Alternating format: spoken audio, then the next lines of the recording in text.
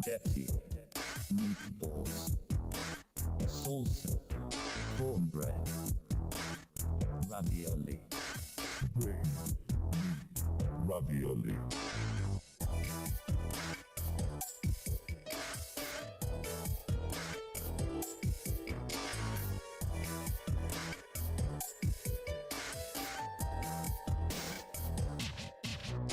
Pizza, spaghetti, meatballs, salsa, cornbread, ravioli, brain, ravioli.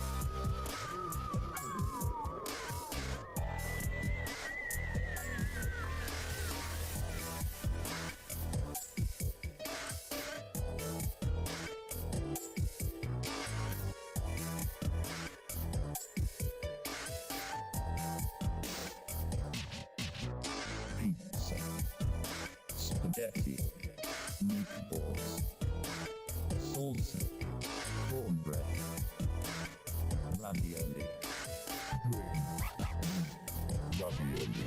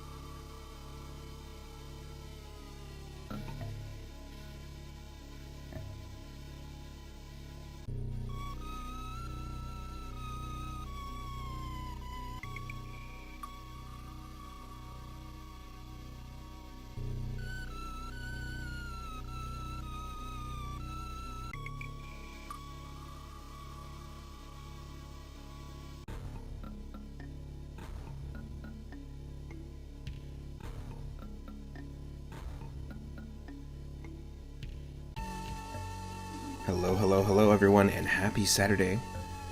It is June 1st. Happy Pride Month.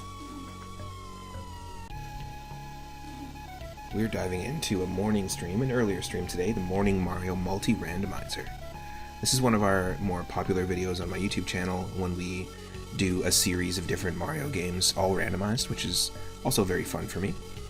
And we're going to be starting off today with Super Mario Bros. 1 Randomizer, which doesn't exist anymore. I just have a handful of attempts that I haven't done yet, a handful of ROMs I haven't attempted. So we'll be diving into that, where it takes elements of Super Mario Bros. 1, like question blocks, enemies, level order, and shuffles them around. I'll have some fun with it. We got a bunch of other ones queued up for today. But there's no rhyme or reason, we're just kind of hang out, have some fun. It's been a busy week. We got teleported into the weekend dimension, and we're here now. So I hope everyone's had a good week, or some good opportunities to kind of wind down.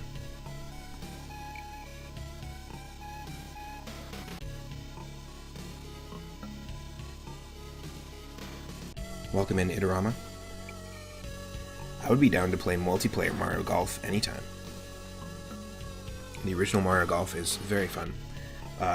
Unlocking the characters is so tough in the original Mario Golf 64. I'm not sure why they made it that difficult. But it's a lot easier to unlock characters in Super Smash 64, for example. But a lot of the characters, like Donkey Kong, you have to have a perfect run of ring mode, I believe. So you're playing a completely different version of golf, where you have to get your shots through the rings. But it's a challenging game, single player. It's really easy to unlock courses and other things, not characters, but courses, in multiplayer mode. In my streams with my partner, we've unlocked a bunch of courses together just by clearing courses. But single player mode is not as forgiving. I mean, I guess it makes sense because they were trying to encourage people to play multiplayer, invite people over, and play golf. Would Switch Online allow us to play multiplayer Mario Golf? Ooh, that's a good question. I don't have the expansion pack, but I have the standard subscription, and I imagine it would be. If Mario Golf is on the Switch, if that's how you've been playing it.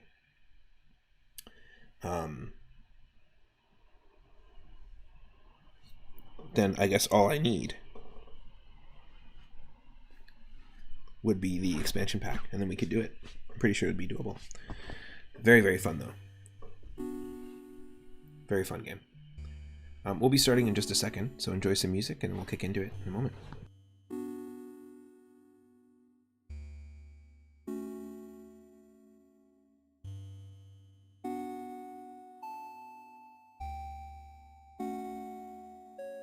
Ah, you've been playing on the Switch. Nice.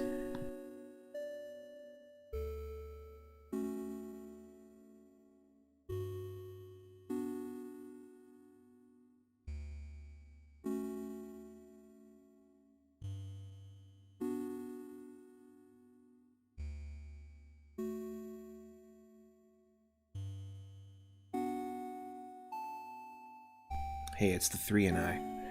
It's the 3 and I.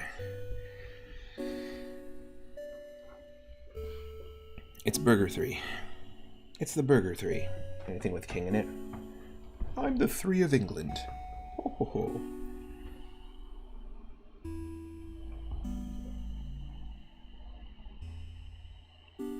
Ah, it also means you can play Game Boy Advance games. Nice. You're going to start Minish Cap soon. Highly, highly recommend it. It's on Cypher's recommendation. Nice. Mine as well. It's one of my absolute favorite games, It is the perfect blend, in my opinion, of Zelda 1, Link to the Past, and the Oracle of Ages, Oracle of Seasons games, all wrapped into its own unique package with a little bit of Wind Waker flavor aesthetically. I had a lot of fun revisiting it. I used to have that thing pretty much permanently housed in the bottom of my original Nintendo DS. And it's developed by Capcom. It's a very fun one.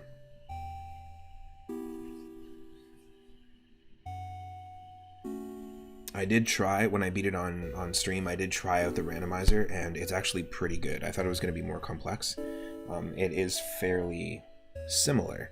It's not as robust in terms of like what you can do, but it's fairly similar to the Link to the Past randomizer.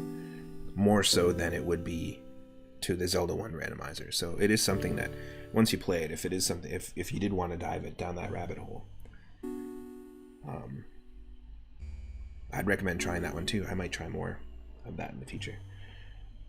But there's just something about Link to the Past randomizer that, because it's being constantly updated, and also I'm super nostalgic for that game.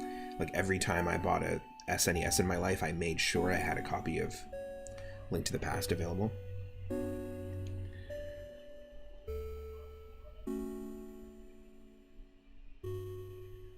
Yeah, give it a shot. There's a ton of interesting Game Boy Advance games. I think Drill Dozer is potentially on to Switch through GBA as well. And Drill Dozer is, if it is a very fun game. It's kind of like a 2D platformer in the vein of Mega Man, but it's made by Game Freak. Randomly. The same team that worked on Pokemon 2. So you've got character designs, music, compositions that are all so reminiscent of Gen 3 Pokemon and the Gen 1 remakes. It's interesting. It's a fun game. And also a little known fact, the game Pulseman on the Sega Genesis was a game made by Game Freak before they made Pokemon. It was a 2D platformer Sonic clone, essentially. But if you take a look at that, there are some similarities to Pokemon designs in some of the enemies. You can kind of tell that it's worked on by the same team. And when you look at some of the enemies in Drill Dozer on the GBA, there's definitely some visual nods to enemies and designs in Pulseman.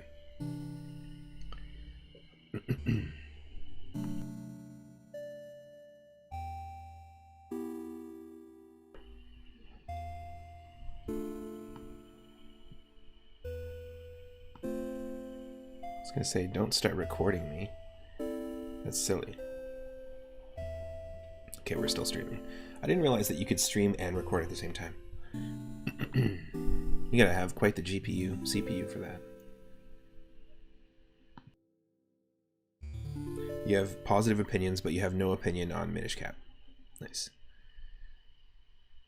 Welcome in, Zombie.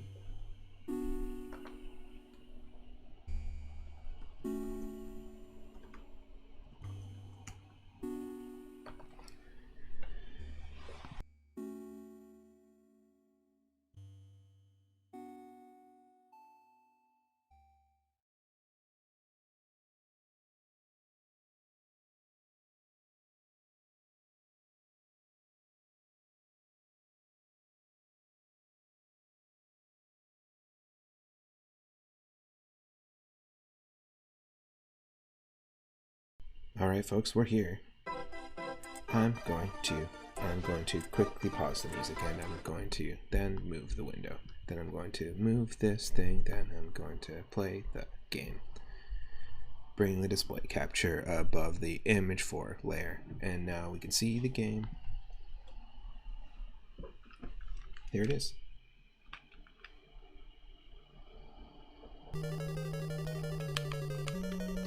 So like I said, this is not available these days anymore. The Mario 1 randomizer is sort of a relic. I'm just going to bring down the audio just a touch.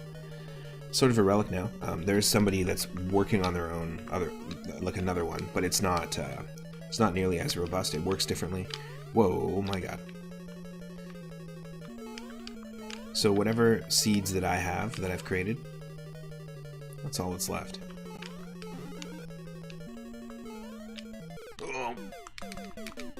So I'm gonna definitely back these up for sure.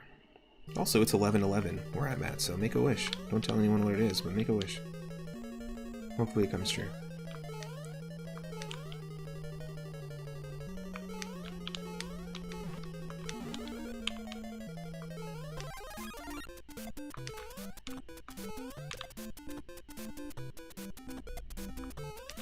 What, buddy? Yes. Not today, my friend.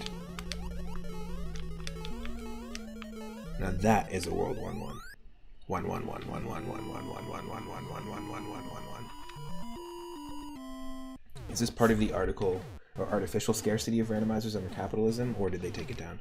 No, this is literally just there's a person who created this tool. It was an in-browser tool. And they had it uploaded somewhere, and they decided to take it down.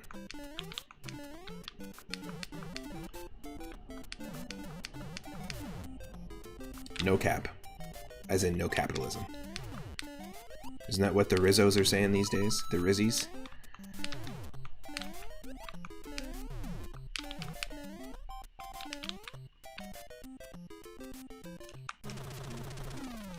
We ain't got the Riz, but we can fleek flack the no cap. Whoa, I'm chombered.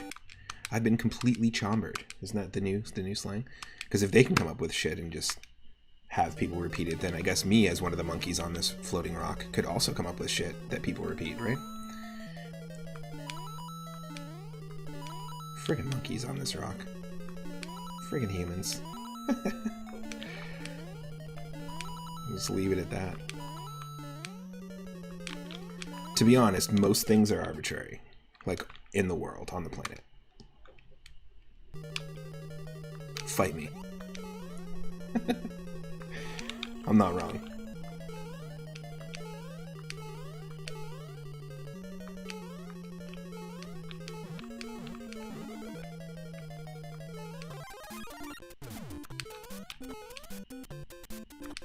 And if you're lucky to have woken up today and be in good health and be breathing,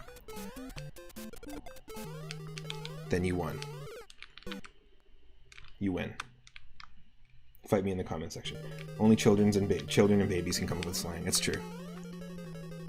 The fact that Lady Gaga is just trying to co-opt baby slang like that, to just like boldly co-opt baby slang. Queen tried it with Radio Gaga, but it didn't quite work. They weren't bold enough to put that into their name. But then she became the Lady of Gaga. It's like, come on. The only way she could have made that worse is to call herself Baby Gaga. Or Goo Goo Gaga. But she was like, nah.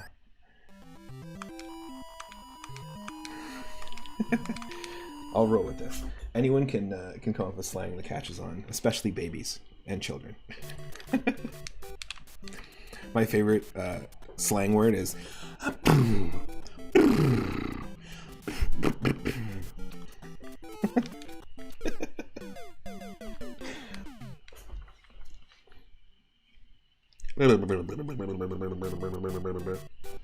that one too.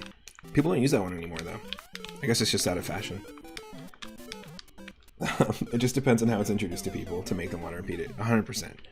A lot of slang is from like movies, and even just within my friend group growing up, a lot of me and my friends, we grew up, with different influences, watching different films, reading different books, things like that. And so we all kind of have different slang that we offer. And I have a coworker that is from Turkey who moved here and is not, English is not his first language. And he's not familiar with a bunch of words. And so it's very fun to have conversations because he teaches me words that I've never learned before, I've never heard before. And I teach him words, and it's a very fun back and forth. Thank you for dropping the YouTube link as well. Yeah, it just depends on how people want to use it. Like, I'm sure movies had a huge back in the day, movies had a huge influence on slang, but now you have like videos on the internet, to be honest, that really influence slang, like social media trends, things like that.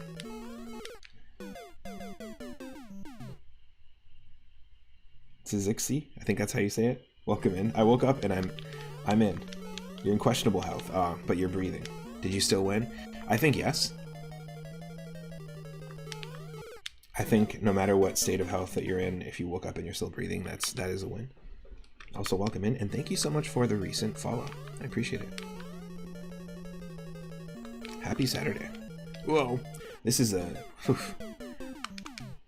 It's quite the interesting World 1-1. I thought we beat World 1-1, but I guess not. I often screw up with the save states, so there's that. What if you didn't wake up yet? You're still sleeping, but you're in good health. You didn't win. You have to wake up. You can't be sleeping. You don't win until you wake up. Oh, come on. That wasn't happening before. But now Lakitu is consistently dropping Spinies.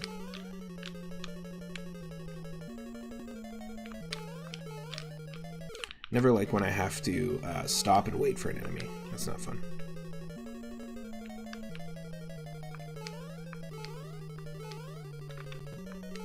Alright. Whoa.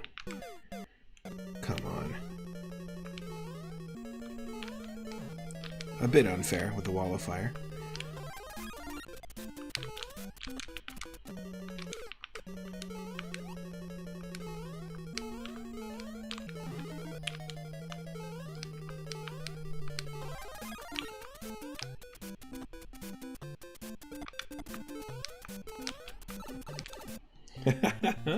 Is dreaming a state of potentially winning? Yes. Not perpetually winning, but potentially winning.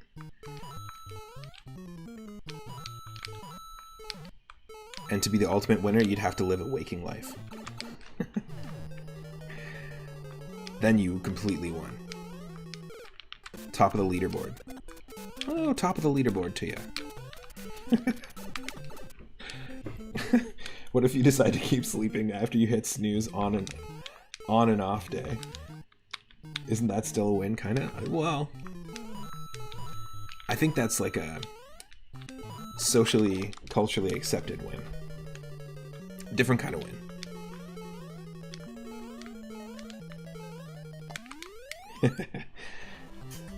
If a game is won when you beat the game, but you can only beat the game by playing through it, directly through it, then is it not a dream to do something?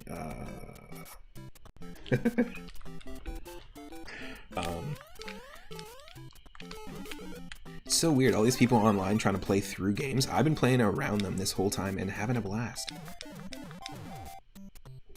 You know you can go around, right?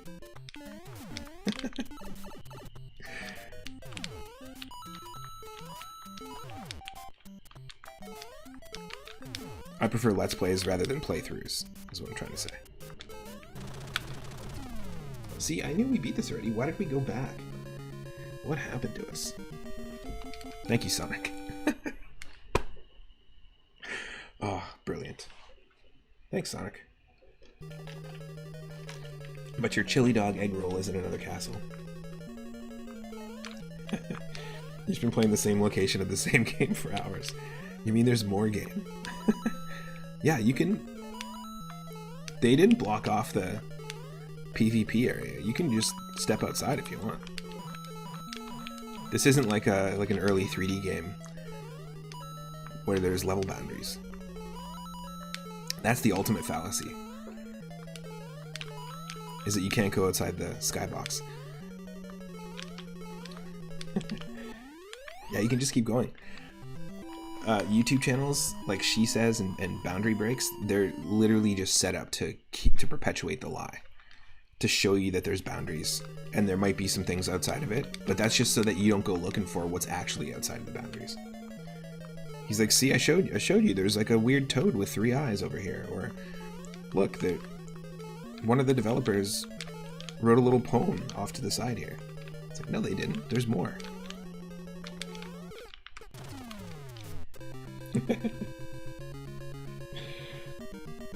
I love the Leafeon emote. He had a whole set of evolutions yesterday.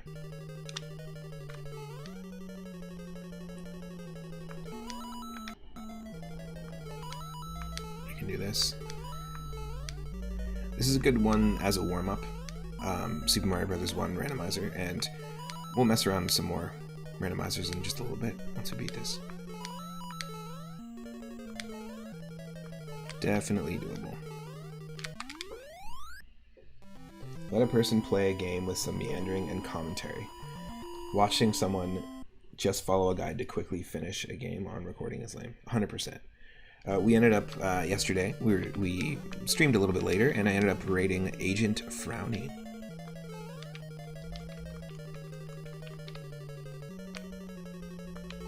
That was a fun channel. He was doing a Friday the 31st, a backwards Friday the 13th stream, playing for the first time a blind playthrough of Friday the 13th on NES.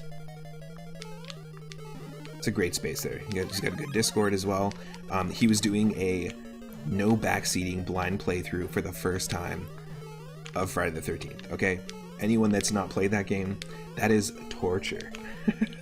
That is such a cryptic game, and it's not easy to figure out. Once you get the flow of it, you can figure it out. But it like that to me is like ultimate first time exploration on stream. And we were actually talking about, there was a couple of conversations brought up about people who fake first time playthroughs on streams, which blew my mind. I never once heard of that, but people, like, I guess learning the secrets and then pretending that they're figuring it out like naturally or organically on stream. It's kind of nuts. Apparently some people do it. Super wild. Yeah, he does that with all the games. That's right. The first time I discovered the channel, he was playing a game on it looked like a kid's game, a platformer, 3D graphics, 2D side-scrolling platformer, where you played as a clown. I can't remember the name of it now, but it looked terrible in terms of like the level design and like how difficult it got as he went on. Not terrible as a bad game, it just looked like an extreme challenge. It looked like terribly hard. And so that seems to be Agent Frowny's vibe. I think it was you that shared the channel with me. I can't remember. Pity. But it's a really good space.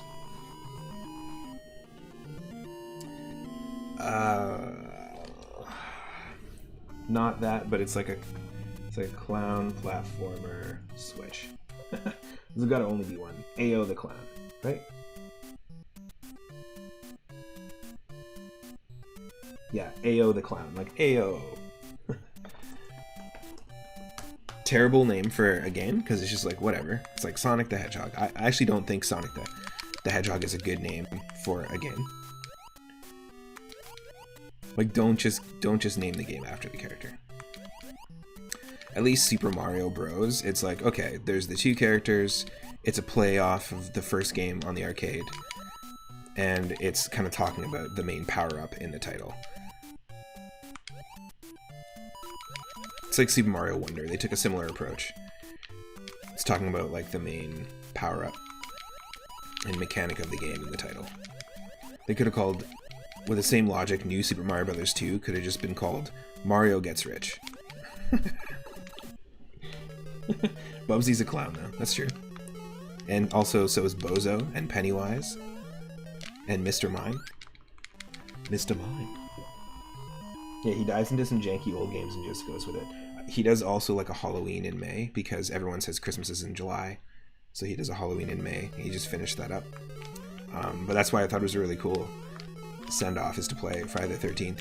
It's like, if you really think about it, if anyone's played the like Dead by Daylight clone Friday the 13th game, the asymmetrical multiplayer game where one person plays as Jason and everyone else plays as the survivors, that's a very fun game.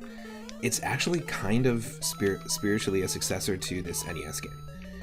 You don't get to play as Jason, but you play as all the kids, and you can swap between the characters, Maniac Mansion style. If you haven't played the NES one and you're looking for a challenging game, give it a shot. It's definitely not a similar experience to Friday the Nightmare on Elm Street games, which have great music.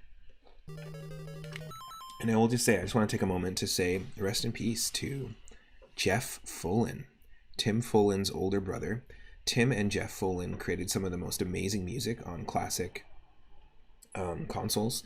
from Commodore 64, Atari games, old school Amiga PC games, all the way up to Xbox 360 games. And a lot of people owe a lot to both Tim and Jeff Folan for really exploring and experimenting within the limitations of retro sound chips.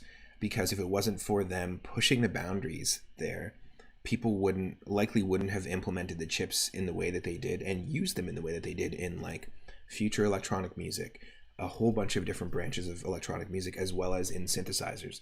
There are people who have based C64 simulator synths or Commodore 64 simulator synths off of the stuff, the sound chips from Commodore 64, but create their sound clearly very inspired by Tim and Jeff Folan's work. Jeff did pass away from cancer a couple of days ago, I believe earlier this week. And Tim Folan made a post about it. But he really, if you have not, he did a huge service to music and the video game industry. And if you ever get a chance to just go down that rabbit hole and check out some of his music, you'll recognize a ton of it. And you will also be amazed at some of the technique and some of the mixing and layering that's going on in that stuff. And then look at another game and another composer from that year on that console, and you will always be like completely blown away when you compare the A and B and really see what Tim and Jeff were doing for music, for video game music, in comparison to what other people, not to downplay other video game soundtracks, but these were people who, like, when they were given a project that was like a boring puzzle game or like a licensed game that probably wasn't going to sell well, they still put every part of themselves into that soundtrack and put full effort into it. So it's sort of like how you do anything. It doesn't matter the project, is what I'm trying to say. They put a lot of their heart into it. Rock and roll racing was wild. That's a whole other story. That is a whole other story. But when it comes to like using within the chips, like using the when it comes to discovering new capabilities of a sound chip, when you are restricted with such limitations, I think that's to be commended for sure. Only just found out about his passing recently, but definitely check out Jeff Folan stuff and Tim Folan as well. They did the soundtrack to Solstice and those sort of isometric puzzle games, which are not fantastic games. Equinox, they're not great games to play, but they are so good to listen to, the soundtracks. Welcome in Turbex83. My apologies, didn't say hi, just saw it now. Thanks for the manual shout out as well. Frowny did play Bubsy 3D. He was working to complete it when he checked in. Every atom picked up. Oh wow. There's actually a few people who I've discovered recently on Twitch that are doing that. Thunderfoot Bros. It's Bacon and Sane. They're really fun. Retro streamer twins is the best way to put it. They do a whole bunch of fun retro games, and they also play a lot of games with upside-down controllers. It's a very interesting gimmick. I couldn't do it, but old school Mega Man games with an upside-down controller, that's their jam. They recently, for a community challenge, ended up playing and beating Bubsy 3D, and the same with Spirit Buddy. Spirit Buddy is also a retro streamer who plays a whole bunch of really cool retro games, not just NES, SNES, and like the systems we know, but they will often do Atari Lynx streams. And also they make music as well. So Spirit Buddy did a Bubsy, old school Bubsy stream, like the original 2D games as well as Bubsy 3D.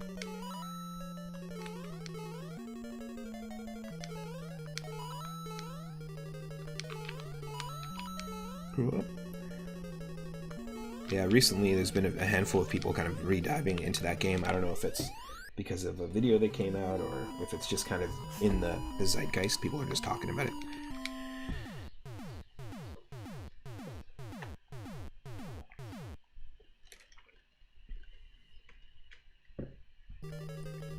Oh yeah, it's been quite the week. Wow. It's nice to just relax, hang out.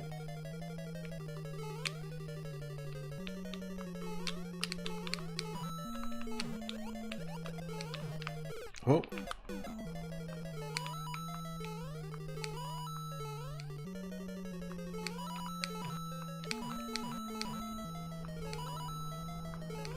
Now, I've never done a charity stream, but I think I'd like to do a charity stream sometime soon. I don't know how I'd facilitate it or in what way, but I think I'd like to do a stream where instead of people, not like I've ever really asked people for donations, but if people want to support a specific cause, it could be a fun thing where if people donate, then something happens in the game. I don't know how to set it up.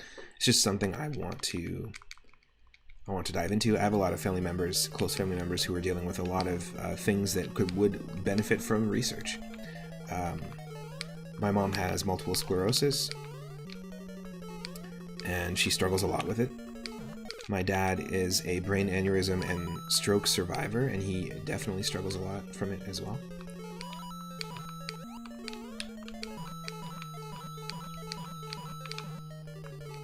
My best friend passed away from an epileptic seizure several years ago, and epilepsy research is huge. We need more research into that as well, and also just to really reduce the stigma. Part of the reason why, unfortunately, they passed away was because of the stigma.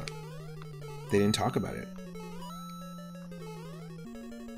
Just because it has something to do with your brain does not mean that you're any less of a person. If you're going through something that is affecting your brain, that's a huge thing we need to get over as people. And so I think it'd be really cool to like organize like a charity thing. And the biggest stigma is like, you know, we associate like who we are is our brain.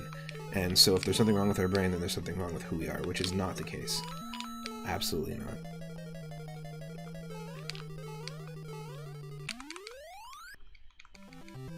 You have a thoroughly unpositive opinion on Bubsy for the SNES, so you don't want anything to do with Bubsy 3D. I don't think I've played any of them, to be honest. I've never attempted. I might have, in our animal creature retro roulette back in the day, I might have had it come up and just given it a shot, but I've never seriously played it, whereas like Spirit Buddy works to get better with each run. Like, it's a game that, just like this, for me, they're always practicing, which I respect.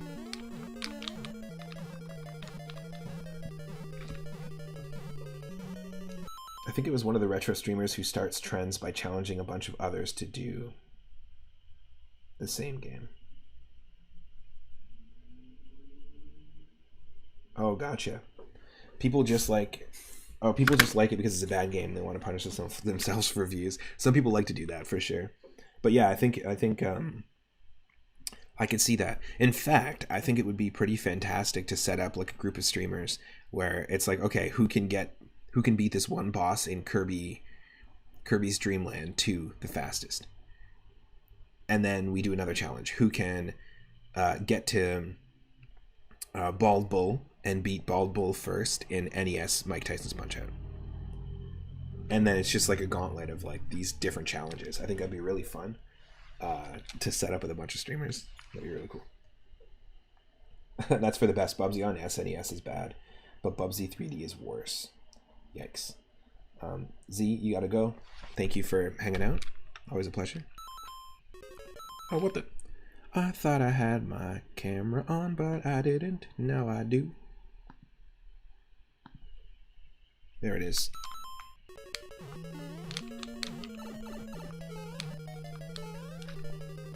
Partial speed run of game sections, exactly. Exactly, but like you'd have to set it up where everyone has the same save state and everyone can start from the same point, kind of thing. You know, don't play up to a level and beat it, but for example, maybe it's not get to Bald Bull first, but maybe it's just it starts at Bald Bull and it's whoever can beat Bald Bull first, and the rounds all start at the same time. That ultimate would be that is if you could just all of a sudden load someone into a Final Fantasy VI boss fight. With a party. First one to beat the boss fight wins. And then immediately after, you're playing, you know, stage 6 of Double Dragon 2. One of the harder levels. I'd be so into that. I just don't know how to like logistically set that up. But it'd be really cool to organize that as like a game show and host it. Like a Nickelodeon game show.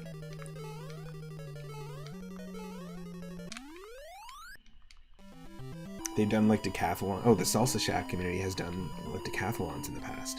Finish level 2 of this game, start the next game, beat level 1. Yeah, I like that idea. It'd be really cool.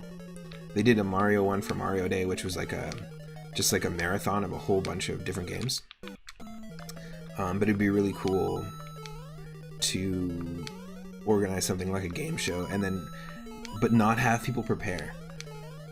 Like, I don't want people to train. I don't want to give anyone any inclination of what the games are going to be. I want every single situation to be like Super Mario Bros. 3 in The Wizard, in the movie The Wizard, where they didn't know it was coming. It's here, and you got to figure it out. I don't like the idea of that. I don't like the idea of training, because anybody can win, and anybody can get there. There's nothing fun about that. I want to throw something at you. Boom. It's a Metal Gear Solid boss fight from the first Metal Gear Solid. And you're like, what? It would take planning, but could be doable. I don't know. There's just something about it that I wouldn't throw Metal Gear Solid at somebody, but there's something about it that I think would work. Do a cup in, you know, everyone can compete, not necessarily together, but do a cup in Super Mario Kart, and whoever does better wins. And if you got ties, they'd have to be tiebreakers. You'd have to be like, okay, tiebreaker, it's Street Fighter 2. Pick your character, pick your stage. All the tiebreakers can be fighting games.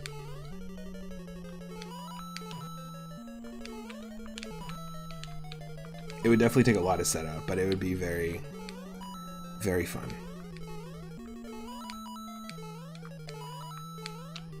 Well,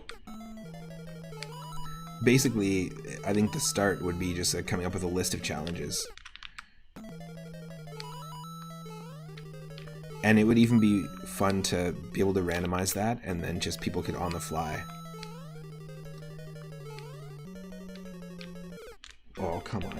So sometimes you get really lucky and you clip into the fish and end up not getting hit. You end up taking them out. And then sometimes you're right above them, when it makes sense that you could easily just be above their hitbox. But then you die. I don't get it. I don't get it.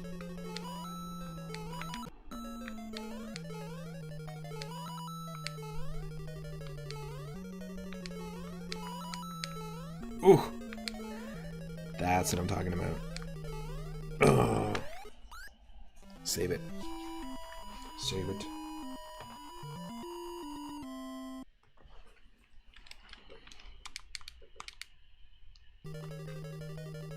So I found out that there is like in Super Mario Land 2, there's a hack someone made called Super Mario Land 2 DX. And so it adds color, makes it look like it was for the Game Boy Color.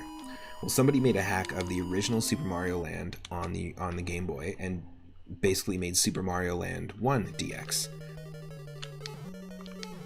It uses sprites from Super Mario Land 2 to replace Mario sprites, and it's actually quite cool.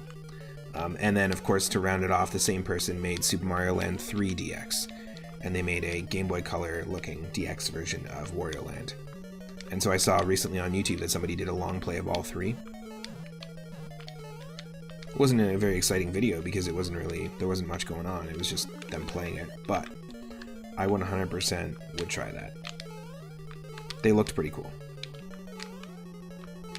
I also just want to take a moment to, again, just earlier we ran into this, but this guy's moonwalking himself off the ledge.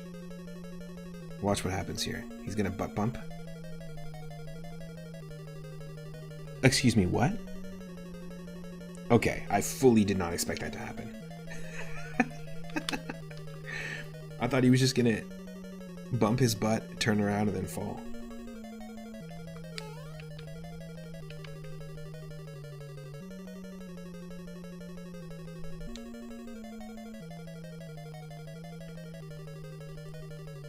I can't go back, so there's nothing I can do here. We're just gonna have to say bye to him. He's making his way into the Meowth.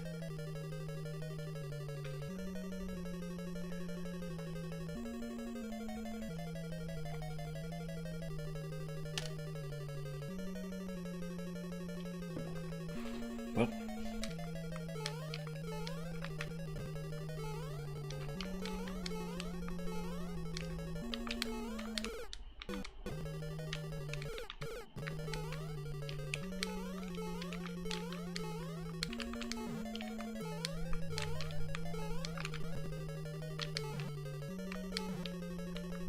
Is he going to go through that wall? I'm curious. Oh, no.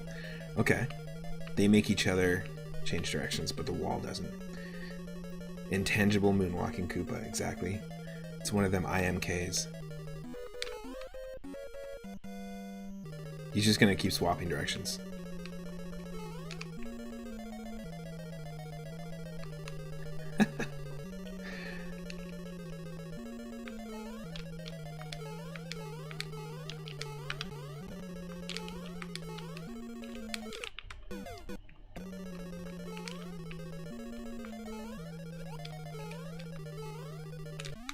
I still don't know how to do that multiple one-up trick on the steps. One day. I mean, like, I'm not trying to sit here and farm one-ups, but it would be cool to just know how to do it, just to say that I know how to do it.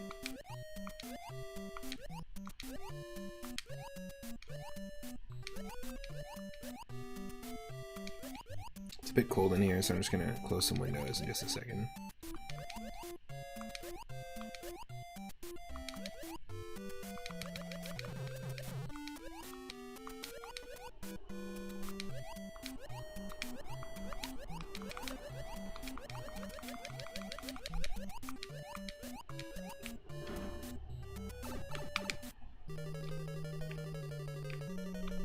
Yeah, I just like the idea of doing more multiplayer streams and collaboration, but also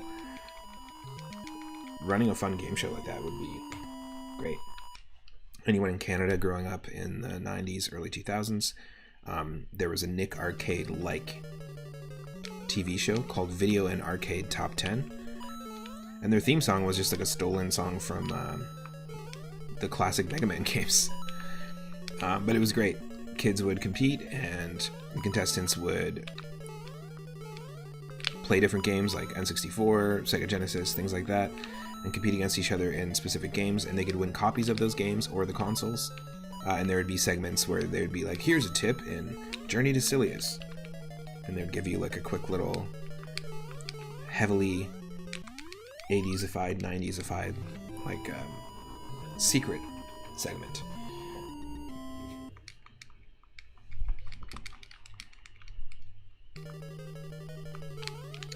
It was kind of a fun little show, and it'd be cool to, you know, bring that back in a spiritual nod. Come on, I thought we did this already. There's a lot of safe state nonsense happening right now, but we're just getting the rust off.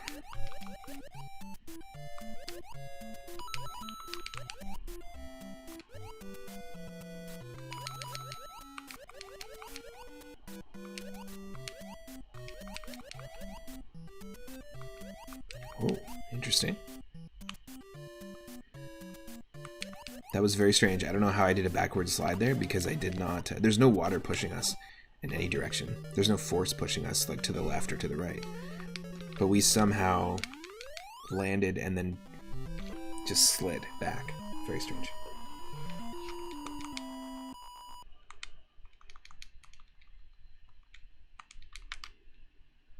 Alright, before we do,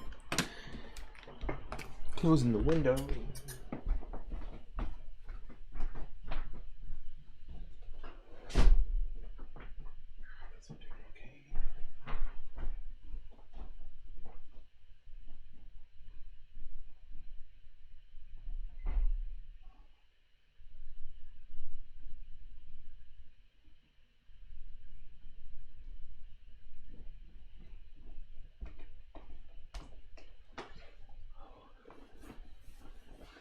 She gold.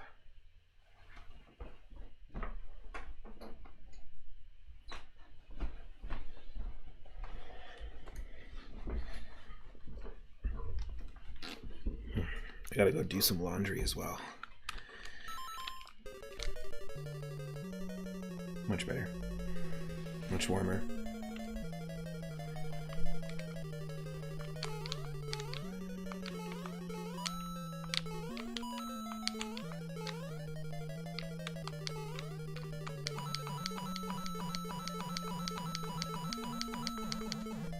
But yeah, Mario Golf is quite the challenge. was probably like 2 or 3 weeks ago where I finally unlocked Luigi in one-player mode on N64. I've done it before. Like I have the characters all unlocked on my N64 Mario Golf. If the battery's still kicking.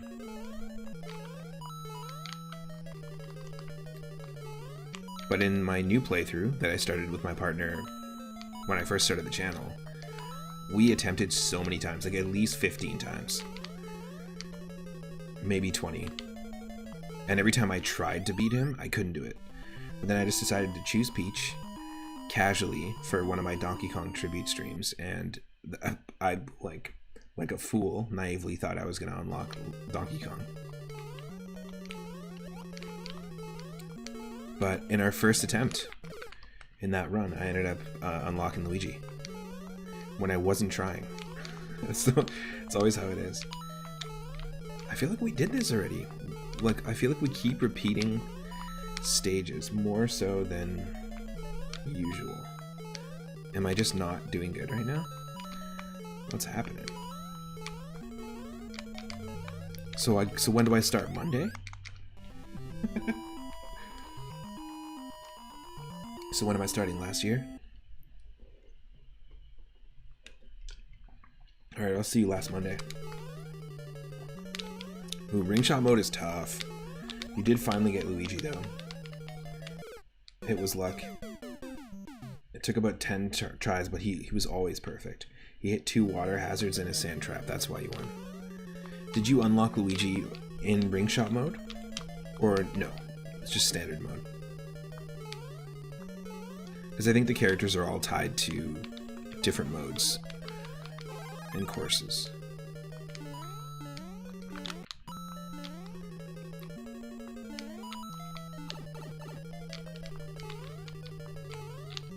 Wow. Yeah, I don't think there's any multiplayer, like any characters you can unlock through multiplayer. But there are courses you can. Oh. Alright. This is quite the... Okay. Do that. Let them go. And do their thing.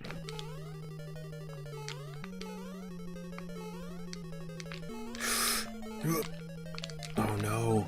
No! This is awful. Are you using him in ring shot? Nice. Well, if he's always perfect, that'll be fine. Oh wait, the CPU is always perfect. I mean, Luigi does always win by doing nothing. There's that.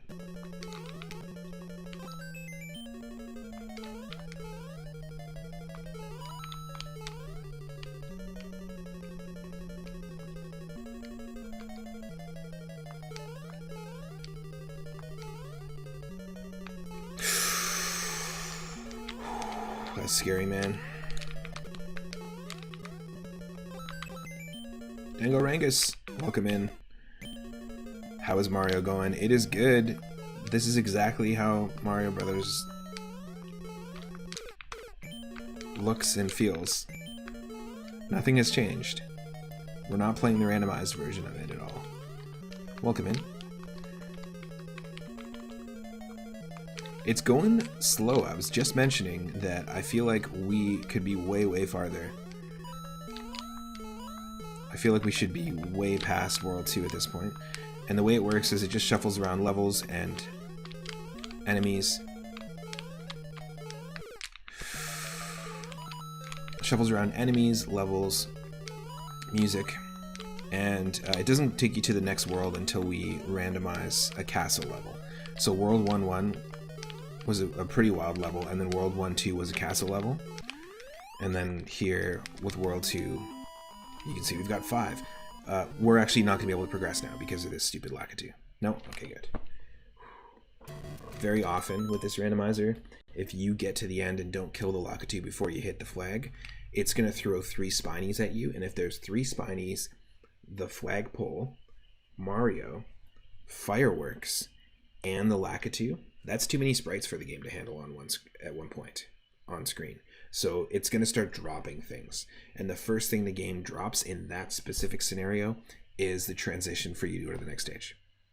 because the game's never meant to be programmed to have that many sprites on screen, so you never actually would run into that in the original Mario one. But we got lucky in that we didn't get fireworks, and Lakitu only threw the one spiny, which is random. I've played this many a time. In fact, if we beat this, this is going to be almost the 50th completed run. No, almost the 40th completed run of Super Mario Bros. 1 randomized, just on the channel alone. But when I was a kid, I used to have trouble jumping over the second Goomba. I would always get killed by that second Goomba. This is going to be bad. Please stop. Don't throw anymore. We got fireworks. Too many. Too many fireworks. One of them even spawned where we were standing too. That's pretty funny. Okay, I guess Bowser's troops have all given up. All of them just decided to quit in that moment.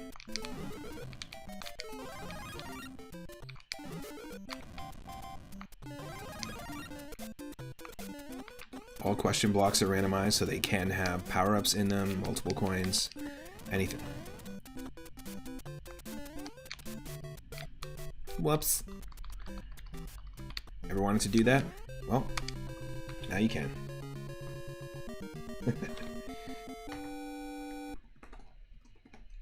Let's give you a shout out there. If you're not following Dango Rangus, go give them a follow. Thank you so much also for the recent follow as well.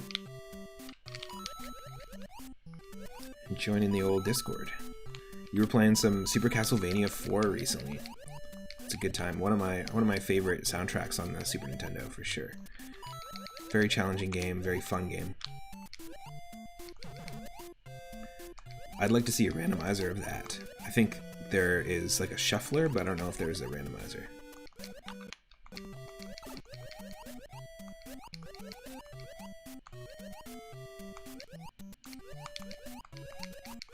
We're good? Yep. And perfect.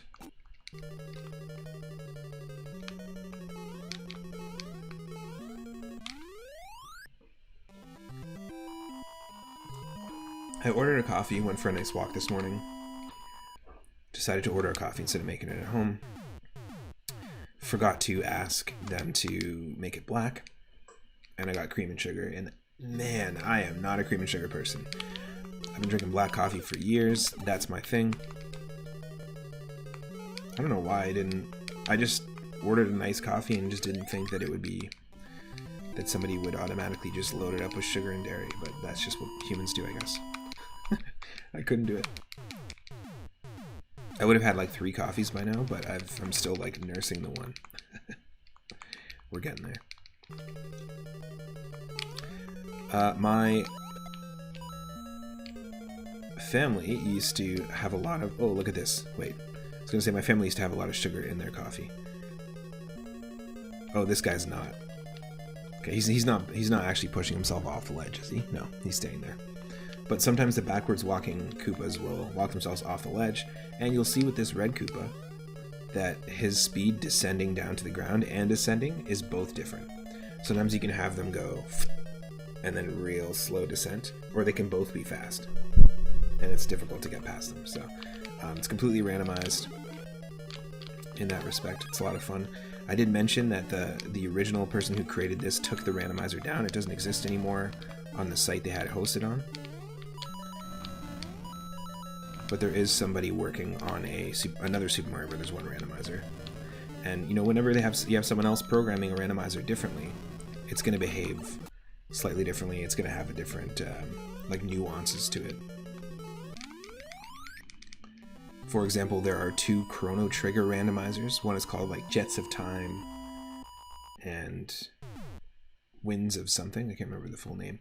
But both of them act completely differently. They randomize things differently and also just give you different outcomes. And it's because they were made by different people.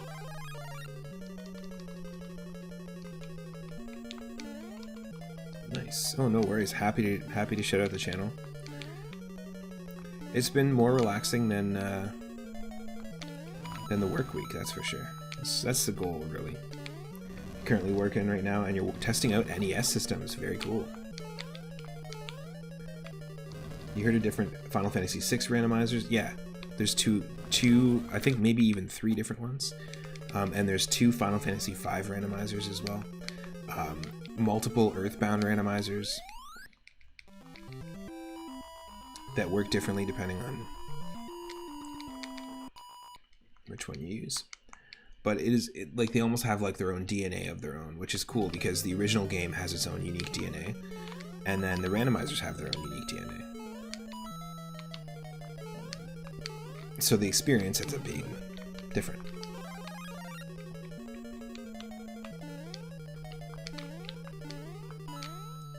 I love the idea of RPG randomizers as well, but they just take up a lot of time. So to do them, you gotta be prepped. This is bad. This is why we're not making any progress, because it's just because we're dying. It's just because we're dying more than usual.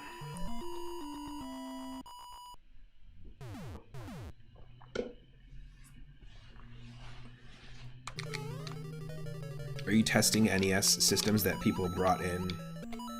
Like, I don't want to pry, but you can mention what you do for work if you want. But are you testing NES systems that like somebody brought into you to fix, like refurbished systems, or testing your own personal ones? Whoa.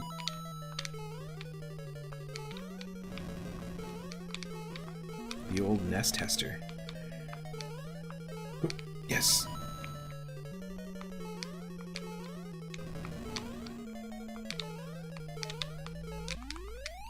Finally. Oh, you already bought them for a resale shop. Nice. You're just trying to see if they work. Very cool. I saw a couple of people online that were posting just on Reddit like their mods for the original NES so that it isn't component, or so it is component. So it can work on. Somebody modded one to work on like a modern TV essentially, or a newer TV. Very frustrating system to test, though. I mean, I remember the NES being a frustrating system to just load games onto sometimes, even back when it wasn't so old, when it was newer. So I totally get that. Oh, what a mess! What a mess! It would be so fun to put this on to put the randomizer on an actual Super Mario Brothers 1 cart. Swap it out. Like maybe don't shuffle the colors or anything, but just the music and the enemies and levels.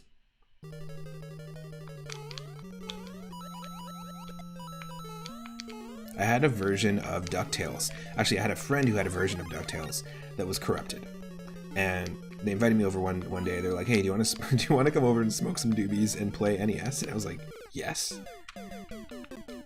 Like, do you even have to ask? That's 100% my jam. It's my peanut butter. That's my everything. And so we did, and they called me over because they knew that this game was messed up. So they bought a copy of DuckTales 2. And anything behind, like, you know how Mario is kind of almost in the middle of the screen, he's in like the first 25% of the screen. Anything behind Mario from here onward was super glitched out. But we're talking about Scrooge, so anything behind Scrooge was super glitched out.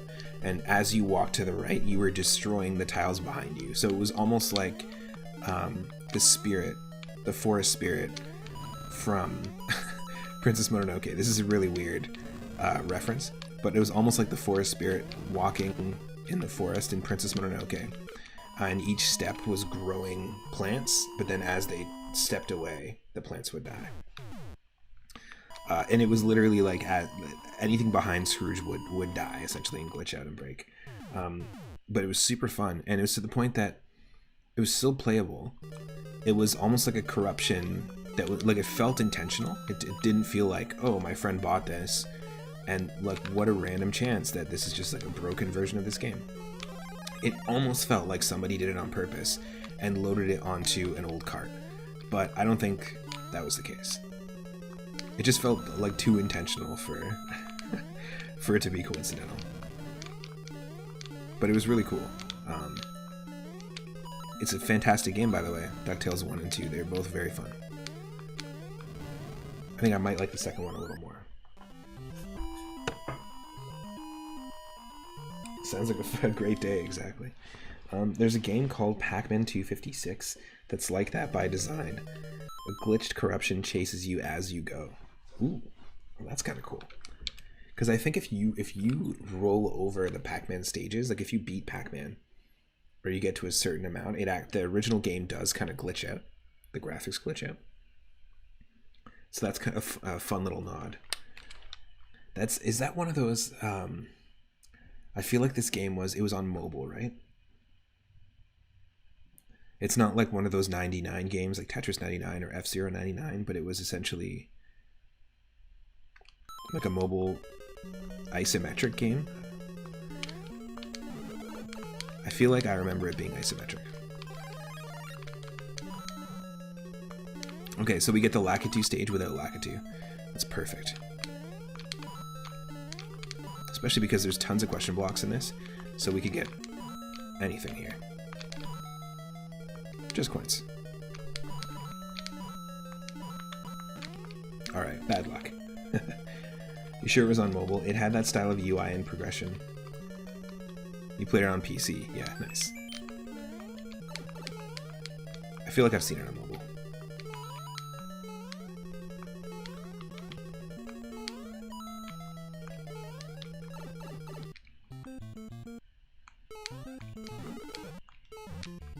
I used to always think these were unattainable unless I did this.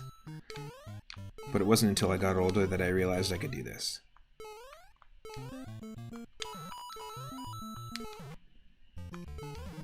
It's the ultimate like lesson in perspective there.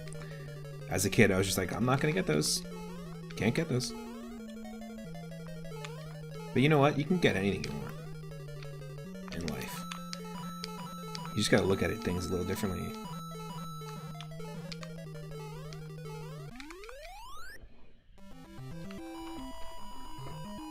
I don't think that Pac-Man game still exists though, right? Is it something that they got rid of? It was developed by Hipster Whale and 3 Sprockets. It's part of the Pac-Man series inspired by the game's infamous Level 256 glitch. It was originally released as a free-to-play title for iOS and Android in 2015. In 2016, Bandai Namco Vancouver, so the Canadian version of Bandai Namco, released a version of the game for PS4, Xbox, and PC, featuring new features, multiplayer for up to 4 players, new power-ups, and no longer having to wait for a certain amount of time to get power-ups because it was a mobile game. Instead, you have to eat a number of pack dots. Interesting. That's a fantastic example. As somebody who works in a mobile game company, that's a fantastic example of a mobile game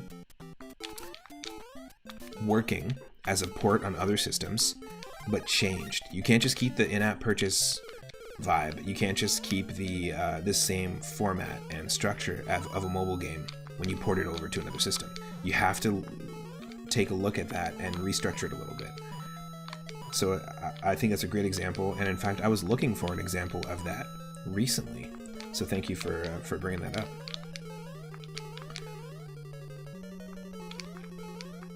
Basically, you know, mobile games kind of work the way they do, console games kind of work the way they do, Steam games kind of work the way they do, and you can't really mess with that dynamic too much. I think when you start adding things like in-app purchases into console games to the same extent that mobile games have them, I think that's a detriment to the industry.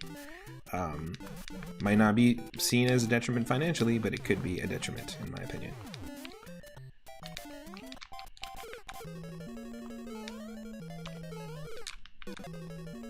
Maybe it would be a detriment to the integrity of the industry. How about that?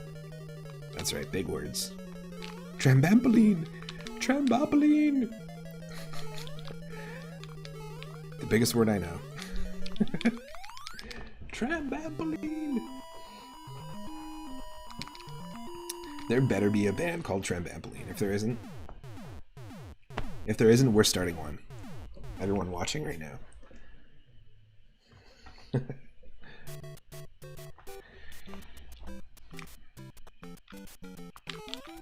Alright, so we're at 3-4. It actually did give us a castle stage, but no fire enemies.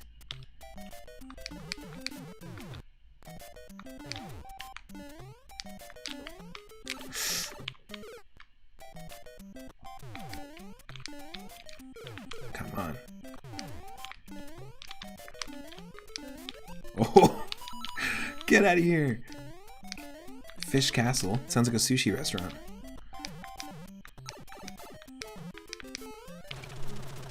Everyone in Trembampoline must play tambourines. Tambamperines.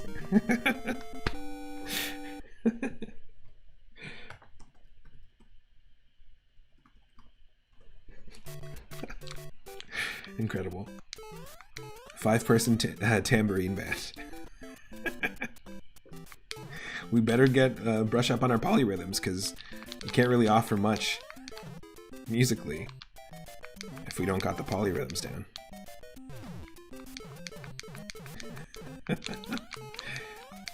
What? Come on, I did that. I did this properly. You're supposed to fall down here. And that's it. I did that 100% properly. You scammed me. We got scammed. Bowser scammed us.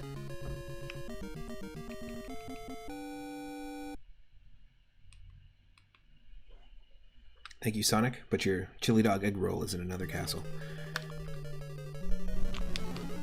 Your chili dog egg roll is in another Bowser's Castle Zone Act 2.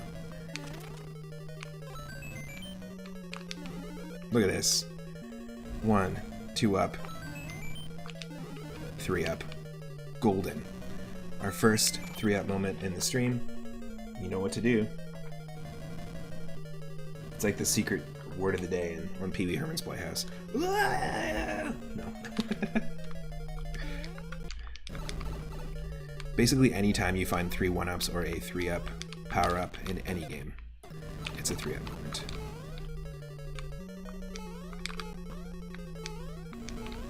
We should do a fun animated transition for when that happens.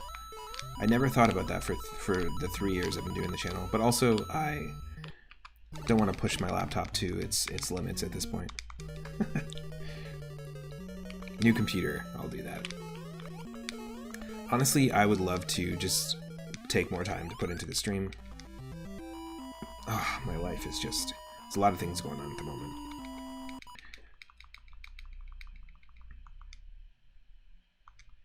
Something having to get repaired in the apartment. We might have to consider looking at a different place. We're considering getting a dog. My work is really busy. Lots going on there. Lots of things going on with my family's health as well. It's just a lot. Sometimes you just need, you know, to let it all roll off your shoulders. And life happens and doesn't give you the time to process sometimes. A lot of things.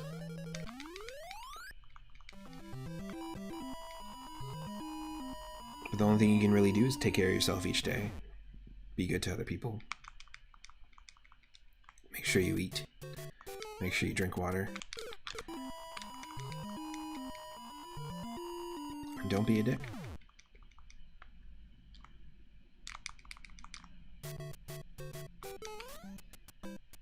Nope. Nope. And nope. And nope. Into the firewall. Let's try this.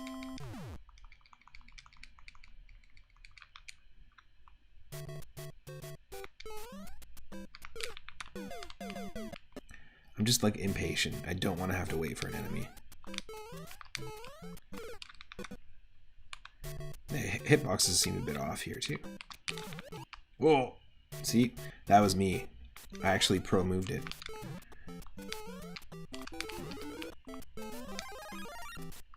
These Koopas are having a time.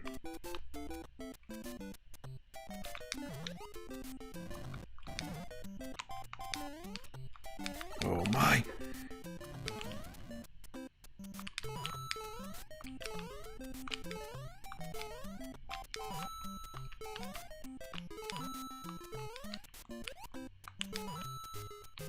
I was really hoping for one of those to be a power-up.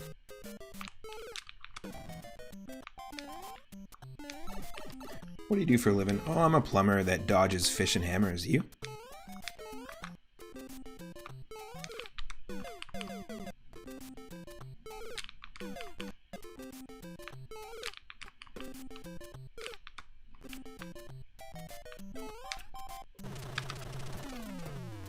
Oh, I also jump on axes and hatchets.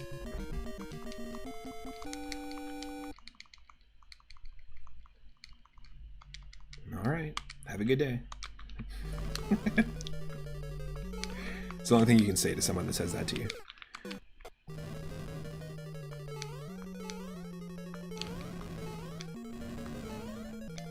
I just assumed that all plumbers had to dodge fish and hammers.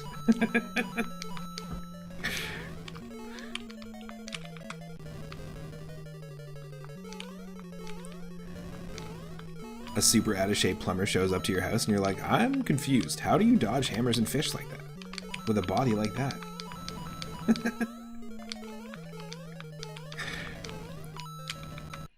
You don't look very limber.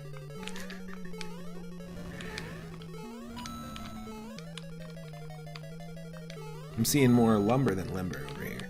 Unclogging a drain line and then bam, a fish. That's your problem, ma'am. You had 3 hammers, 2 fireballs, and a fish down there.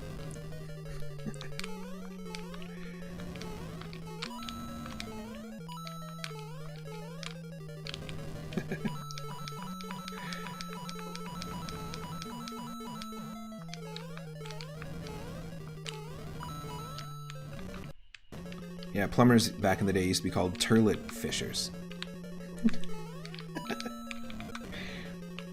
Because they would just fish from the turlets. They incidentally also fixed the drains while fishing for toilet fish. So people were like, they just kept paying them, and then the job changed over time. But initially they were just trying to get some fish.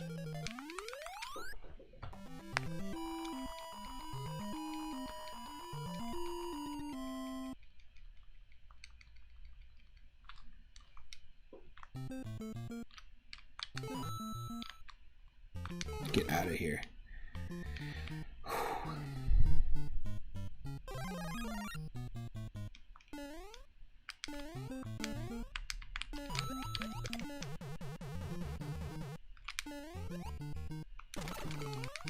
The worst.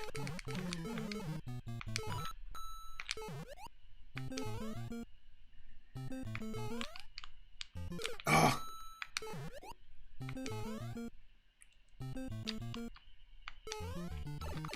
We got this.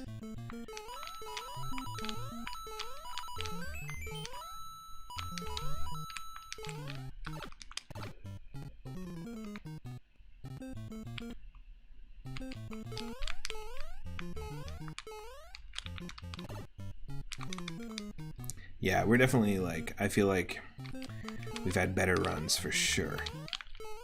Just gotta get the rust off here. You definitely have better runs.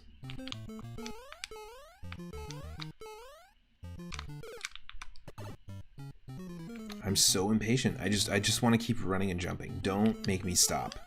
The second you make me stop in the game, I'm out. Gotta go fast. I am Sonic after all.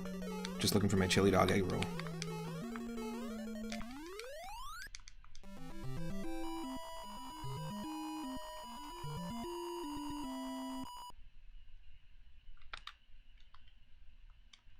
S03E27. Another underground.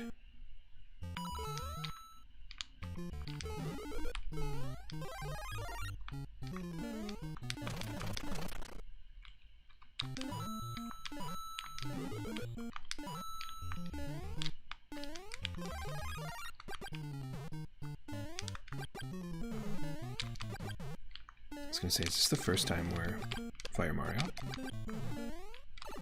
Maybe.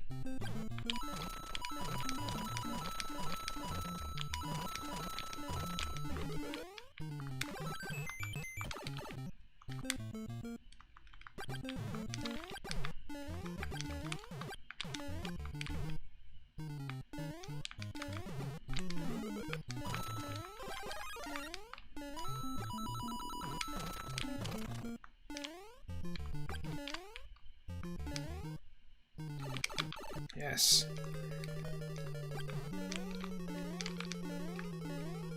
Boom. Alright, I'm gonna take a quick break. And then just get some coffee, some food, and then we'll continue with 6-4, which is not going to be... oh, it is going to be a castle. You know what? Let's finish the castle. And then we'll take our quick break. What's funny about it is that it's also not just any castle, it is the castle that we just did. There's a few levels that are basically just a repeated level with some extra fish and fireballs. Mamma mia, chili dogs, whatever. Jump fast. I just imagine one of those guys who half-heartedly does costumed entertainment at a kid's birthday party. He just used to be a clown. But now he has Mario and Sonic costumes and he gets them confused. Ah, chili dogs. Ah, spaghetti. Ravioli. That's no good. Mondo, cool. Mondo mia. There we go. We got there. Mondo mia, it's a me. Sonic.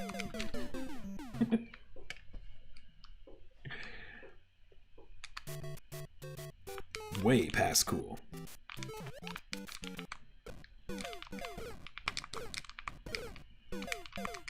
Nothing we can do. I was hoping to see if we can get out of that save state.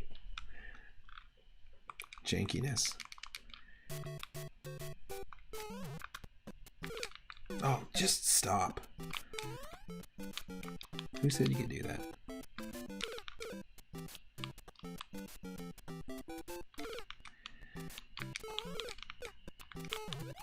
There. There we go.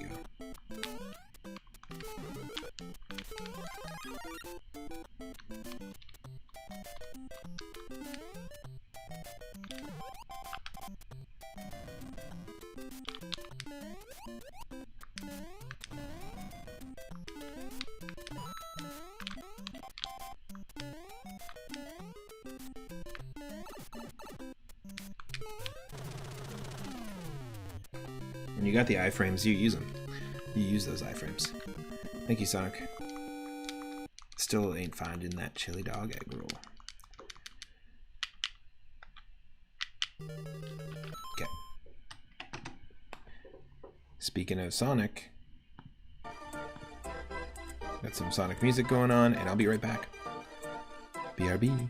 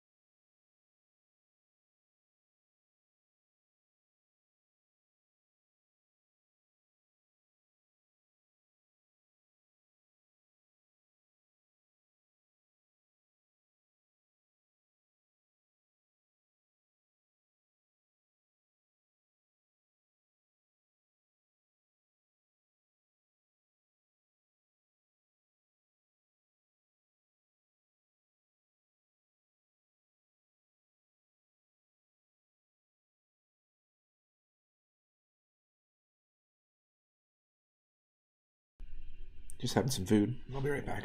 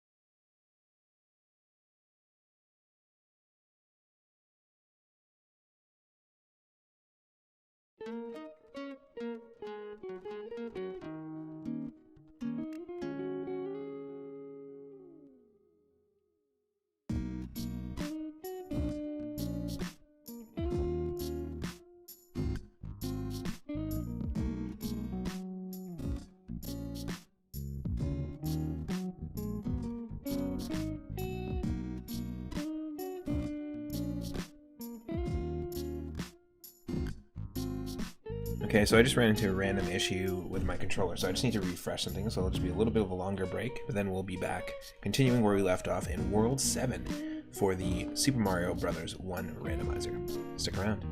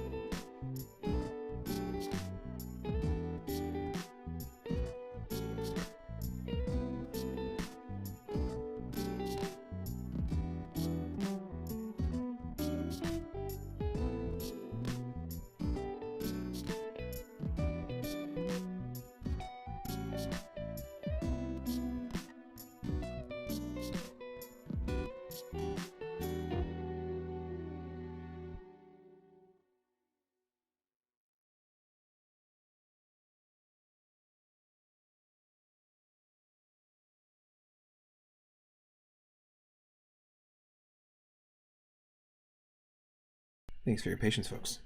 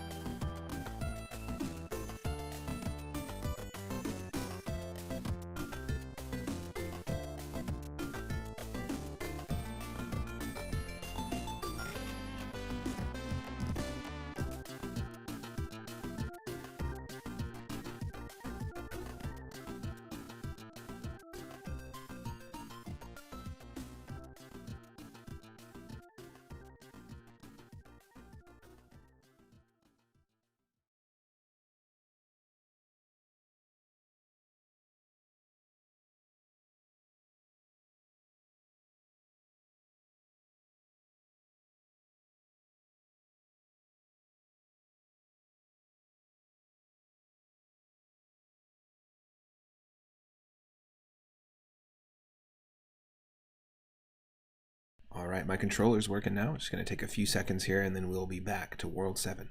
Thanks again.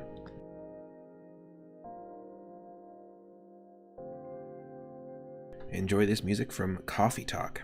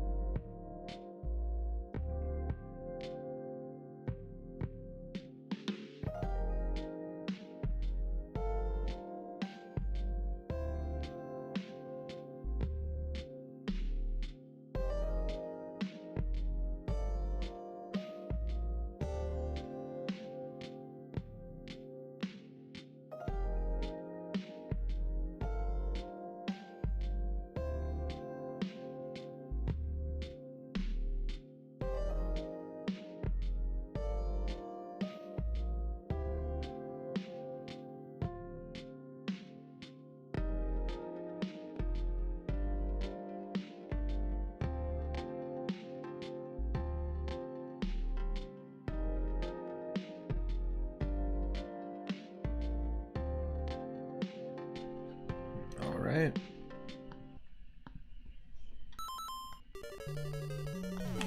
This is it.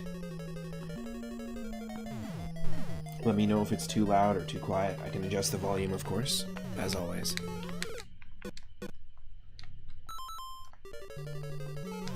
And we're on World 7-1.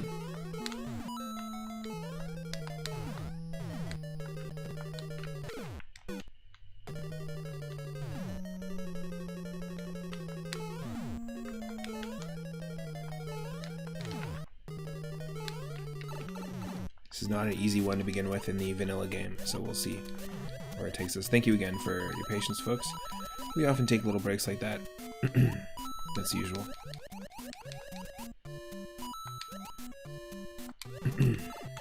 There we go. Let's keep going to see where we're gonna go. Damn.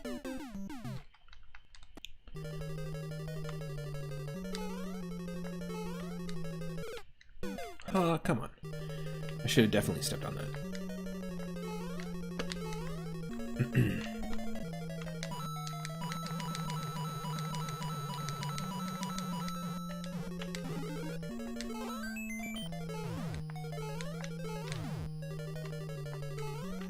Wow. That is just wild. Thankfully we got that star, man.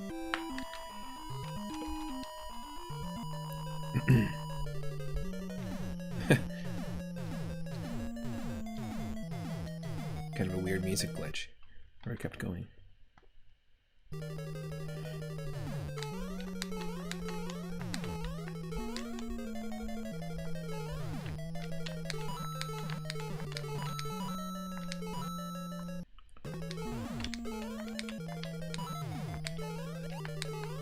Oh, come on.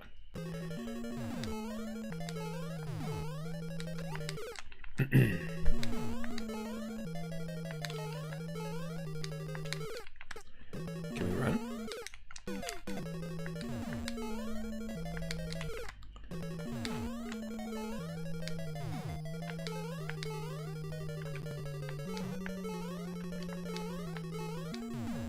Yes. Oh.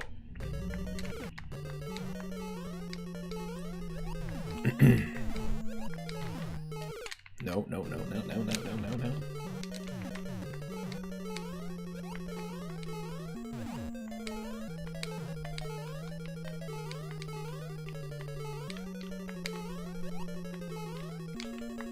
Oh, no way. We did it too. We actually cleared that jump. I just, in midair, thought we were not going to clear it.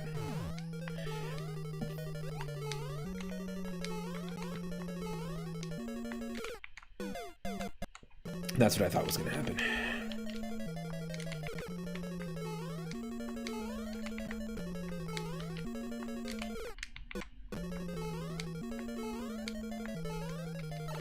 That's what I'm talking about. Let's go.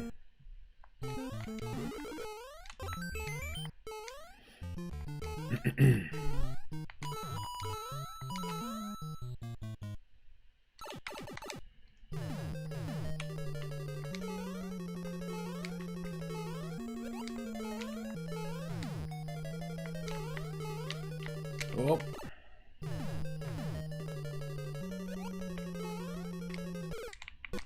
There's so many sprites on screen.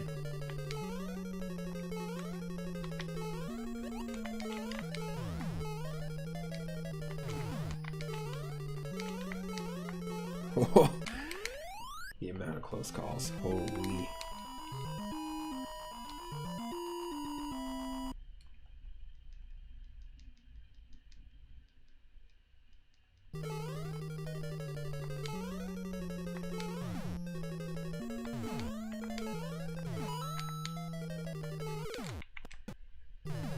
Yeah, this is a rough playthrough of Mario 1 for us, compared to what we normally do. Such an odd way to just run and jump and get a little bit of height.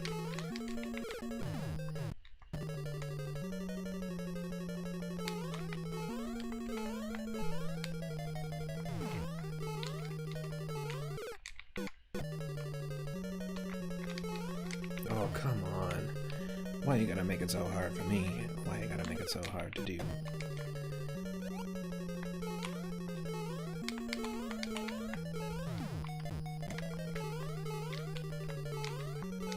I wouldn't call this particularly any harder than any other level.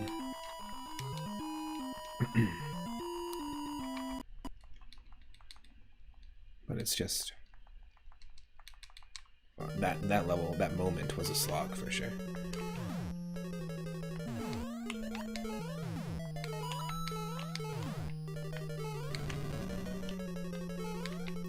California.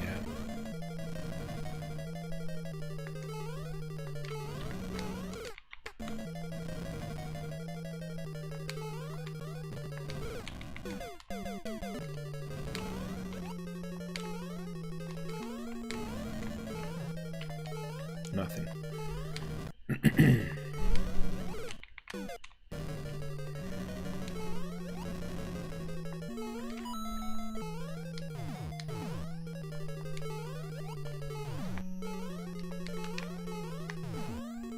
Nice.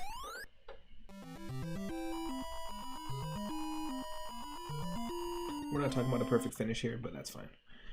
I'm not looking for perfect. I'm just having some fun, just casually hanging out. Who knows what's going to be next? I don't know if we're going to be doing another Mario game or something else. Mix it up. I'm flexible.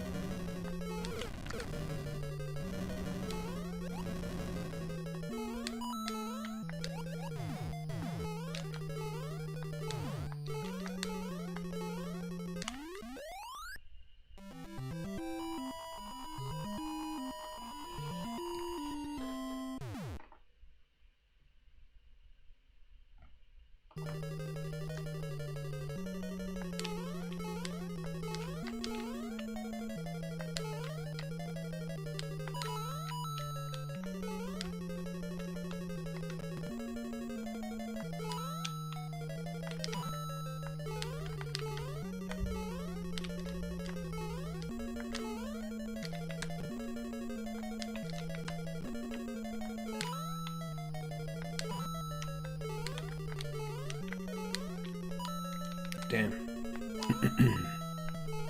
So there's no coin up there. There's no point in going for the block. Or there is just a coin up there. Normally there's a power up.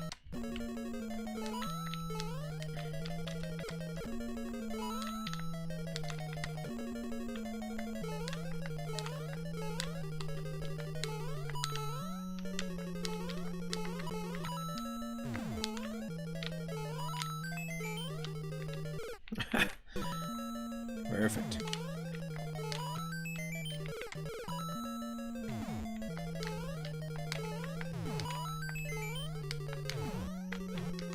Yo, perfect. We actually killed a bullet bill. I've never been able to do that.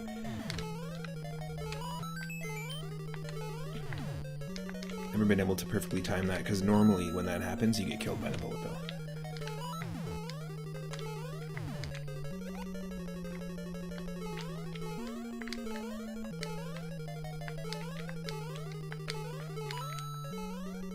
Woo.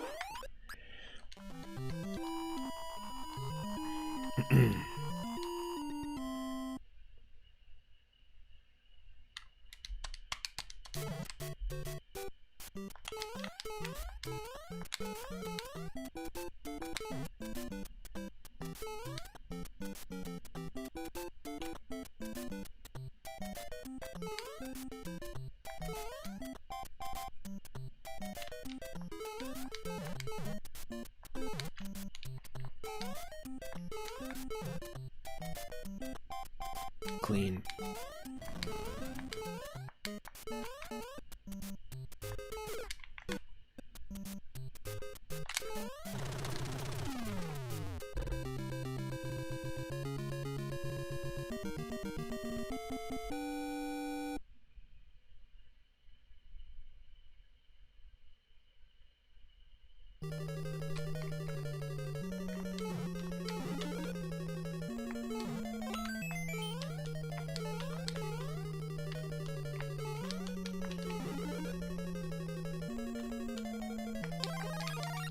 Oh no! I had a feeling that was gonna happen. I saw it coming.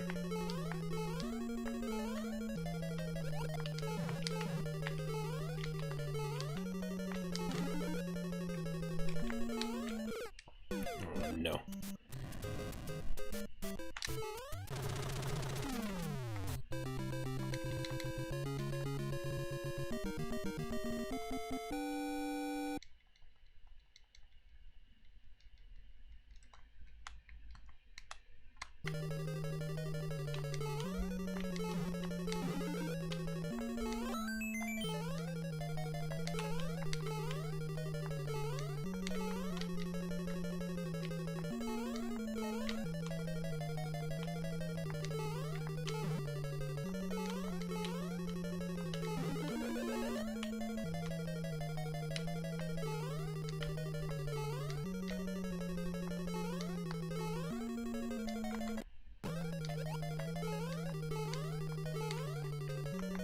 Stay focused.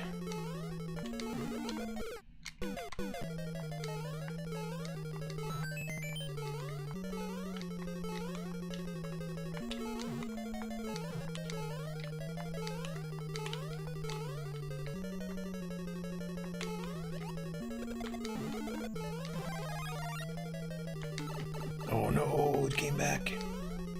It came back.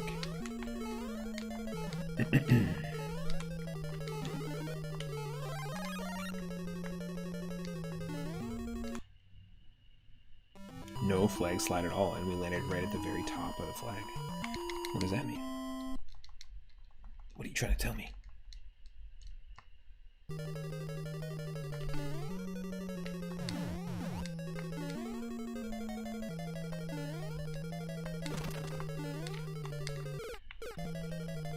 Thank you again to Veronica Rose for the raid yesterday, and Benny 2008 YouTube for the follow. I forgot to say thank you Luna5 Uzumaki and Snoopyano. Thank you so much for the follows as well.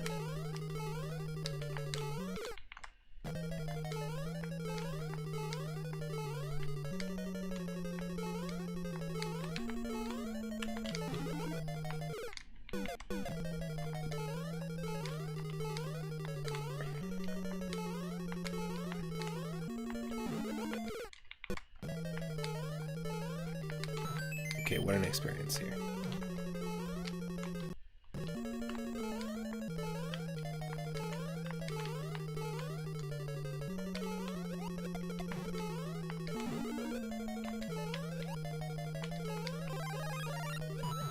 Good.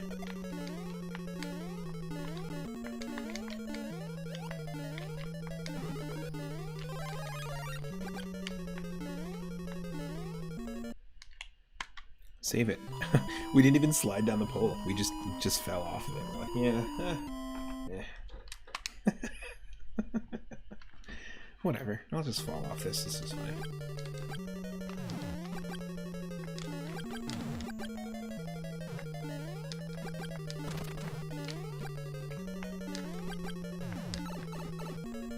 Oh no. It took me straight down to Small Mario. That's not good.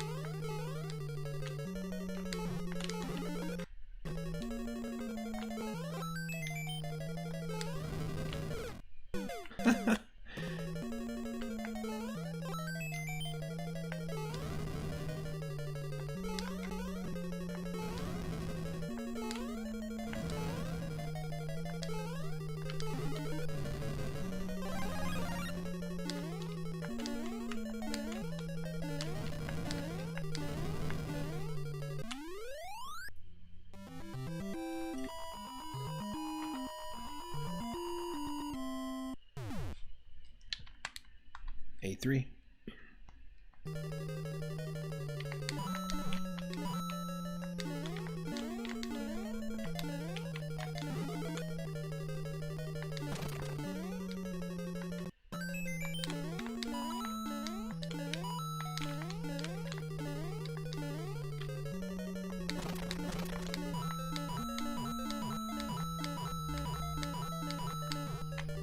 Oh.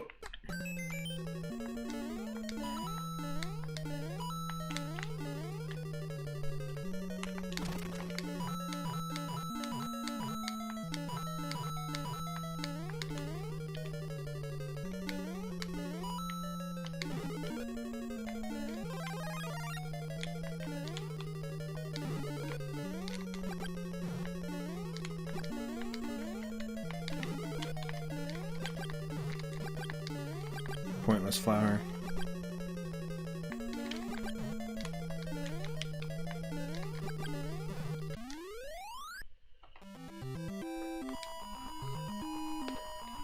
We're gonna go until it serves us the castle level. We'll see. I think we've pretty much hit up all the levels so far.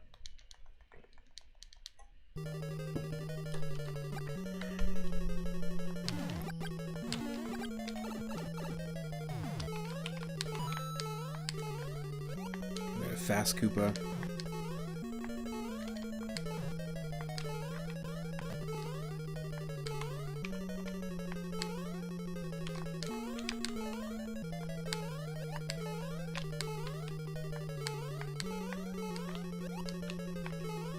Got the Lagatoo. Clean. Clean finish.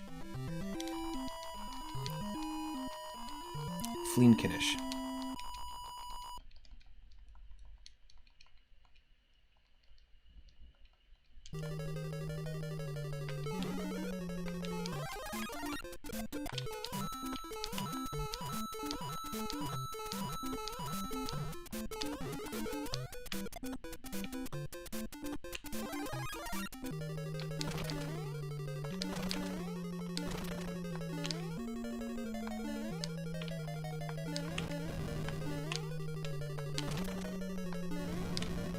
Wow.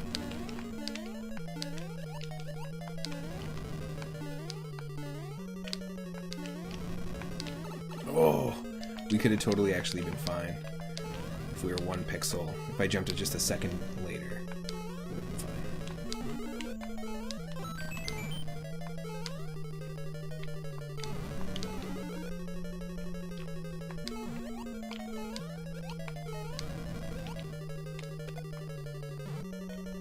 Oh no! The Hammer Brother dodged it. What an asshole.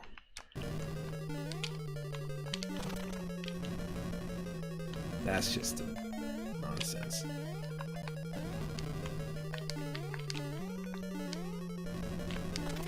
See? That's what we were supposed to do.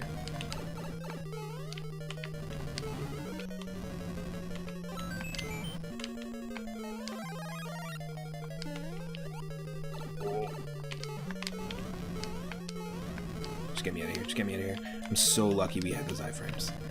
Extremely lucky.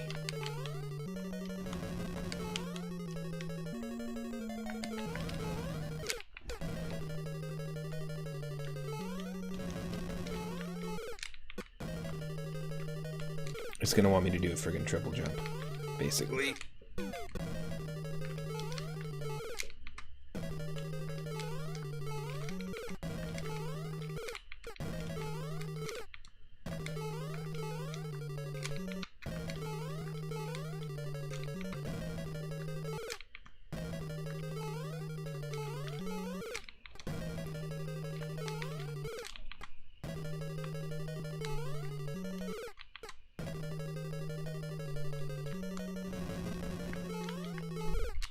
Nothing you can do here. Come on.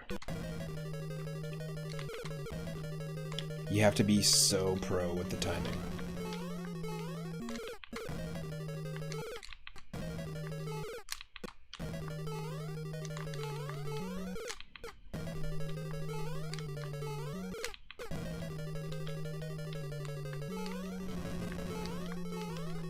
No.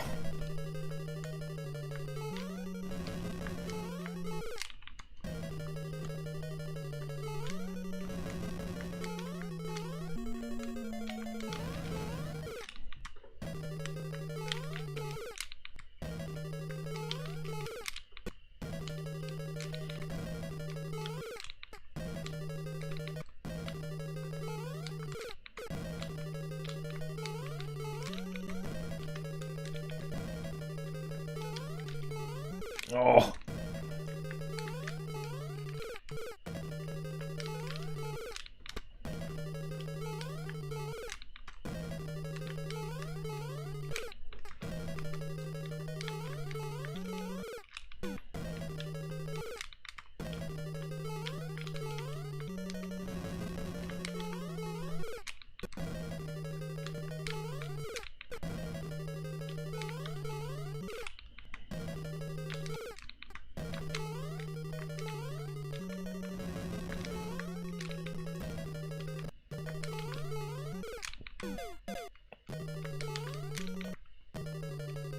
Oh, wow, this is frustrating.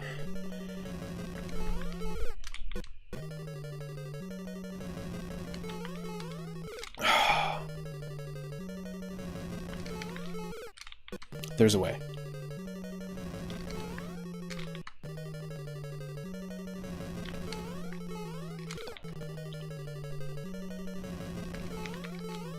Oh.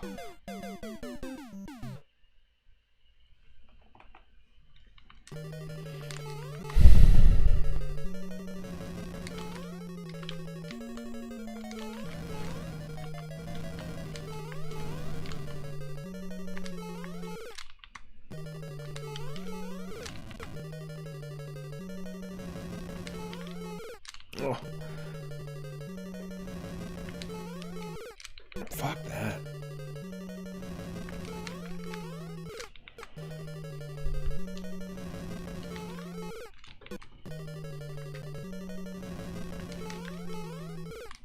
Alright. I'll just let it happen.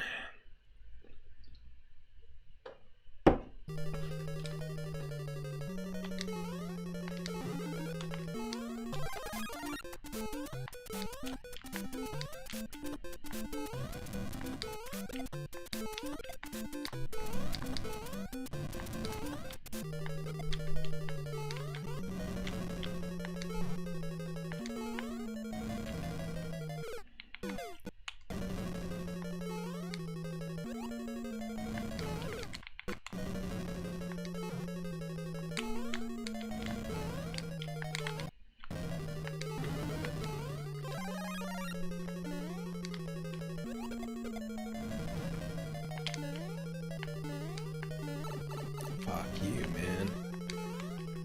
Fuck you.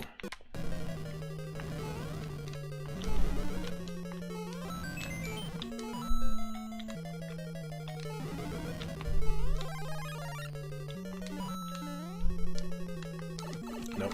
I need this. And I need to keep it.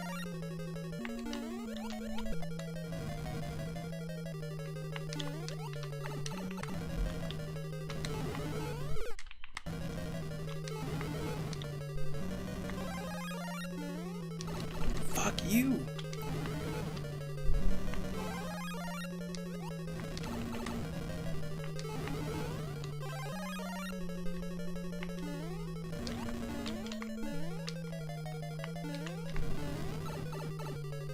That's why I need to keep it. My lord. We're going to play something completely different after this. I have no idea what.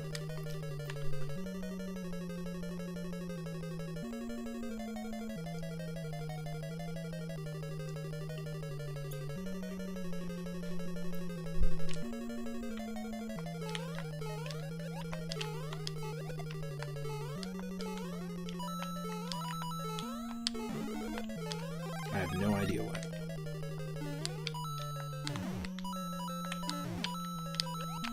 What? Oh, fight me.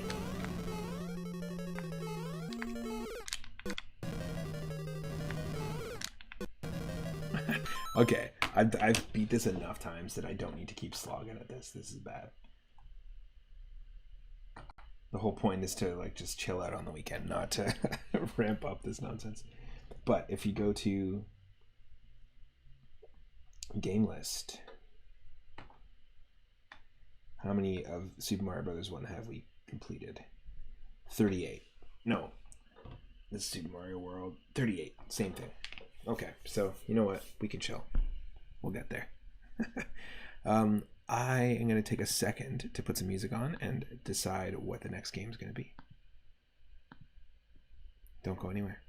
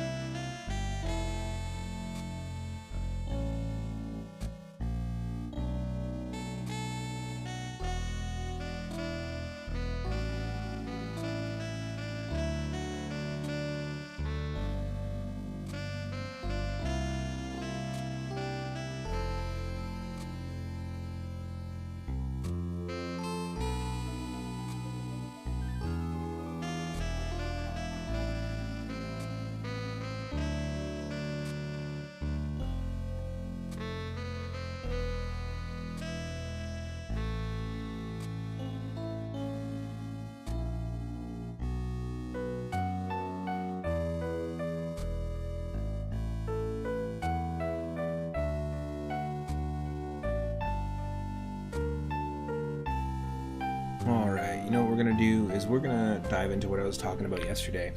I've got a randomized version of Pokemon Emerald. I haven't dove into Gen 3 in a while, besides the remakes of Gen 1. Pokemon Ruby, Sapphire, and Emerald. We were playing the pinball game on Game Boy Advance yesterday. So let's dig into a little bit of this. We'll do a randomizer challenge. We'll do a Nuzlocke challenge, which means we can only catch the first Pokemon we encounter in each new area. And if our Pokemon faint, they will be considered dead. So let's give it a shot. We spent a lot of time with Pokemon Fire Red. Now this won't have newer Pokemon or newer movesets in it. It's just going to have the first 3 gens, but I'm totally okay with that. Stick around for some Pokemon Emerald up next.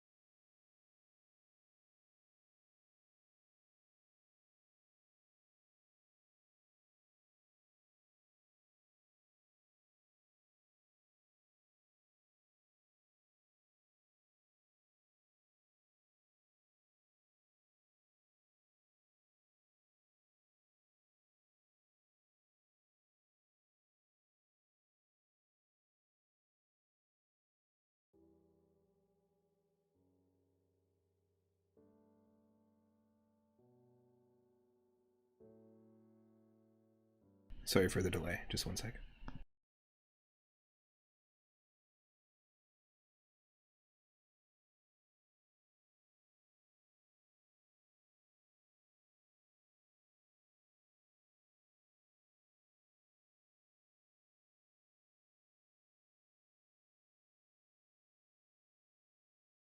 In Mario Golf 64, you cleared the first 5 ring shot courses. Nice.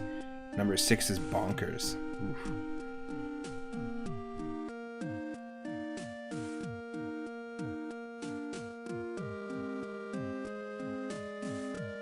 It's a totally different way of playing, too. I think they have it in every Mario Golf game, if I'm not mistaken.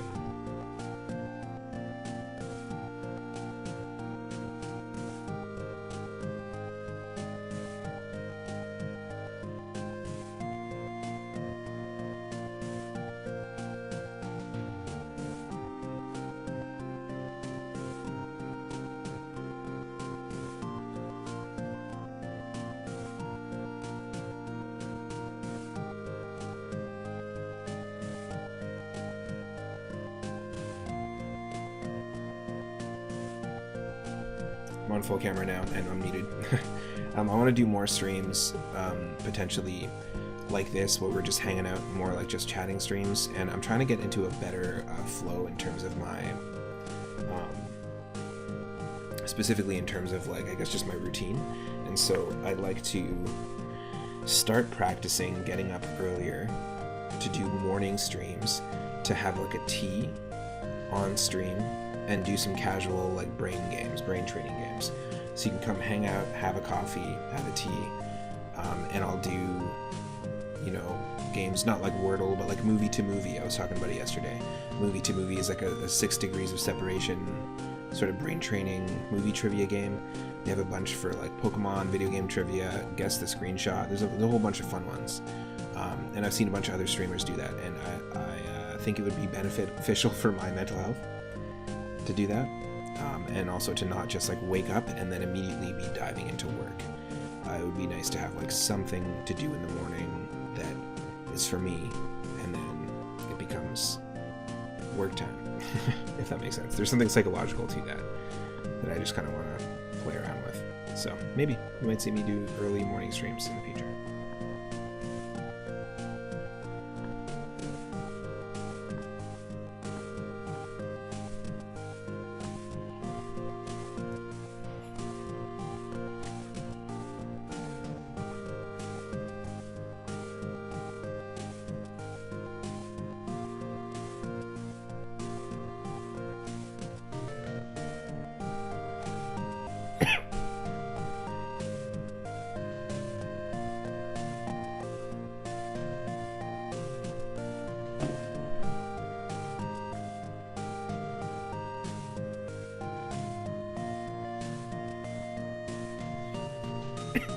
Nice. You often still do puzzles and game shows in the morning to wake up. I like that. I feel like that's a good way to just get it. It's just a good practice to get into.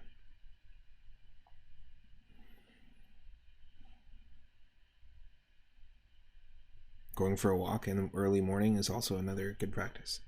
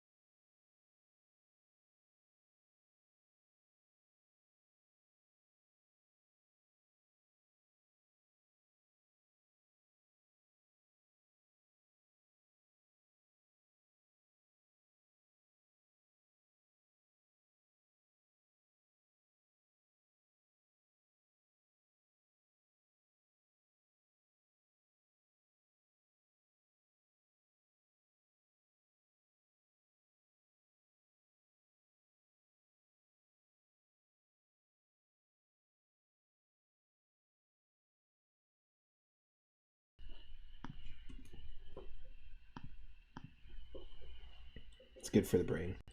You know what's not good for the brain? Mario Golf ring shot. I like it.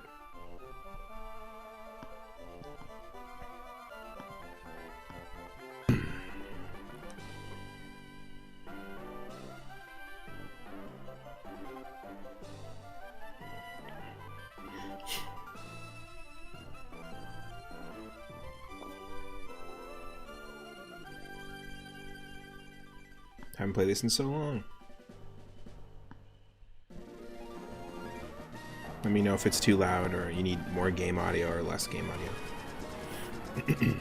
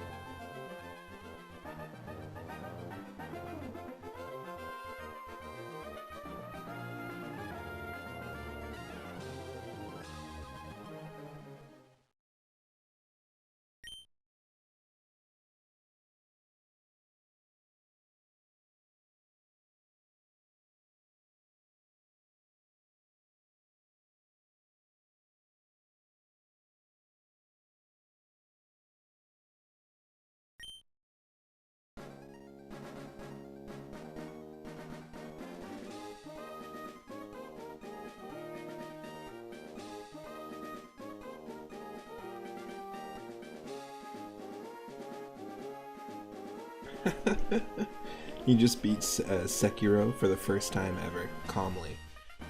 But Mario Golf has you sweating like this is the most difficult gaming experience I've ever had.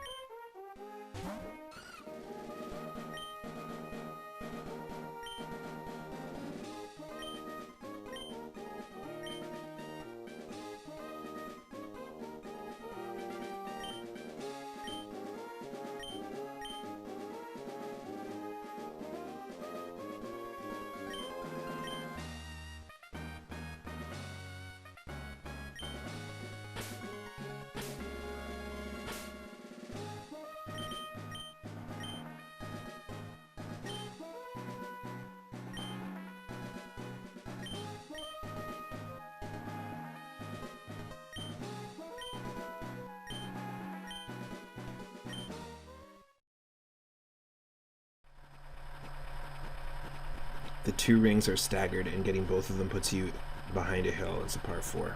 Ooh.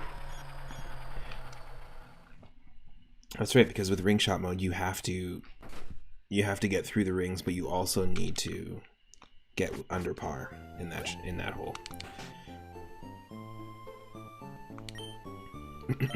Pretty cool. Tough, but cool. It's an interesting idea for a mode, but like, to hide unlockable things behind it kind of sucks. Alright, so we haven't played this in a while. It's been a long time since we've played this version of Gen 3.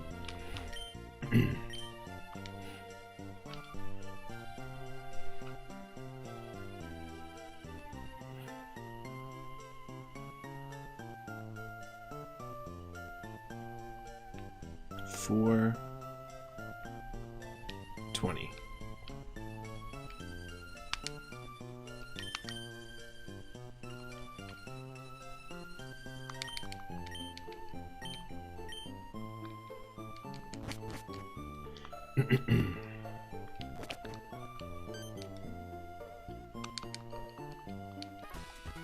It's Petalburg Gym. Maybe Dad will be on. In this generation, your dad is the gym leader.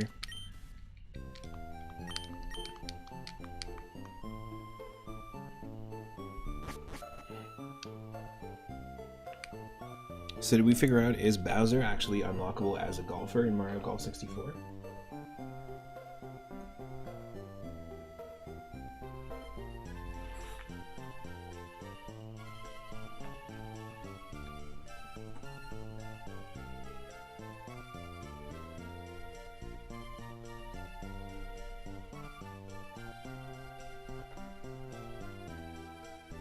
Yeah, Baby Mario, Bowser is there, yeah.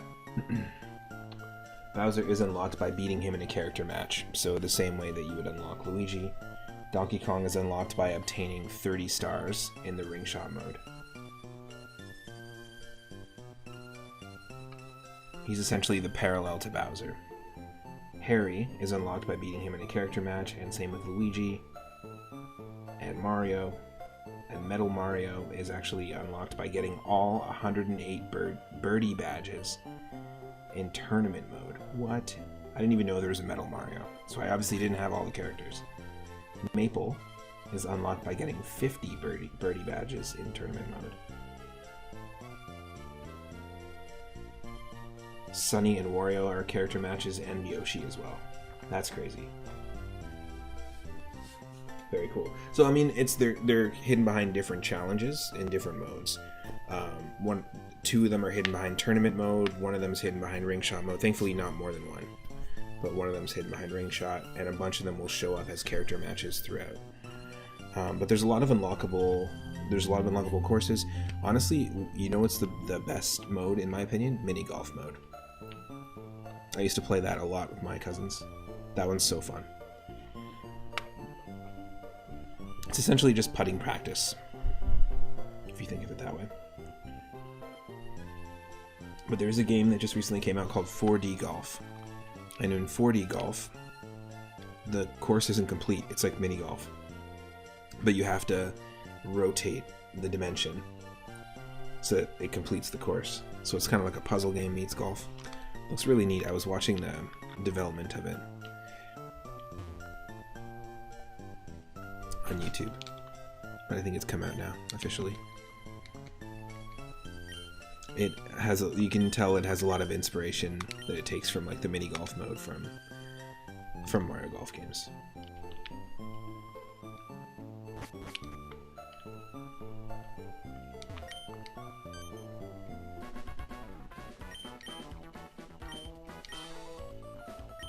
But they all have unique stats, and Toadstool Tour is really interesting too if you ever play the GameCube version. Because it's also by Camelot, and I think the GameCube versions are great. Toadstool Tour and Mario's Power Tennis.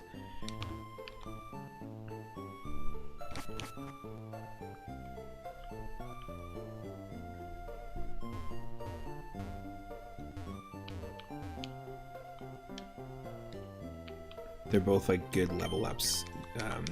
Kind of like how Pokemon Pinball is a really good way to kind of like level up Pokemon, or Pokemon Pinball Game Boy Advance was a really good way to level up on the Game Boy Color version.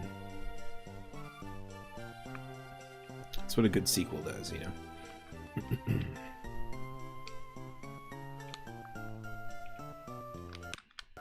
Oh, I can leave that, right?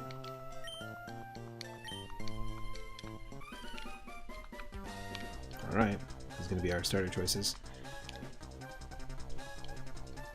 You over there, please help. In my bag, there's a Pokeball.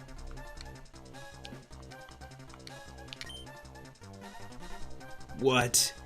You just have an Articuno in here. So you've got the option of an Articuno, a Yanma, which won't evolve into a Yanmega. It doesn't evolve into a Yanmega until Generation 5, or Generation 4. And then Lantern, fully evolved electric. I think we gotta go with Articuno. It might be overpowered, but I think this has got to be our starter. I was looking for a chill game to play, so we got there.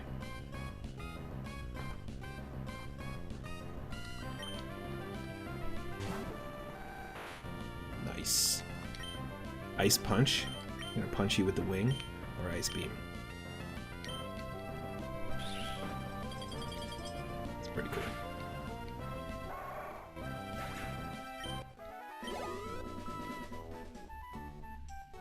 Phew, I was in the tall grass studying wild Pokemon when I was jumped. You saved me, thanks a lot. Oh, you're Moon. This is not the place to chat, so come by my Pokemon lab later.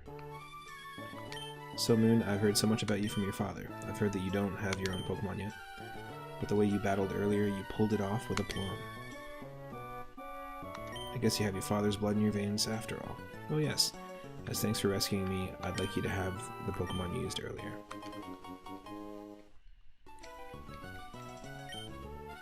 Let's do it. What are we naming the Articuno? Anyone have any suggestions? Feel free.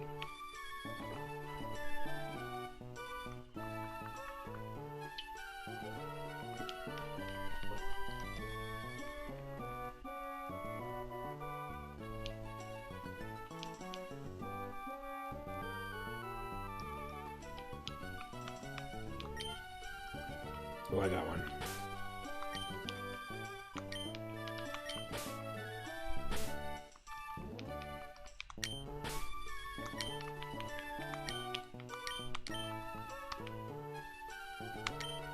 Cold turkey. We could do Startacuno as well. That's a good one. I mean, Articuno is not really a turkey, but it's close enough. You know what? They need a turkey Pokemon. Let's go with this. They need a turkey Pokemon.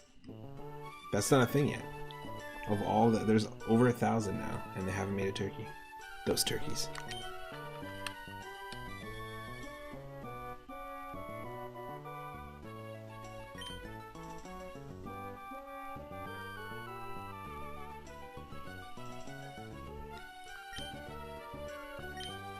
I always like that the rival in this was sort of on your side as opposed to... Like, he's still competing with you, but with Gary, he's just trying to beat you and not learn anything from you. He's like not really open to learning or collaborating with you. With Silver, the rival in Gold, Silver, and Crystal, he's just a thief. He's essentially a criminal who steals Pokemon. And then in this one, Brendan is more like a friend who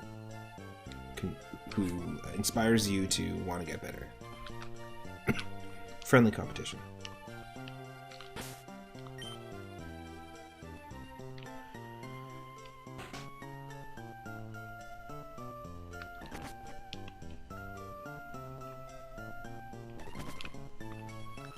Was there a potion for us? So I've been playing with Pokemon Rogue, or Poke Rogue, a lot recently, which is a Pokemon roguelike, battle roguelike. And we recently got to floor 55. It's very fun. I did not get the potion. It was neat that they changed the rivals from bullies and villains to people who just challenge you to grow, exactly. Now there are, like, later rivals, I think, that are more bullies and villains. But they tend to do that with side characters now. And, I mean, it mirrors life. Like, usually you make friends in life. They do cool things. And often inspire you to do cool things, too. I mean, that's the goal. I hope.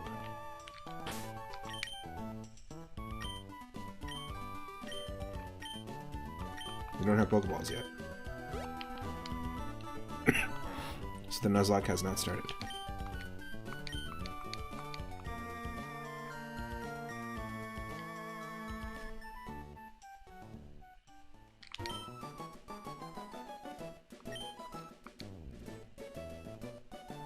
You forgot which generation had the two rivals. We made use of all three starters and gave more characters to grow with. I'm pretty sure... if it's not Generation 4, Diamond, Pearl, and Platinum, it's probably Generation 5, Black and White. And Black and White too.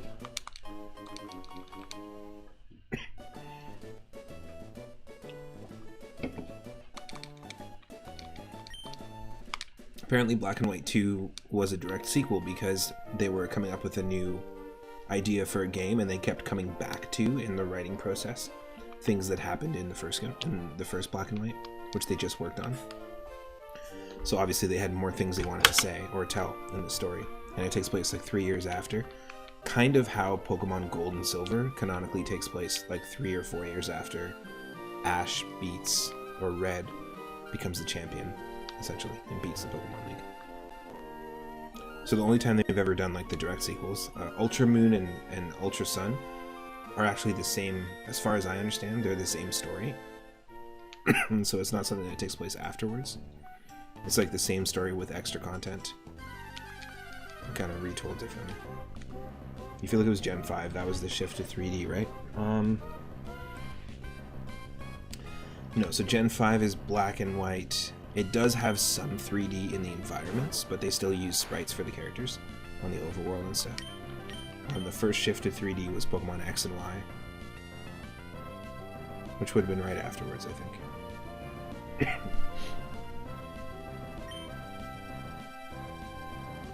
This guy could take us out. Yeah, it would have been right after, so X and Y. And then Sun and Moon takes place in Alola, so it's actually considered, because it has like new mechanics and everything, Sun and Moon and Ultra Sun and Moon are considered Generation 7, and then Pokemon X and Y and Pokemon Let's Go Pikachu and Let's Go Eevee, which are essentially just Pokemon Go-like remakes of the first games. That's considered one generation together, X and Y. They're good though, they're really good. But X and Y goes back to basics. It actually feels a lot more like Gen 1 in terms of story. It's really standardized how they handle the rival as well. And basically, after Sun and Moon, like, I didn't play Sword and Shield, but Sword and Shield really took it in a different direction. And Scarlet and Violet is sort of like, oh, we built off of what we did with Sword and Shield. Like, you can tell they like created a new engine and things from scratch with Sword and Shield. And then you can tell that Scarlet and Violet are different. Yeah, the catch mechanics are pretty fun. I think some people are really against it because it's so not like these Pokemon games, but I enjoyed it. I mean, I enjoyed my time that I've played with Pokemon Go. I've downloaded it and deleted it like 4 or 5 times, but I've had fun with it. It's like something simple, but it gives you that dopamine hit still. Okay, he chose Lantern. Ooh. But yeah, I've never played the Let's Go Eevee, Let's Go Pikachu games, but I also considered getting it as well.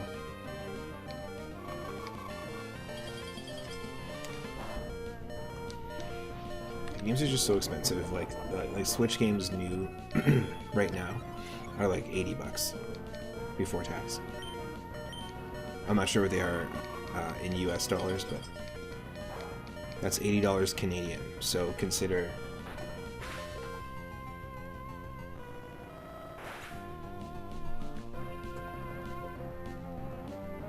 so that's $58 actually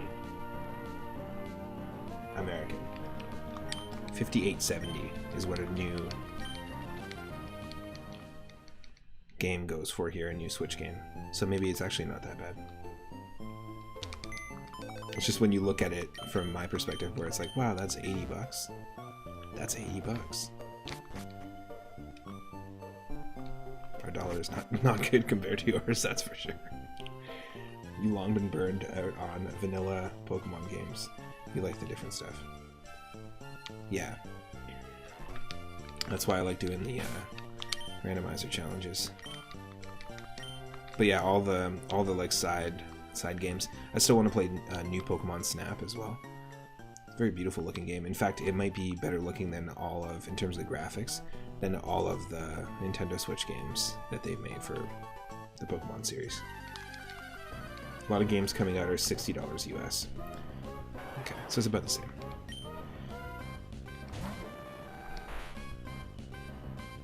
So like Paper Mario, the 1,000-Year Door, like how much is that? 60?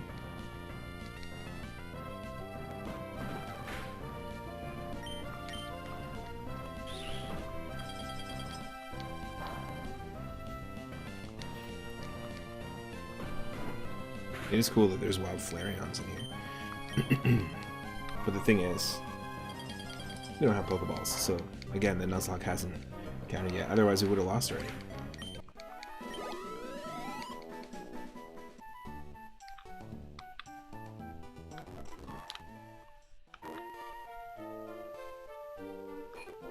You can't buy them yet, can you? No. Okay, so it's the same. eShop price here is $79.99, and then earlier today I went to the game store just to see what they had, and Paper Mario: The 1,000-Year Door is also $79.99. So there's no difference in price to get it online or physical, or digital or physical. Interesting.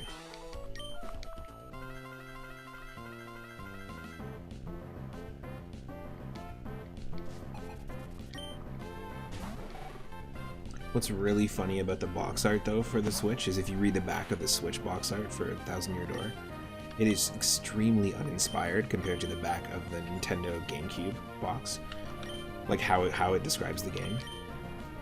It's hilarious how obvious it is that the person who wrote, or the AI who wrote the description for the Switch 1,000-Year Door, didn't play the game. They clearly didn't play the game, but they were told to like summarize the game. I was like, ooh, what do I do? It's awful. The verbiage is hilarious. I had a good laugh. This is rough. If we don't, we're gonna have to level up. Because if we don't beat this guy, if we don't beat this Lantern, then we can't progress.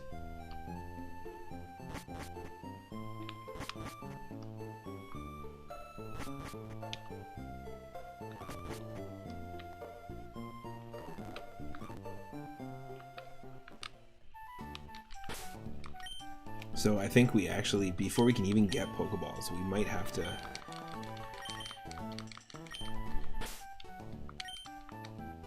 Oh, we actually, let's take a quick look. We actually have Pressure, which is a good ability, which means it raises the foe's PP. Wait a minute. Hold on a second.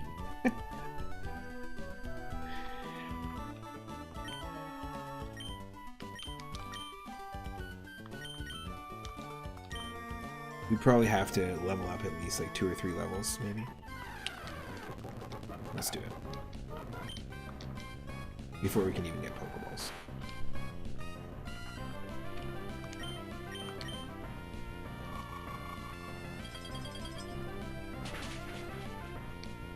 So that means that when pressure is exerted, then the opponent will end up using 2 power points instead of 1 when they use a move.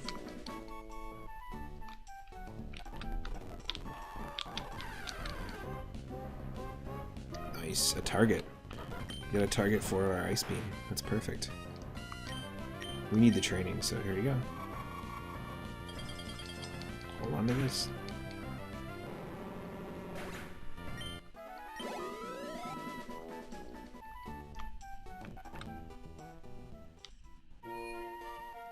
But it's pretty standard no matter what place you go to, except for one local game store that we have. That's all Switch games are going to be $79.99 here. They rarely go on sale unless they're used, and there's one local game store where I got Mario Kart 8 Deluxe brand new on sale, $25 off. But that's just because they just say no, we're going to do periodic sales on all of our new stock every once in a while if it doesn't go. Like, especially it's been years since the game came out. It's like, okay. That's why I always support them.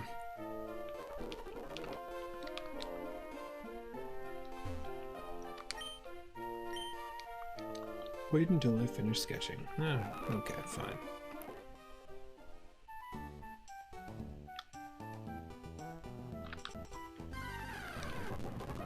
Whoa, jeez. This is some great RNG for the Pokemon that we're running into.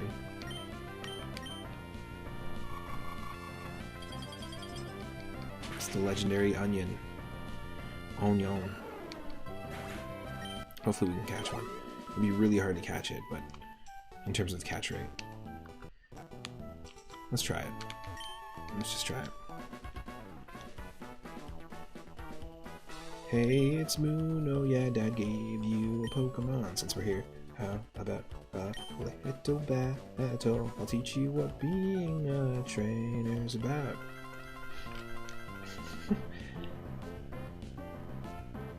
Three fan-made ones so far. 3 fan-made ones so far. Oh yeah, totally. The back of the box art. That's funny. You know what? I'll just go walk down to that game store. It's not the one I normally go to, and take a photo of the back. And I'll post it in Discord after. You know what? Very often too, it could be different in Canada than the States. The descriptions where they put stuff. Even all the way back to Super Mario Bros. 3, there was differences between the Canadian and American releases. Okay, what do we do? Use a potion, don't go cold turkey. Use that potion, don't go cold turkey.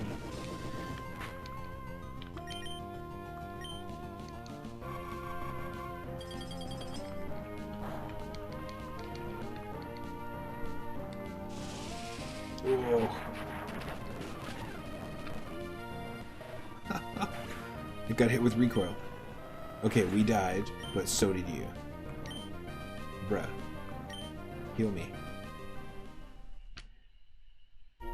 Oh, that sucks.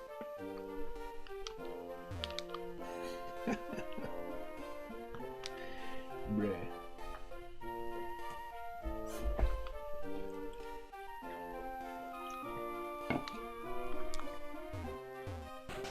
That sucks.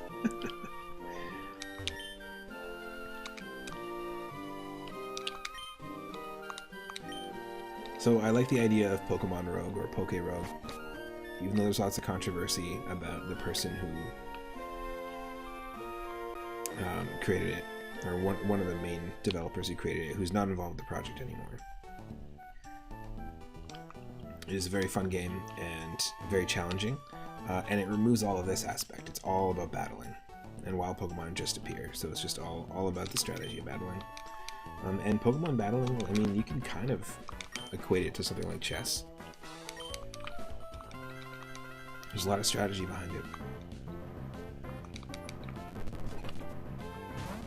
Alright, let's try and put this thing out.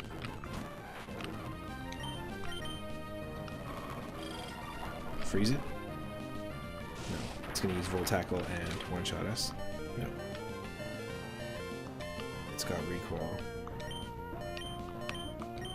Is this enough? Yes. I think that was the third time. Third time's a charm.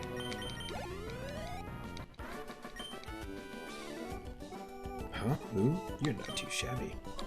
So yeah, I might do some Poke Rogue streams in Discord in the future. That's a fun game to visit. All right, so I don't think we get Pokeballs automatically. No, we have to go back.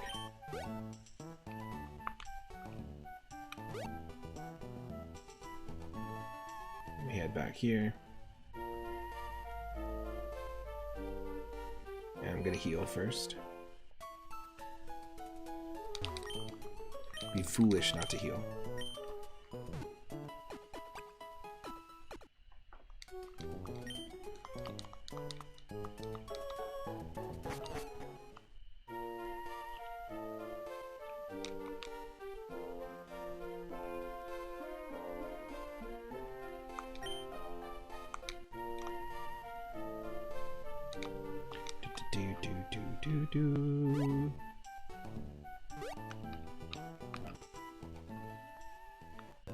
We're gonna get our running shoes, our Pokedex.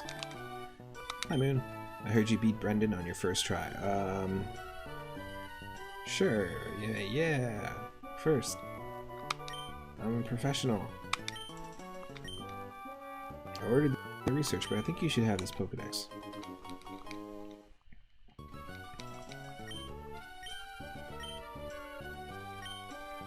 That line is just there to rub it into people that had to like restart their game like 500 times because they couldn't beat their rival.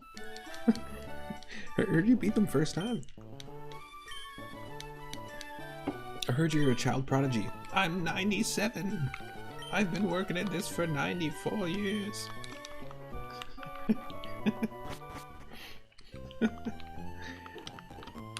Wow, you just got a natural talent. You picked it up right away. Way to not consider all possible options. Game Freak.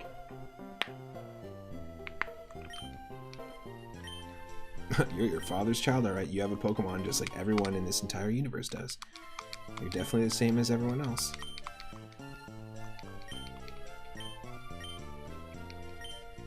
Alright, bye. Now we got ourselves the Shoobs. The shooby-dooby-doo-doo-doo-wah with the 5 Pokeballs. The shoob-doob-doo-wah. First encounter in this route. First Pokemon we can catch. It looks like we're getting a team of birds. I'm 100% down with this catch. Psychic Flying is great. Psychic Flying is also the Galarian alternate form, the regional form in Sword and Shield of Articuno. It becomes Psychic Flying instead of Ice Flying. And it levitates. It has wings, but it just levitates and doesn't even bother using them. Which I think is a hilarious design choice.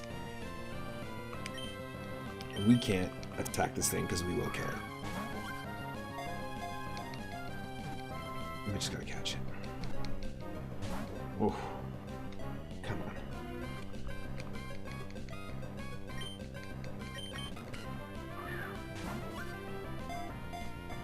We're more than double its level and also super effective against it. our moves, plus our moves are getting same type attack bonus, so it will 100% be one-shotted, no matter what move we use. Oh. I'm praying. It's got Bone Club, too. That's a good move. It's our last one, I think.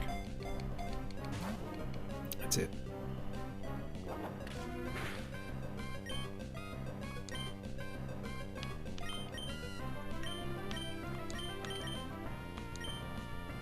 We have to do it. You ended up finding a total of 5 speculative box art packs or backs before it was released. You finally found the official one. All the fan-made ones are better than the official one.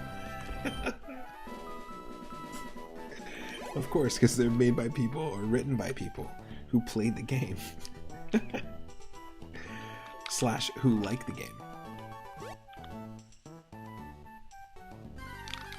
I think they use the word like papery in the official one, or like paper adventure. It's like, wow, you pulled a word from the title. Wow, this is the galaxiest game that Mario's ever been in. The most galaxy.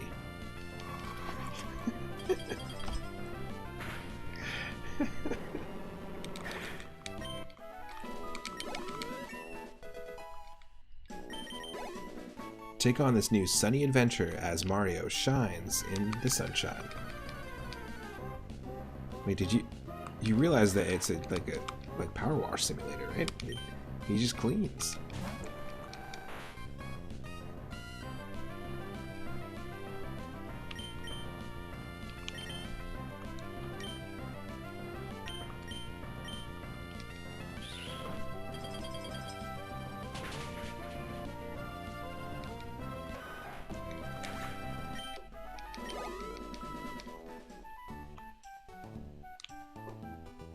The fan-made ones mostly use the same text as the GameCube box, which is by default better than that. Yeah, absolutely. I remember the box being one of the main things that pulled me into Paper Mario: The Thousand Year Door when it first came out. But the front of it is also better on the original than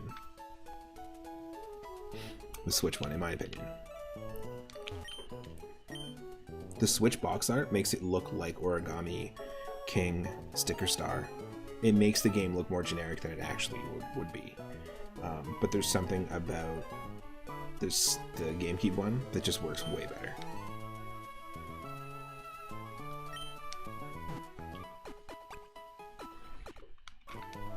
Either way, good game, and I love that they re-released it.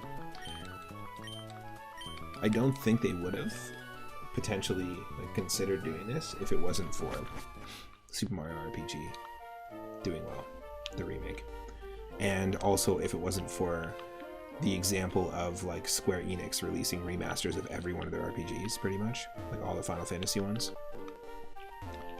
Nintendo definitely saw that and was like, "Ooh, they're selling a lot. We're gonna do this." We can only buy 3. Yikes.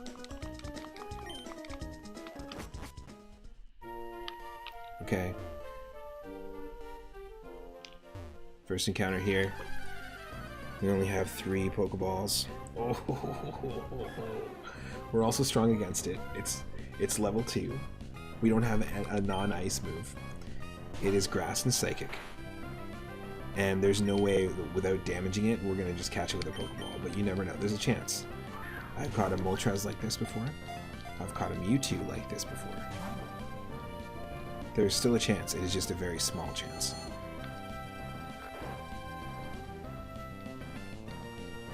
I mean, turkey does make you fall asleep.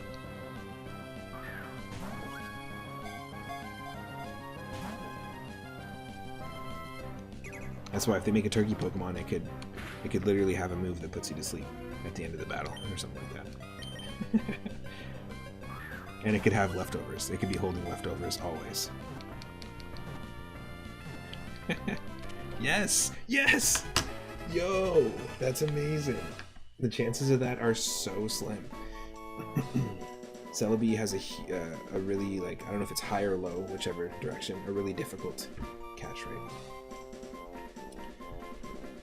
I don't know if a high catch rate means that it's easy to catch or harder to catch, but either way, it's difficult, and we got it. You feel like they went simple, safe, and cheap for the 1,000-year door box, relying on other forms of advertising to sell it. Yeah, totally. Here it is, Celebi, the time travel Pokemon. Very cool. This is a Pokemon originally you can only find in Elix Forest in Pokemon Generation 2. So Gold, Silver, and Crystal. Only, I don't know the exact specific variables, but only at a specific time can you find it in this shrine that was built in the Elix Forest. It's pretty cool. This Pokemon came from the future by crossing over time. It is thought that so long as Celebi appears, a bright and shining future awaits us. Very cool. You know we're calling this thing Onyo. Onyo. Incredible. Look at this team right now. Celebi and Articuno. Legendary only team.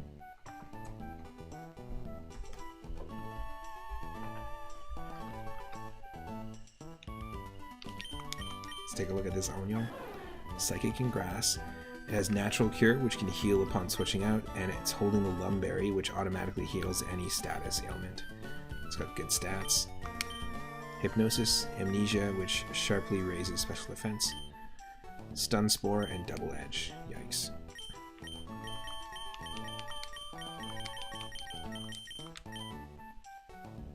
It's an interesting moveset, but at least we have a Pokemon that's a little bit lower level that also has a decent moveset.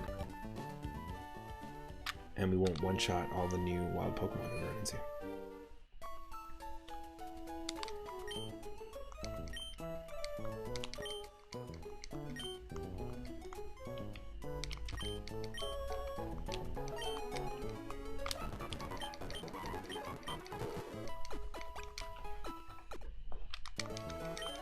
This is really cool that we have these Pokemon in Mochi right now. So the next place we can go is here, but we have no Pokeballs. And we have 75 bucks. So I don't want to run into any grass here, if possible.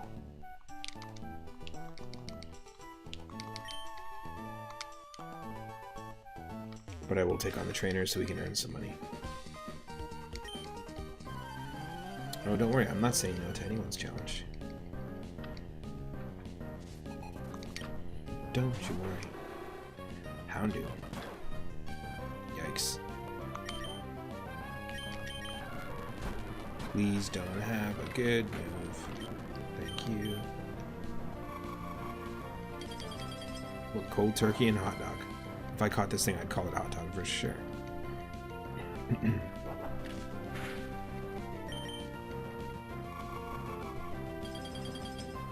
Put that hot dog on ice.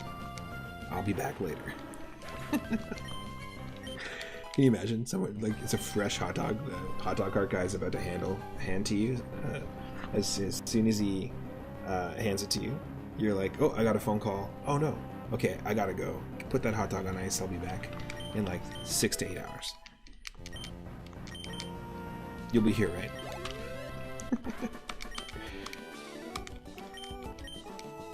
You come back for it, and the bun would also be on the ice too, so it'd be the worst hot dog ever.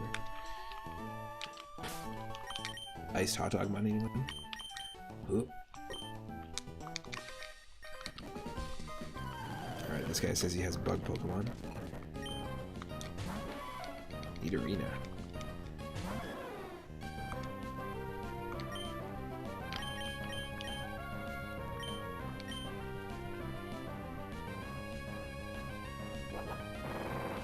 It's got Rollout. We're kind of a little in a better position if we stay in with Onyo, because we can at least resist Rollout for a little bit. I'm gonna try Double Edge here.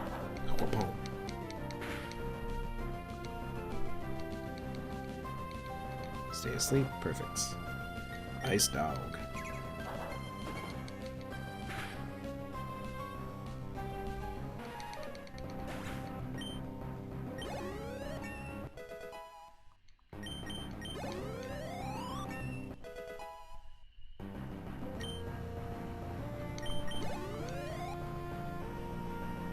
What?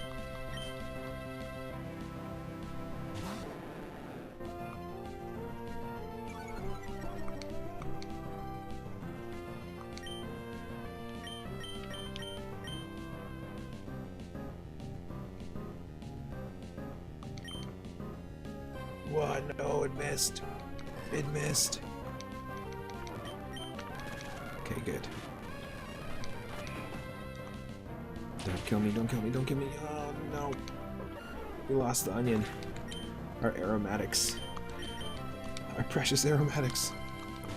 Now we're just cold turkey. We didn't have anything. We had ingredients before, but now what? What do we even have?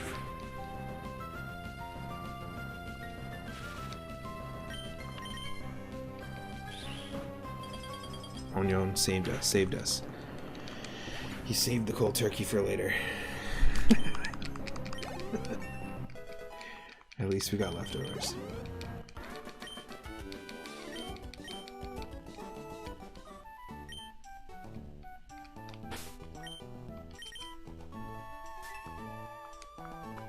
It's enough for one Pokeball. So dumb.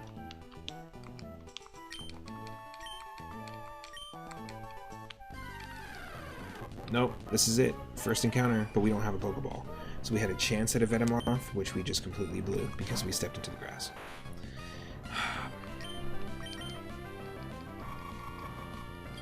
Real dumb.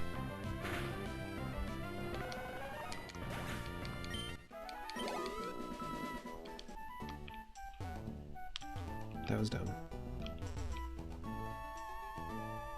Flip it, dip it, dip it, dip it, boop.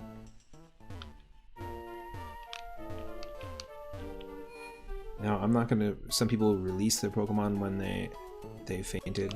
I'm not gonna do that because I like looking back to see which Pokemon we had.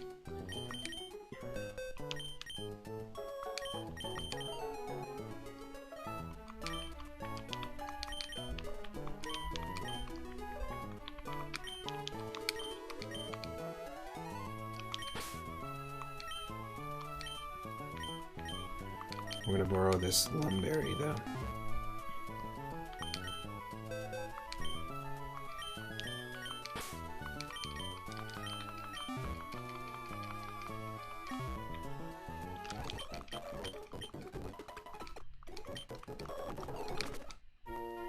Perfect.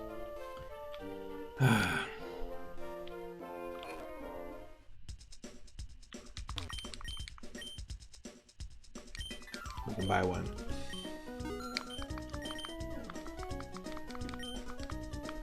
That sucks. That was such a good catch too, like to catch a Celebi with 3 Pokeballs. And in terms of type coverage, it's pretty good type coverage to have Grass and Psychic on your team.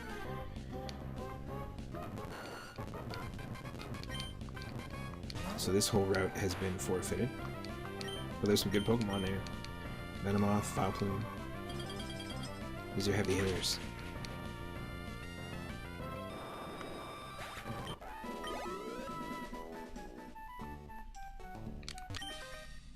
Did you just become a trainer? We're both beginners.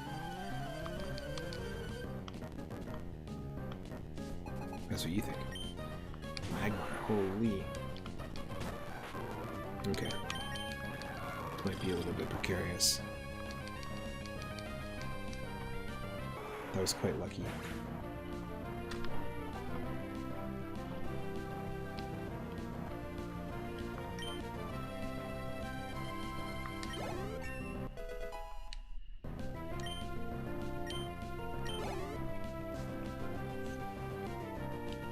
Kangaskhan. Nice. It's a good team to start off with, yeah.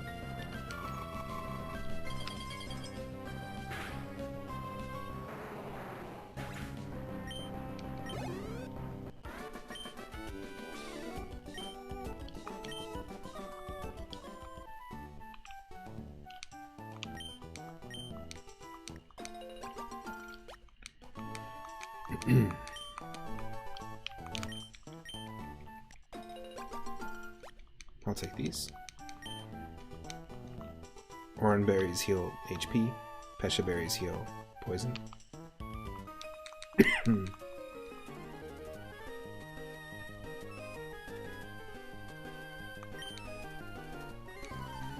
Help me further my career. No.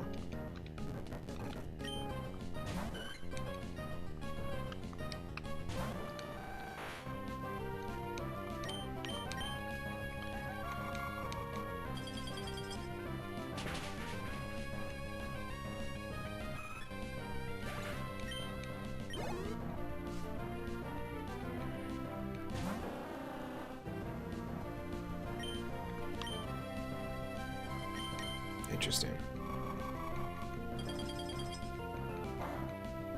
I knew it. Wasn't gonna do anything.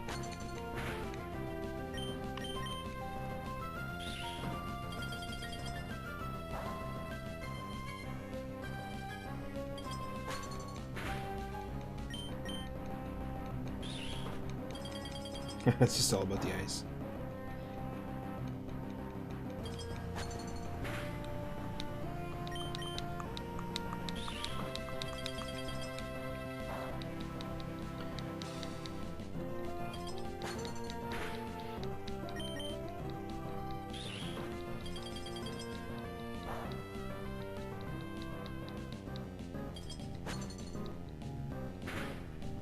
Oh no!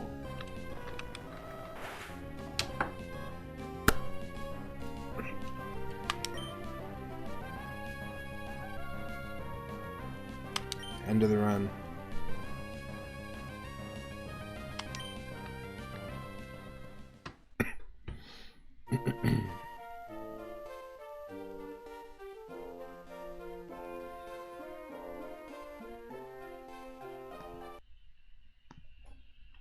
I'll try a different starter.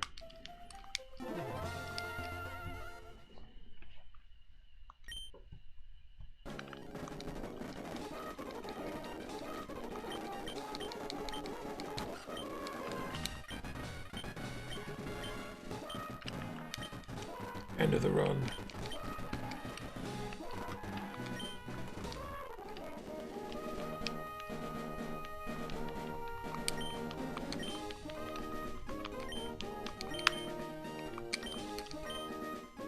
Free.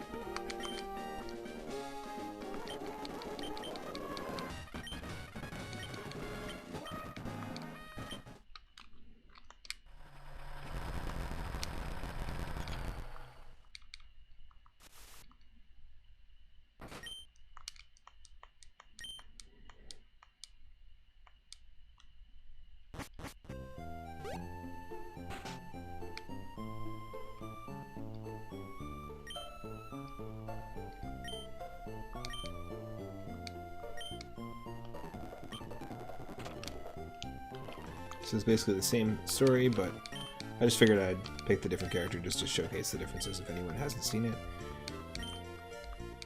But you just end up in this house instead.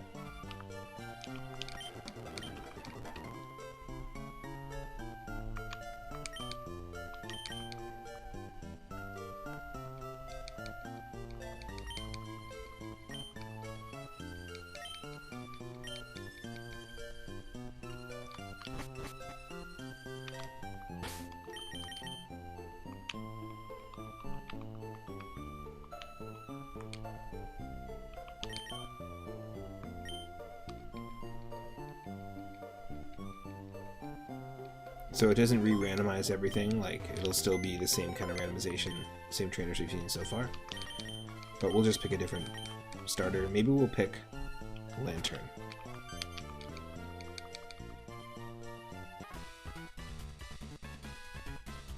Yeah, this is the one where the other playable character choice is your rival. Exactly. Which isn't the case for Pokemon Gold and Silver. It would have been kind of neat if they did that, if you actually could play as Gary if you had Pokemon Blue. And your rival was Red.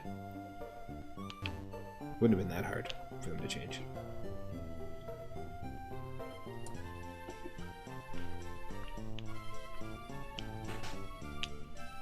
The remake of this is fantastic too, if you hadn't had a chance.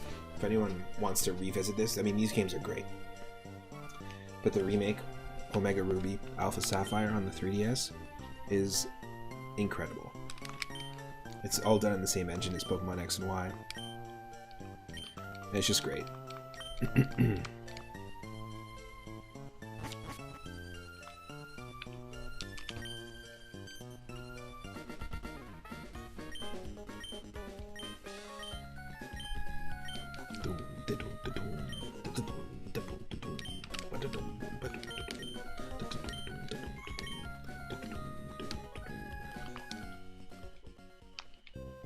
That was your first experience with that gen. Nice.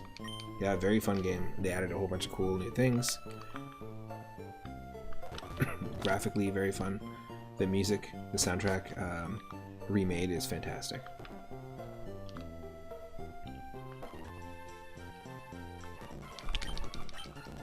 Let's see. You over there. Do it again. The same thing that happened before. Alright, so we've got Yanma or Lantern. I'm gonna say Lantern.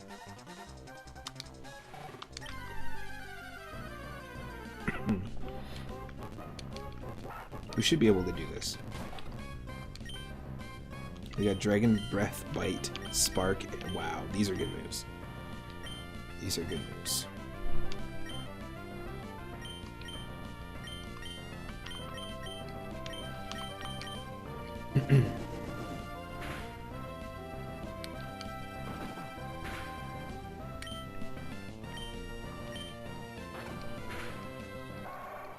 These are good moves for sure.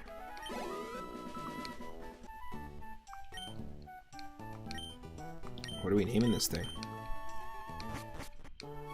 This is not the place to chat. Chat in my Twitch chat instead.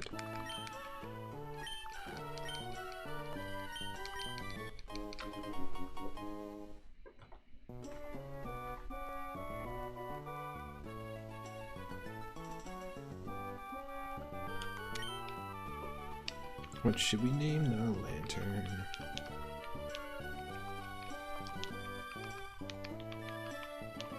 Stardacuno?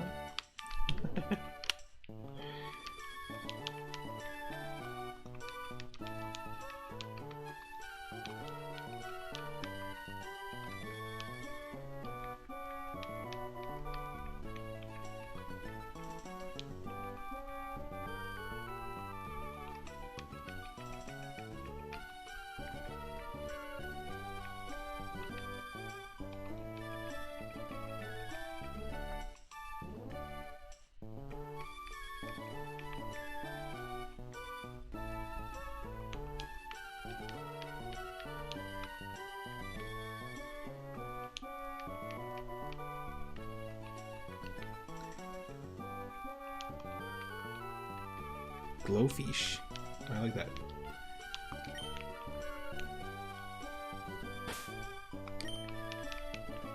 You got a King of Diamonds? No, Glowfish.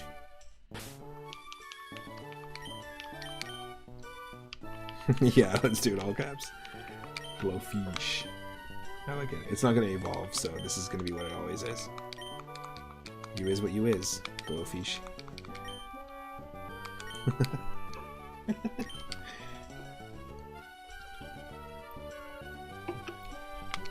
Do you have the Fish of Hearts?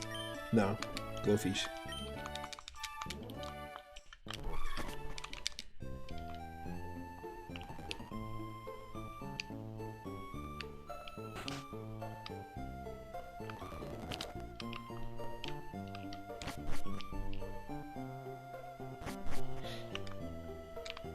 Let's take a look. Glowfish. Water and electric. It has Volt Absorb. So the abilities I don't think are randomized here. Turns electricity into HP. We have the Lychee Berry. I'm not sure what that does.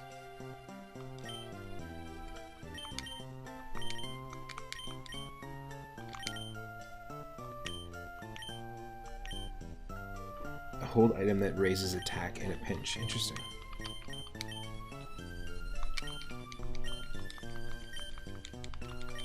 Let's just try it.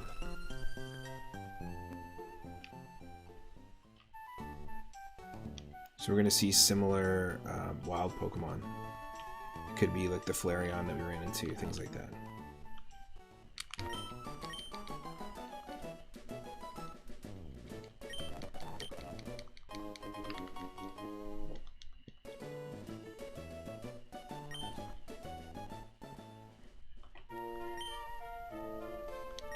Of course a potion can be used anytime. I can do what I want.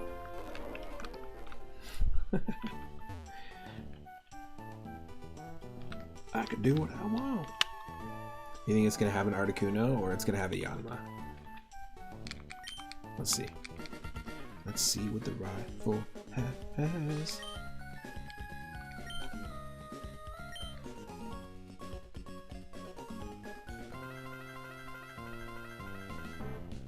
Yanma, right? Yep. Which I always liked as a Pokemon, and I think Yanmega is a pretty cool Pokemon too. Got some good stats. Yo, Megahorn, you put that away. You put that away.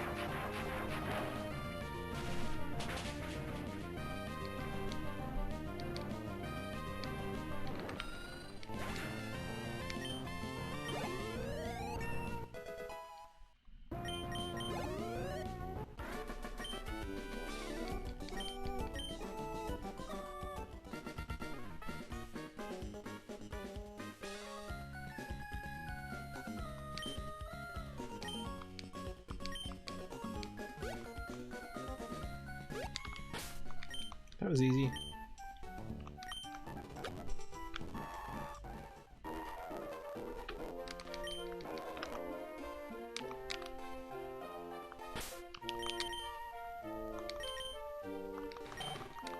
No, I'm gonna heal.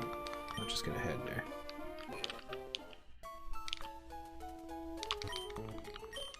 Okay, just 1 second here.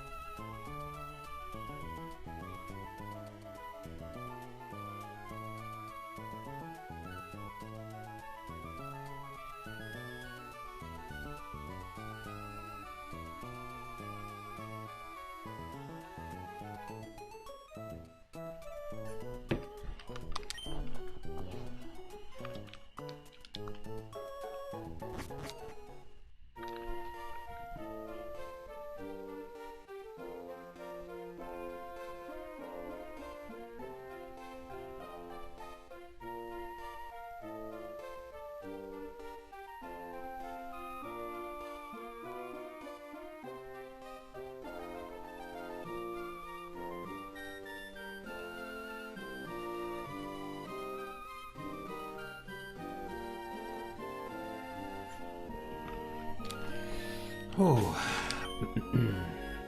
Okay, let's continue the run.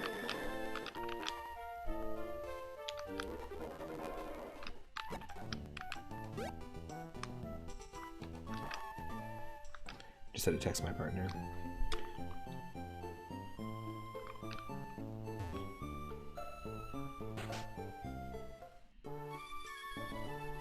Pokemon Diamond and Pearl are pretty fantastic games as well.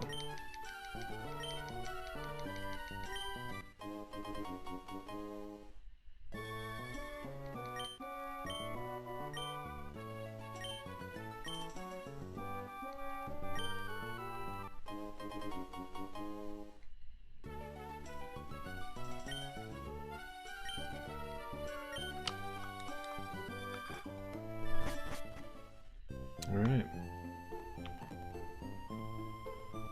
And now Mom's giving us the running shoe we use. It's those running shoes.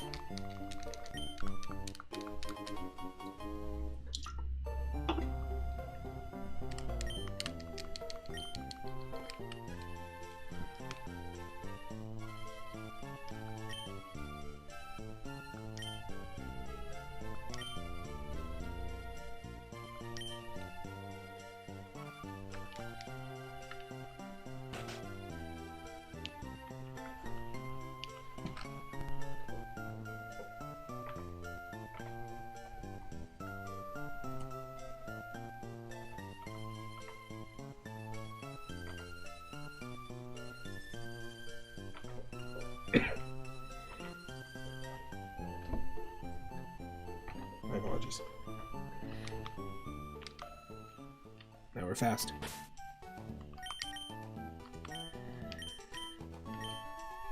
And we got 5 Pokeballs. First encounter.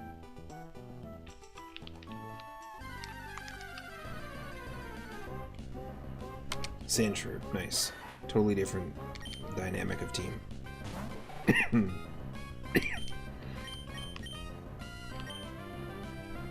I don't think this will kill it. Good. Wow. Sandshrew with high jump kick. Karate Sandshrew. I like it.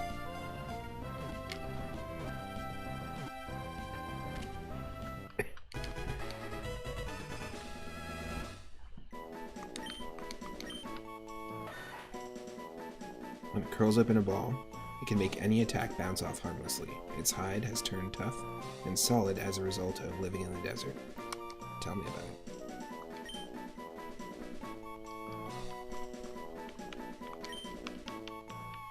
I got the perfect name.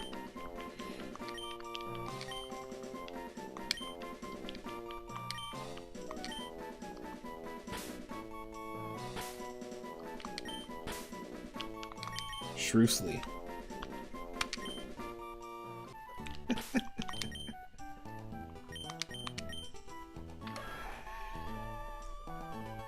He ups evasion in a sandstorm. And all he has is high jump kick. Incredible.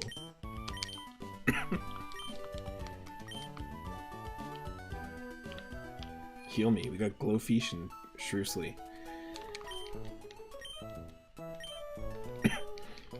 We'll just call it a Shrews.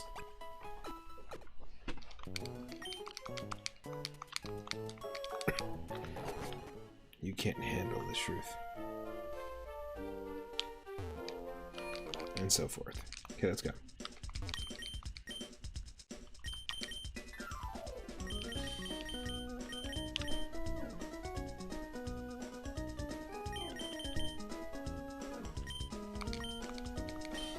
And we'll get a Premier Ball. Perfect.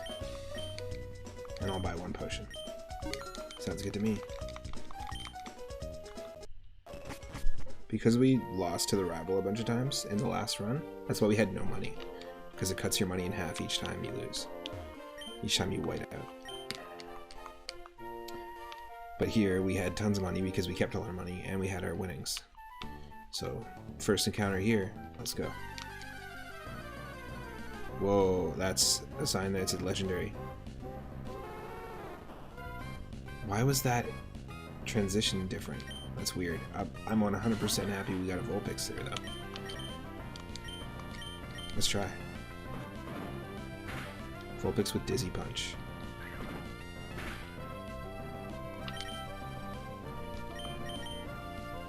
This is cool.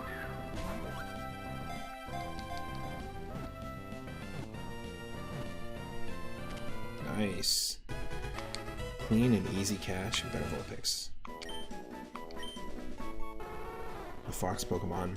Pure Fire type. It can freely control fire, making fiery orbs fly like will-o'-the-wisps. Just before evolution, its 6 tails grow hot as if on fire.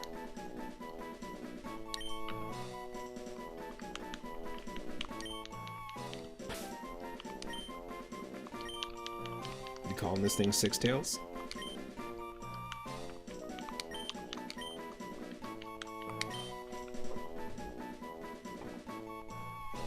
I think we are.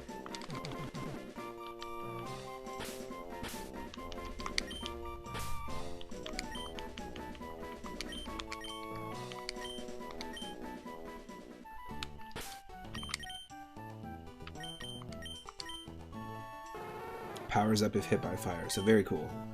If we're hit by fire, we have our attack go up, and if we're hit by electricity, by Glowfish, it heals us. The Rostberry heals burns, actually. That's funny enough.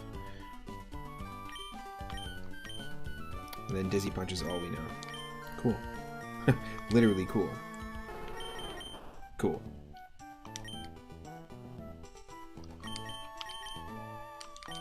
I'm into it. This is a good team. In terms of just type coverage right now, this is good. Good wide type coverage. Even though our moves aren't reflecting our type at the moment. That's totally fine.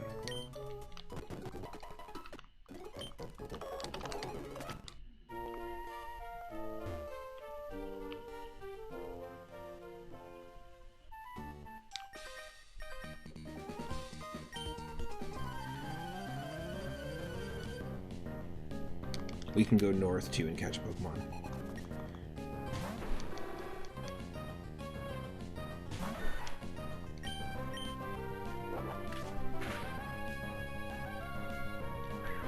Nice, if that lands it'll do a decent amount. Not that much.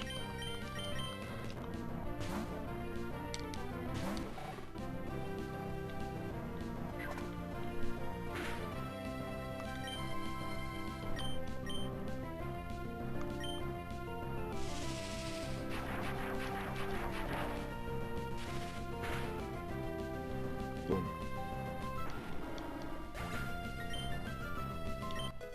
Sure Sleep grew to level 4. And level 5.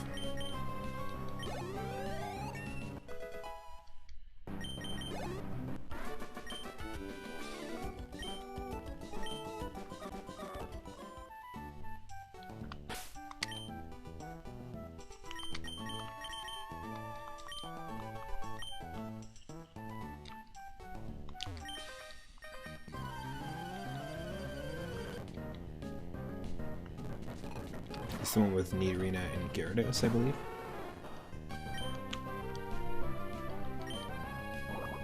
Ooh.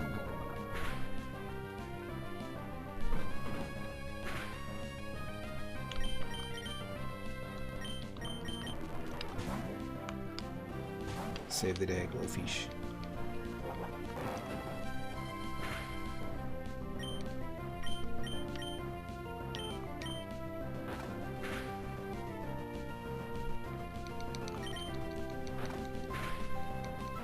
Eat the Nidorina.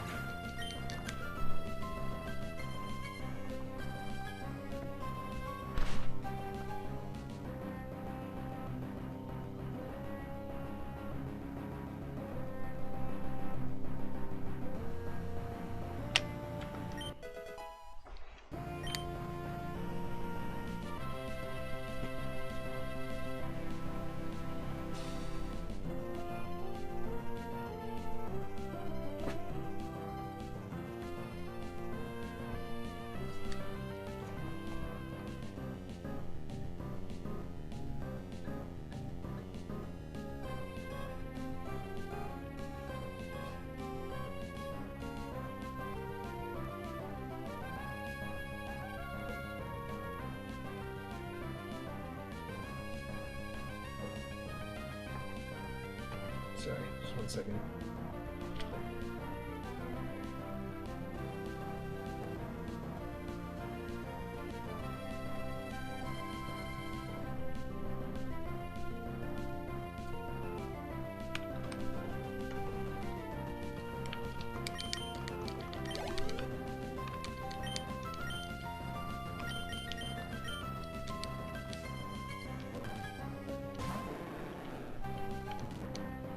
So we should be okay here with Volt Tackle. 4 times effective. Boom.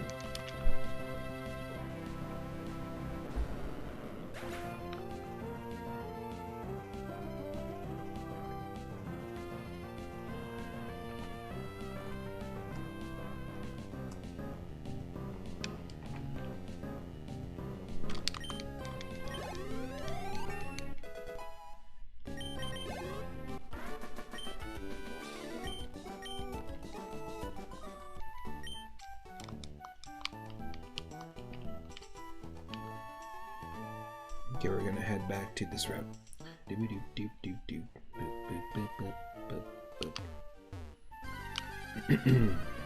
First encounter here.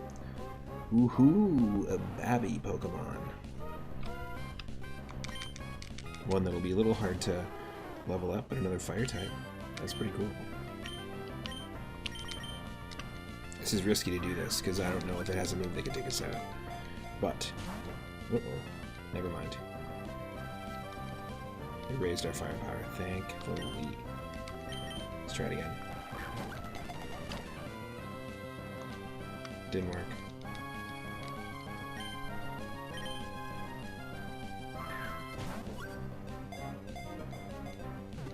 Blast Burn is a pretty cool move. But it might be all this thing has, and then it's going to have 5 PP. So it's probably going to end up struggling.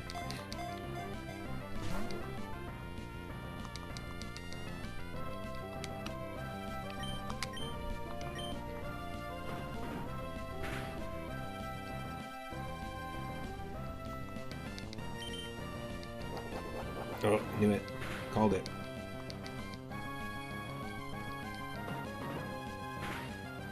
Alright.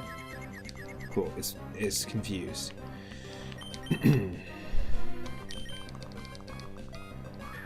I'm banking on the confusion if it doesn't catch it. Oh no! Hit yourself. Hit yourself before you hit yourself. Yes. You gotta be ours now. Oh, come on. That's just rough.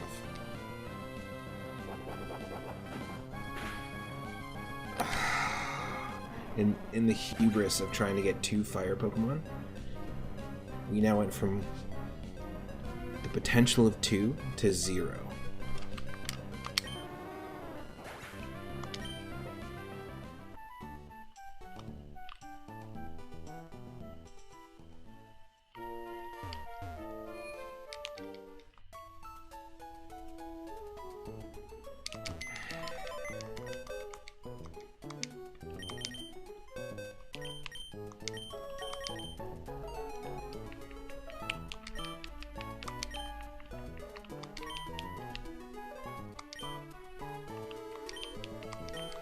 Nice, but it's dead.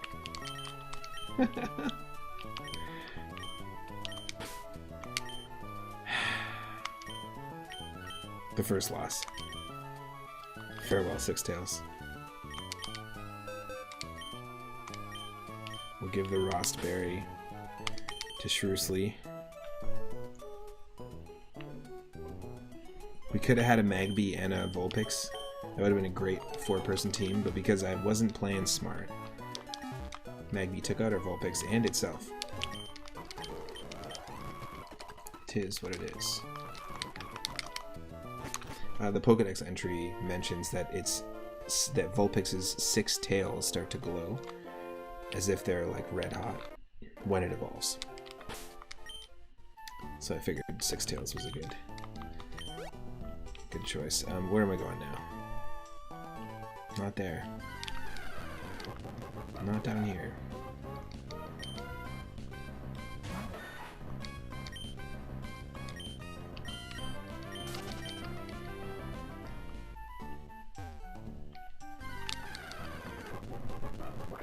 Cast form level 2.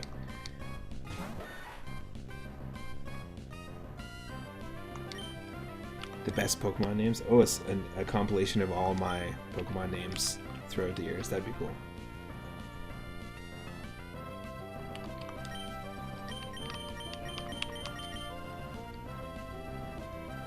That would be really cool, actually.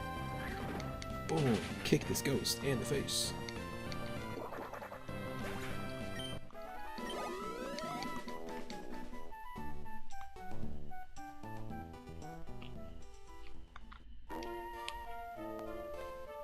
Alright.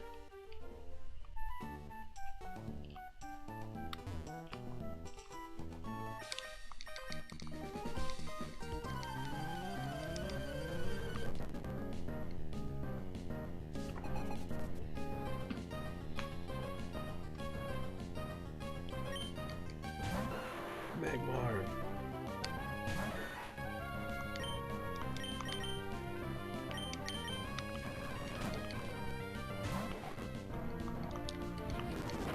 Okay, it's gonna use Ancient Power. It also has Ice Ball.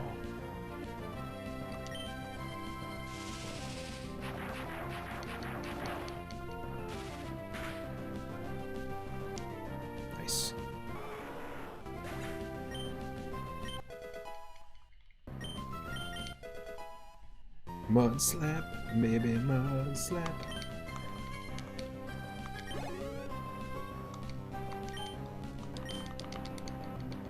It's not a bad move.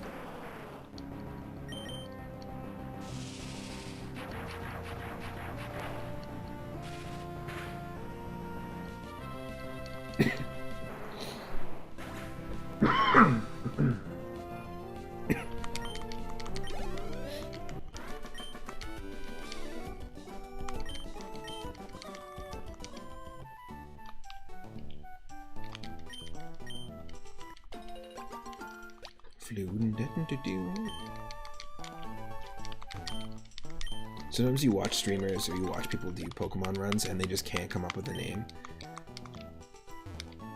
for a Pokemon, and they end up just like their brain breaks and you watch it happen and they're like Robert, Steven, and they'll name their Pokemon like the most generic Nicholas. The most generic names. It's really funny. It's a game, like have fun with it. But some people's brains just break when you ask them to come up with something. Lamp. Exactly. Lamp is a great name for this Pokemon though. Exactly. They brick. That's why his name being Brick is so perfect, because he's basically, his mind is a brick. It just works on many levels. Such a good character too.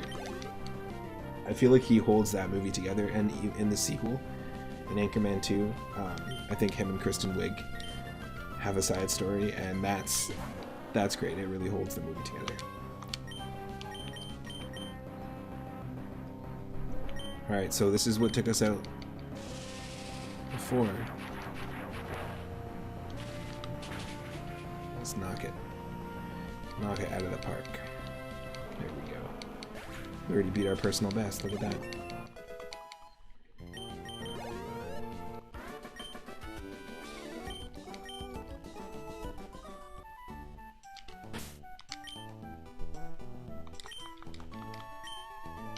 I love Lamp. Nugget. Yes.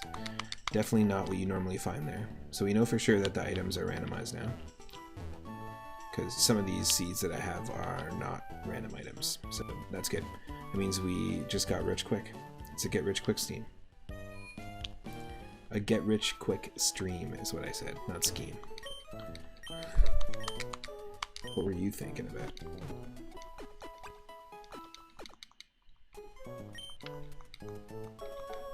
No, officer, I wasn't running a get rich quick scheme. I was organizing a team to get my friend rich quick. Go get rich quick.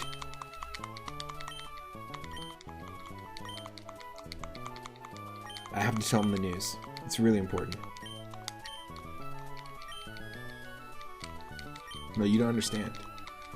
It is very important that we get rich quick. Right, team?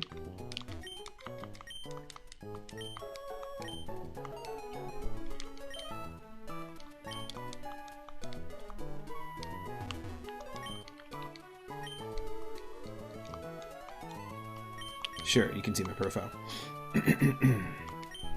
My profile is... Excuse me. My profile is as much as... Aye.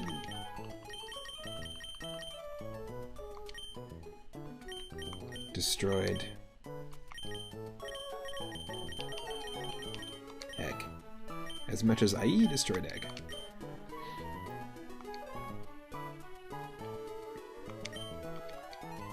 Retrieve Richard hastily scheme. Damn it. You still exactly. You still say scheme, so then immediately handcuffed.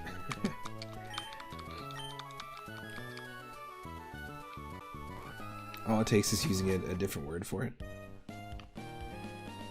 If he said plan, it would have been fine.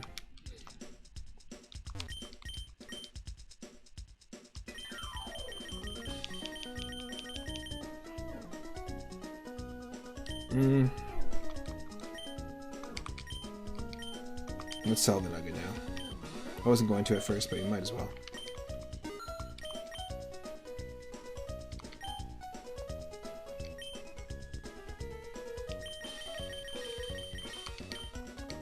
This will give us 25, plus we got the Premier Ball. And then I think we should take a look at some healing items here, because we're not doing any crazy Nuzlocke where we can't use healing items, like some people. Like some people. Just people who are better at the games than me. Look at this asshole.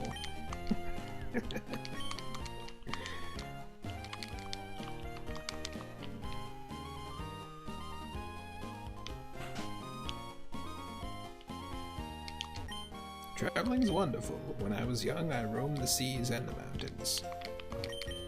I wish I could go on an adventure with some Pokemon. Crawl through some damp grass, climb rocky, rugged mountains, cross the raging seas, wander about in dark caves, and sometimes even get a little homesick.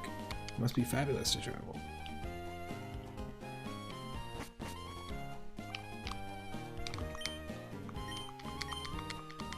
You take another look around in her house, you realize everything's all like boarded up. She's got one of those like ankle bracelets. She can't leave the house. She's on house arrest. Yep, okay. I'll talk to my dad, fine. What's up, Pops? Yo, it's you. I guess you would be the same as me. Hi, I'm different than you and not related to you. And I also like the Pokemons.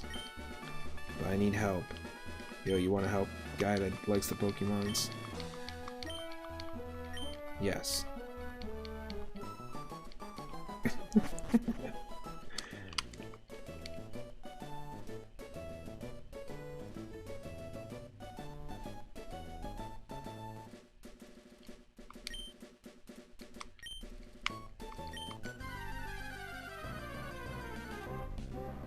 Oh, it's still a routes.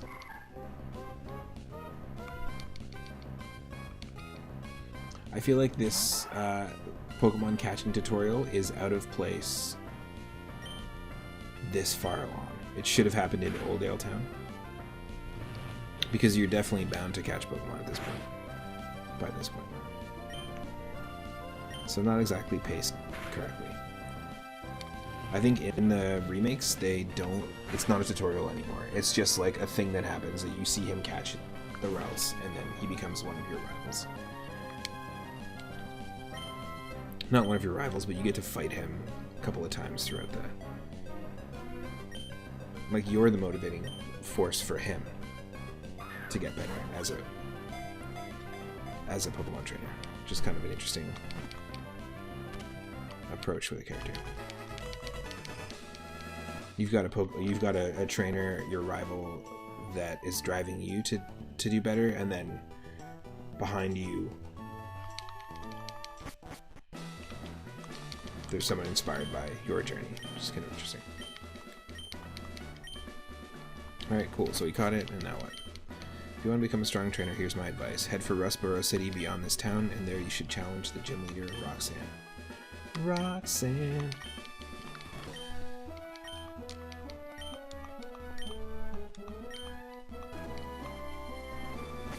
And we'll come back and fight Petalburg City for our 5th gym badge. Did we go in here? Norman became our town's new gym leader. I think he called his family over from somewhere far away. I battled Norman once, but phew, he was way too strong. How would I put it? I just got the feeling that he lives for Pokemon. I just got the feeling that he would rather spend time with Pokemon than his family. In the short time that I've met this man. And known this man. That's basically what he meant to say. Excuse me, let me guess. From the way you're dressed, you're a Pokemon trainer. Well, maybe not, your clothes aren't all that dirty. You're either a rookie trainer, or maybe you're just an ordinary kid. I'm roaming the land in search of talented trainers. I'm sorry to have taken your time. Yeah, you did take it.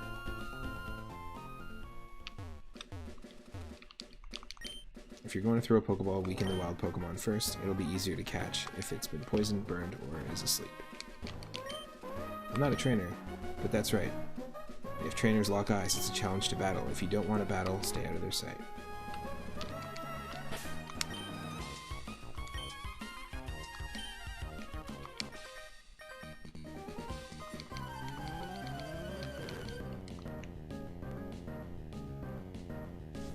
Youngster Billy with Mantine. I got you. Okay, you're probably gonna body me if I stay out as you, so we're gonna do this.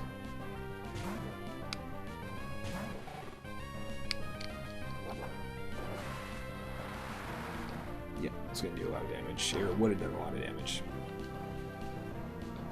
Because Mantine has full health, Water Spout does the max amount of damage it can do, and it's kind of like full tackle. It's just that if Mantine was in the red with its HP, it would do like 20 power. It'd be super weak. It's kind of a strange move. I think they introduced it as one of the alternate special moves for Pelipper from Gen 3 and Blastoise. Pretty sure it's a Blastoise special move later on. Baltoy. It is ground type, so it could body us.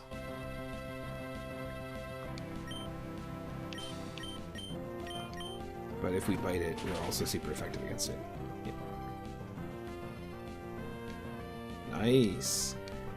Thank you. I used Thunder Punch. Quick little heal. It's like a free potion. Nothing wrong with that. Nothing wrong with that. Nothing wrong with that.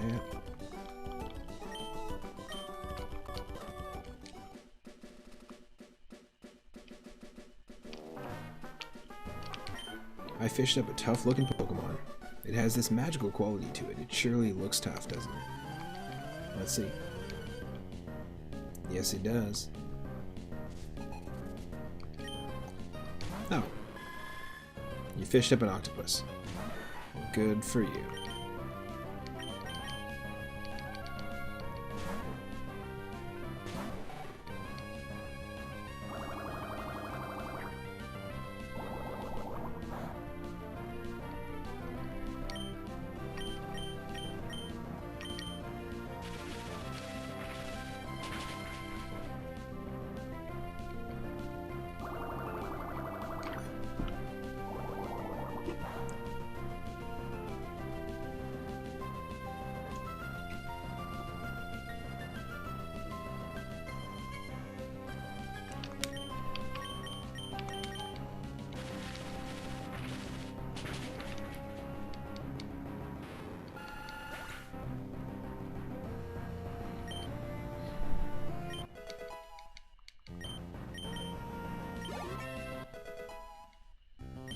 Nice, level 10.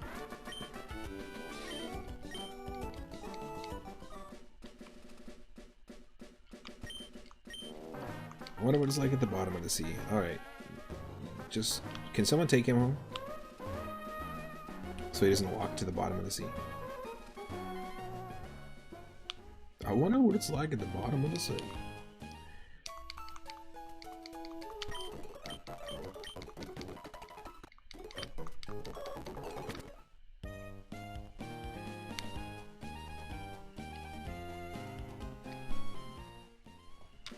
Okay, new encounter, new route. First patch of grass, wow. Whoa, Glalie, this is great. Ice and Steel. It is super weak against fire though. But this would be a cool one to have on the team. Let's see what we can do here. It has Charm. Okay then. I actually don't want my attack to be boosted right now, so that's perfect.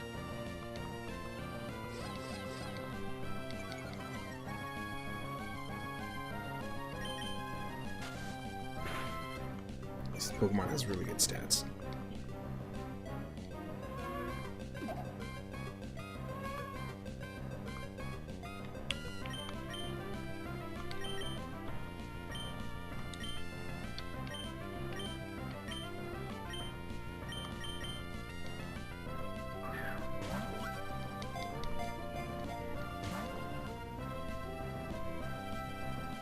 Whoa, Vice Grip is a one-hit KO move.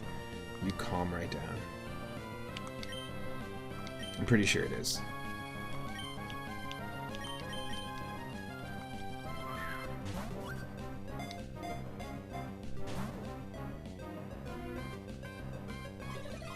Swap abilities.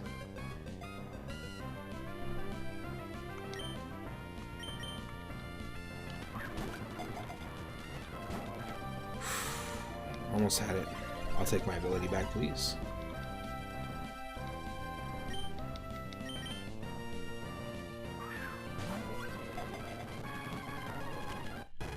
Yes!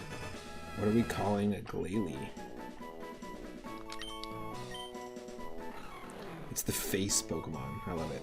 A Glalie has the power to instantaneously freeze moisture in the atmosphere.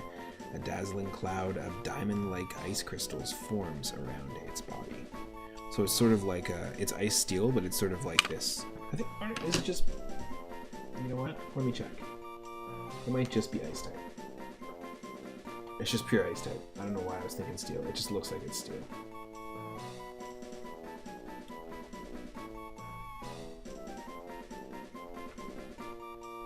Mega Glalie, it's still ice type, so there's no steel involved at all. It would have been cool actually though, because its pre-evolution is ice type, and the alternate is Frostlass, which is Ice Ghost. So Ice Ghost with a companion Ice Steel Pokemon.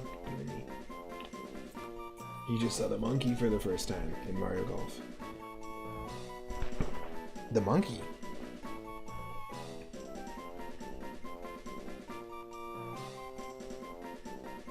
On the course?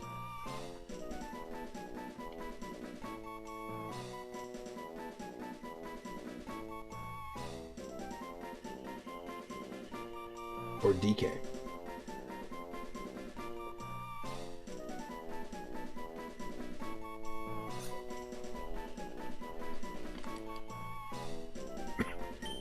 We got Glalie.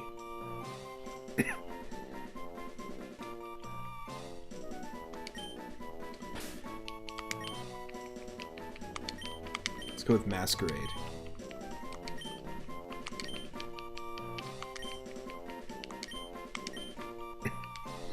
You know what they say, when life gives you Masker, make Masquerade.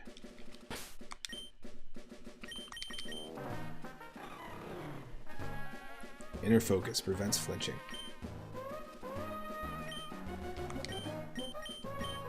Oh, it's not one hit KO. Okay. So it's just like a kind of a shitty move in general.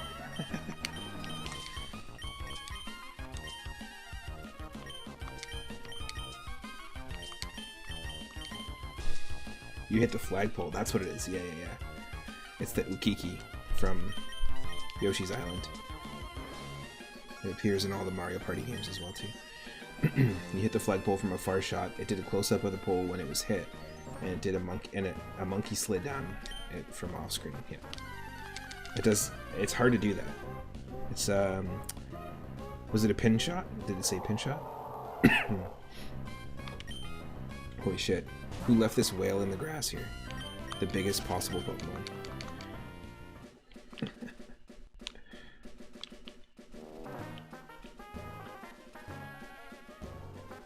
Just to be safe, I'm gonna head back and heal. Pin shot, yeah. Those are fun.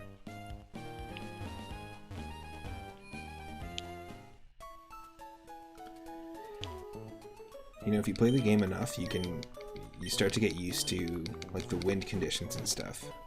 It becomes a little bit easier to like accurately predict where you're gonna go.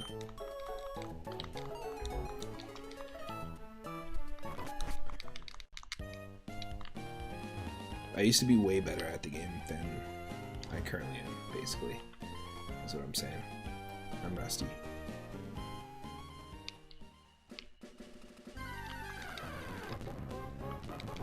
Wow. This is going to give us a lot of experience, actually. We should stand.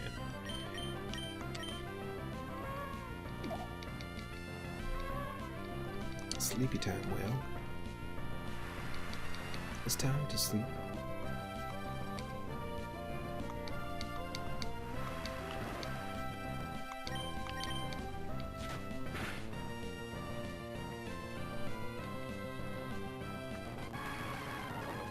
Perfect. Sleeping in the rain. Sleeping in the rain.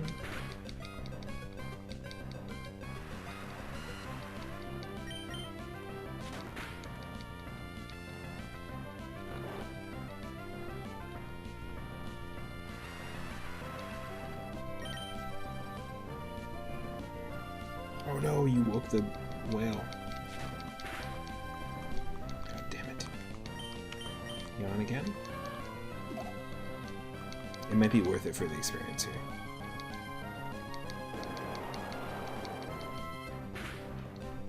Oh!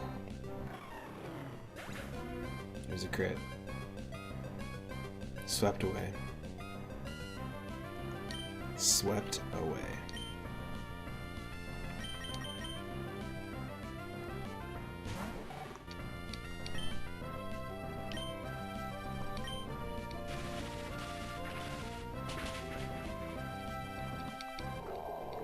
Awful. That was only 100 experience points. Holy crap.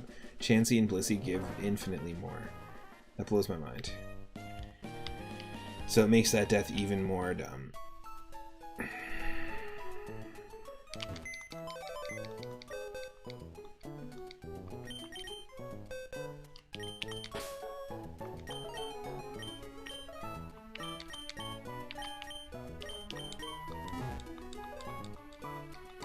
Well,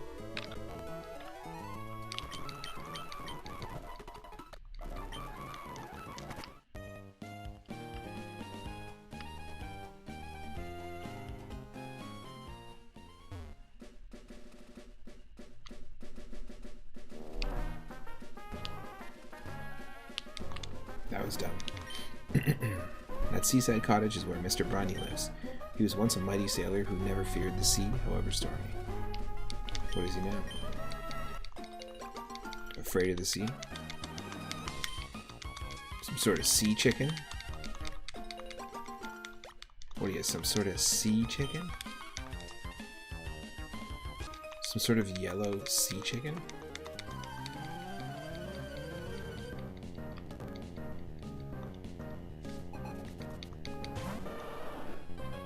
Yo.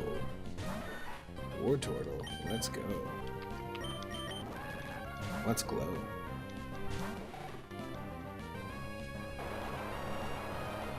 Yeah, that would have killed us as Sandshrew for sure. Yes.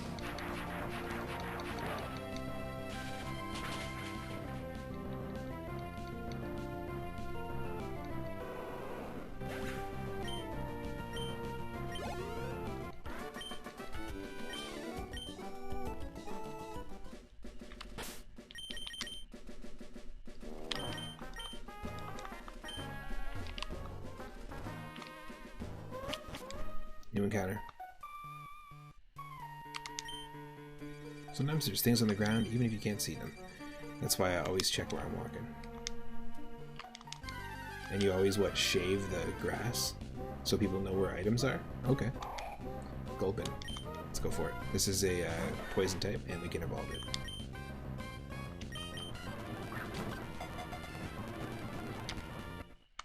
Easy.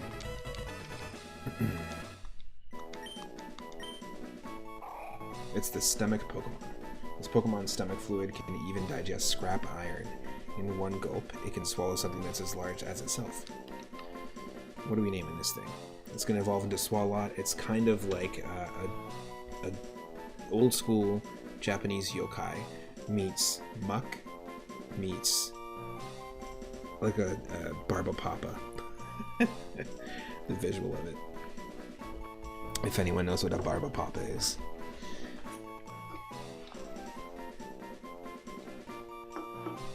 Are we naming it Barbapapa now? I think we are. Come on. It's right there.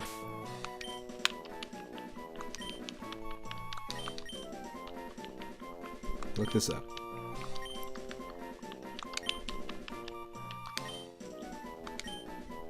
Barbapapa.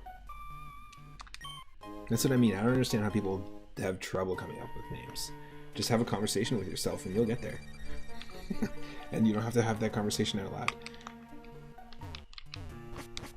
You can, though. You're a thief. What?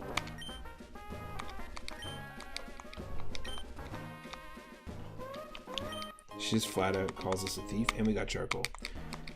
Which is even more insult to injury that we had to risk Vulpix and lose on that gamble because we lost Vulpix to get a Magby. The fact that there was a charcoal right around the corner that boosts all fire moves, that's rough.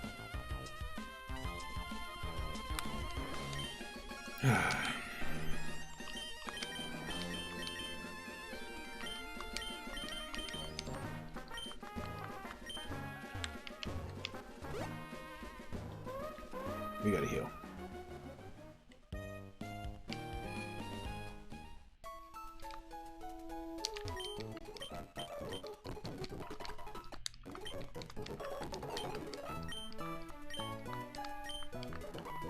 I already did it.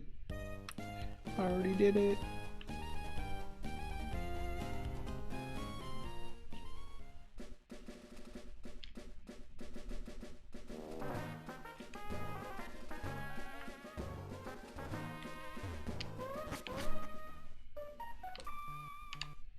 I'm surprised there isn't a Pokemon golf game.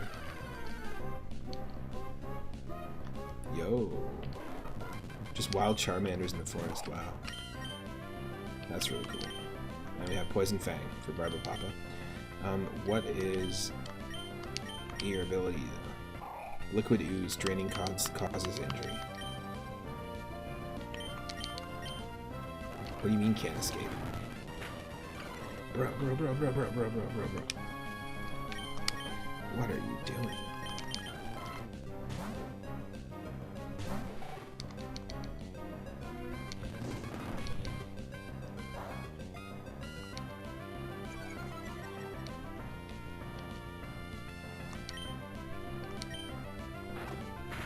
Get eaten.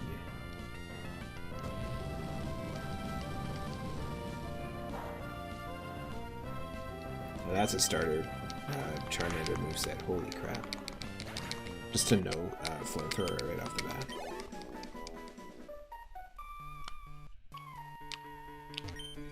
Trainer tips. Any Pokemon that appears even once in a battle is awarded experience points. To raise a weak Pokemon, put it at the left of the team list.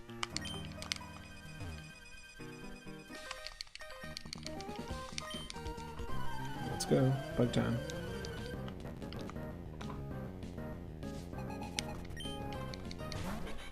Masquerain, an actual bug Pokemon.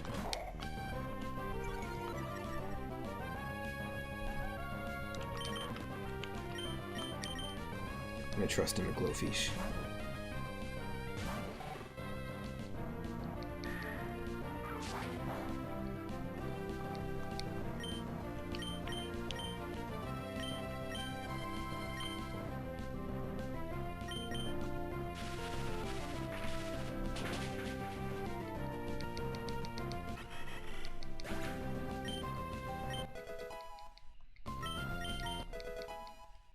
Nice, Barber Papa learned Acid. I learned it from watching you. I learned it from watching you.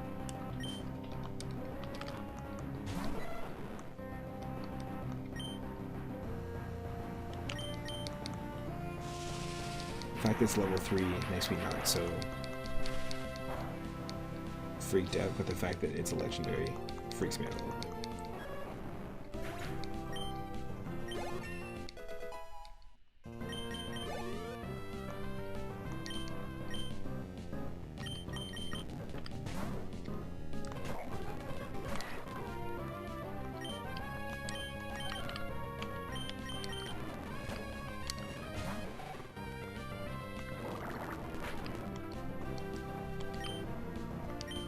Just eat it. Just eat it. Gobble it up.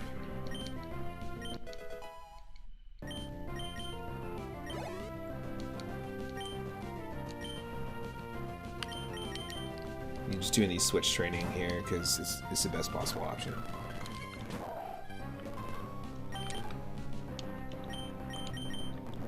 in my opinion at least.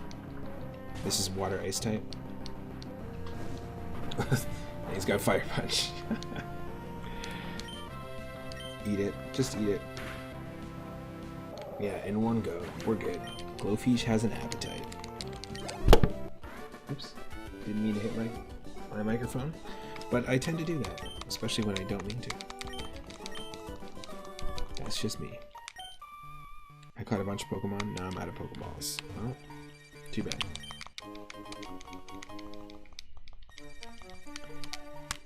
Now that is interesting. We don't have any water type moves yet, do we? We do not. But when we do, that's our jam. Hold item that boosts water type attack. Have you seen any Pokemon called Shroomish around here? I really love that Pokemon. I was gonna ambush you, but you had to dawdle in Petalburg Woods forever, didn't you? I'm sick of waiting, so here I am. Devon Researcher, hand over those papers. You're a Pokemon trainer, aren't you? You gotta help me, please. What do you think you're doing? You gonna protect him? No one crosses Team Aqua gets any mercy. Or no one that crosses Team Aqua gets any mercy. Come on, battle me.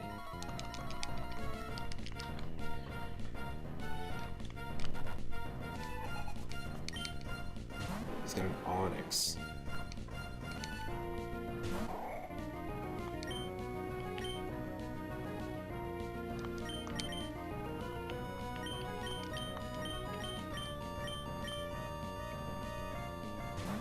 I'm a little bit freaked out. No! That's freaking me out. That's not good. That's not good. If it has... Ooh.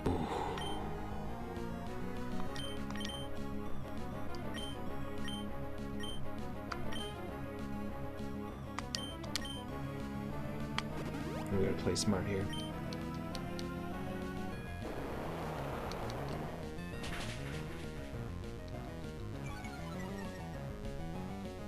It's lowering our speed each time.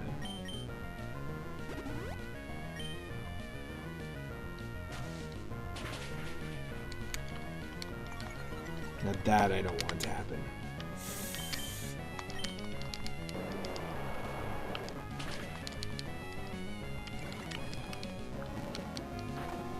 Just eat it.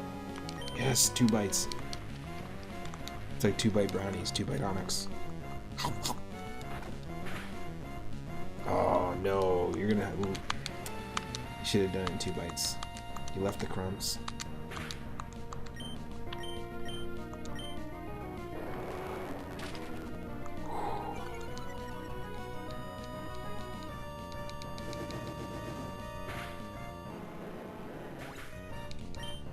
Toast those crumbs.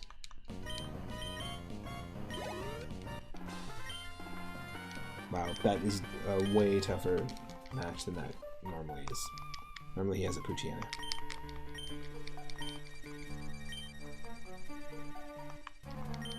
That was awfully close. Thanks to you, he didn't rob me of these important papers.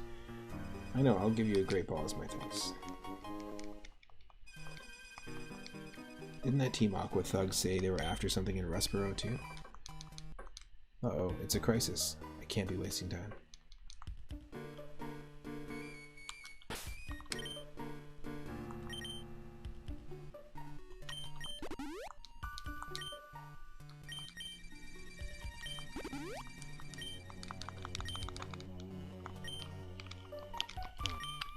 Your Pokemon doing okay? If your Pokemon are weak and you want to avoid battles, you should stay out of tall grass. Well, duh. Max Elixir, I will take it.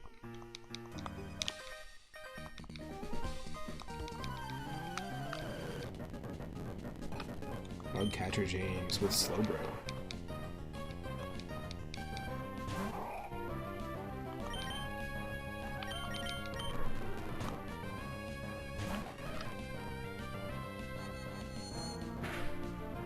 It's already got Psychic, wow.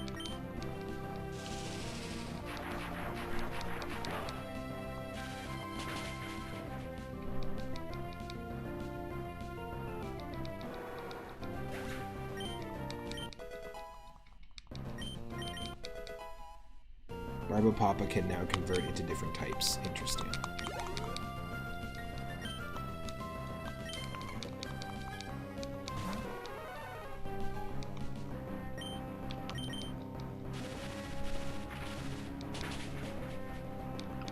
Nice.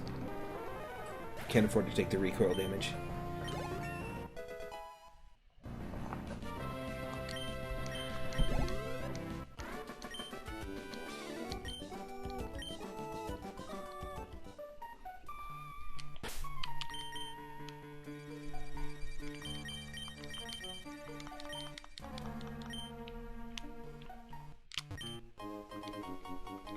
Quick Claw, using it. Quick Claw, hold item that occasionally allows the first strike. We're giving this to Barba Papa.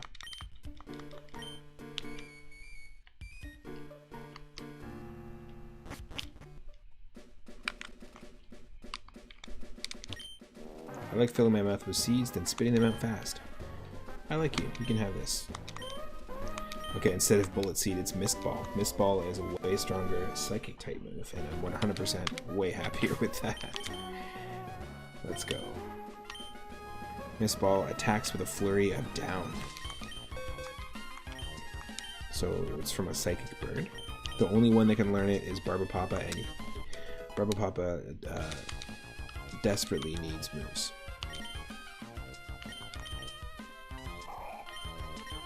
So now we have a Psychic move. Acid defense. Poison Fang has a much higher chance to poison. Conversion changes the user's type into a known moves type. So, okay. This will just turn us from pure poison type to poison type, so nothing. Or a normal type. Or a Psychic. Pretty useful. This was not useful until we got Mist Ball, so there we go. Things we're looking at.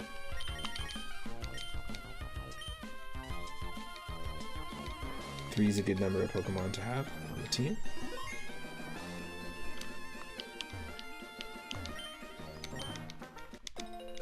Two heals for paralysis.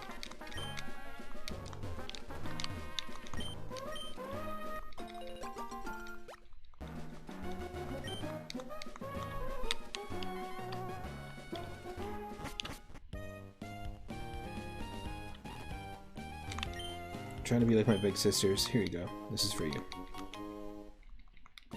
Yay, free berry. Plant a berry and it'll grow big.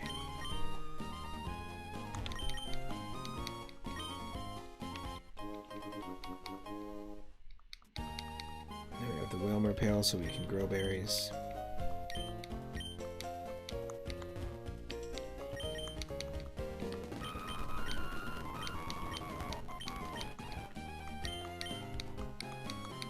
Okay.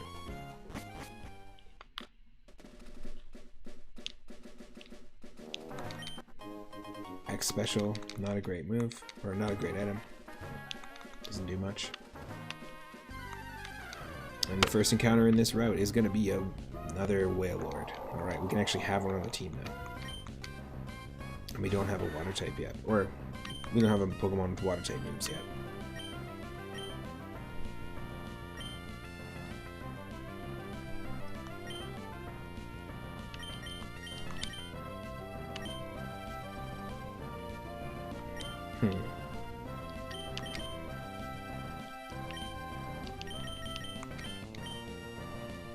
This is a risk. This is a risk. This is a risk. Please use Rain Dance.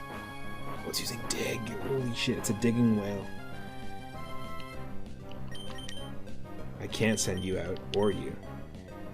Because I think ground is strong against poison. It's just a bit nuts. I think I need to run. I need to sacrifice the catch here.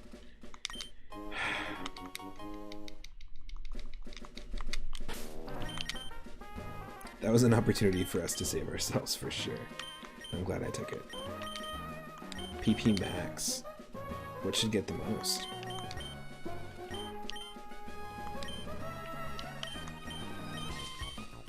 Let's go with Bite. I'll keep that for a while.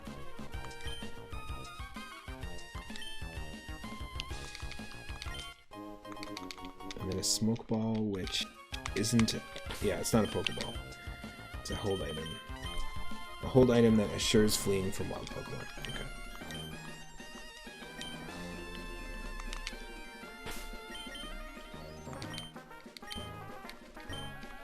We gotta play smart, even if we gotta sacrifice a potential catch. We gotta play smart.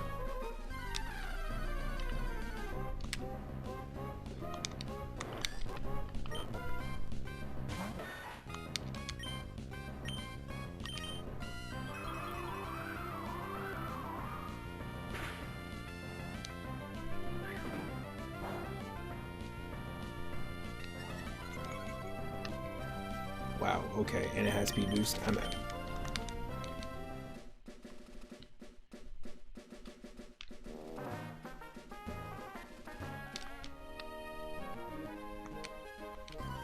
I'll accept your challenge. I have a lot of money, so that means we'll get a good prize money here.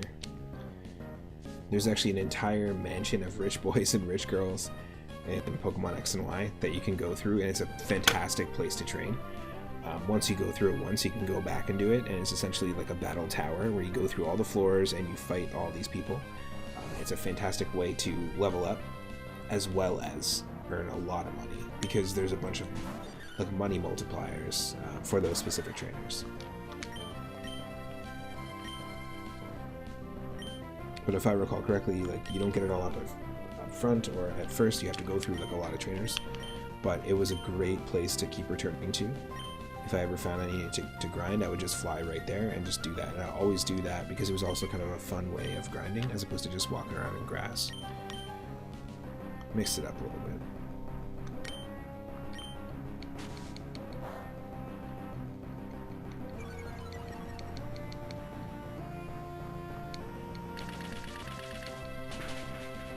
Whoa, calm down. Calm down, calm down. Calm down. Please.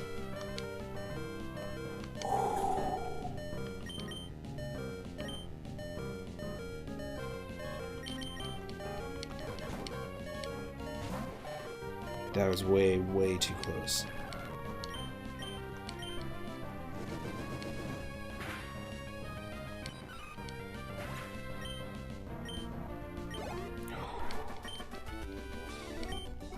$1,400 for winning. That's pretty good. That was way, way too close. Considering we don't have a heal item now. Should I or shouldn't I? Okay, sure. I'll battle. There's a Poké Center like 4 trainers away after this. So if we think we can get through 4 battles, it'll be worth it. That kind of sucks that this is a ground type. Right now we actually don't have a lot we can do for against a ground type. Yeah, because it's super effective against us here. I could use conversion. But we won't be able to heal, will we? Nope. Make me psychic. Normal. Oh.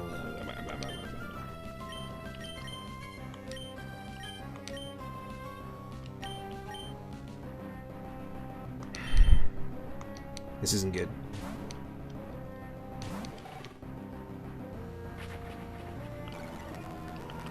That scares me a little bit too. Just eat the Diglett.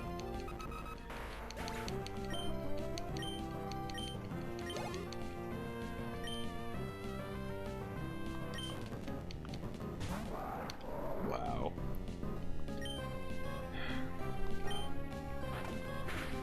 Ground and fire. Oh no. Hold on, Glowfish. Okay. Hold on.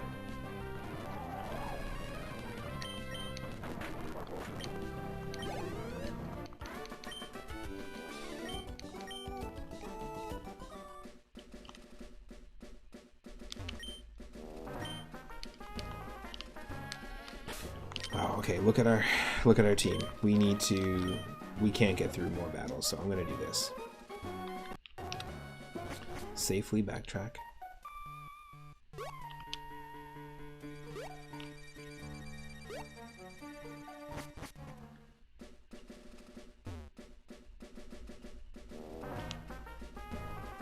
Safely backtrack.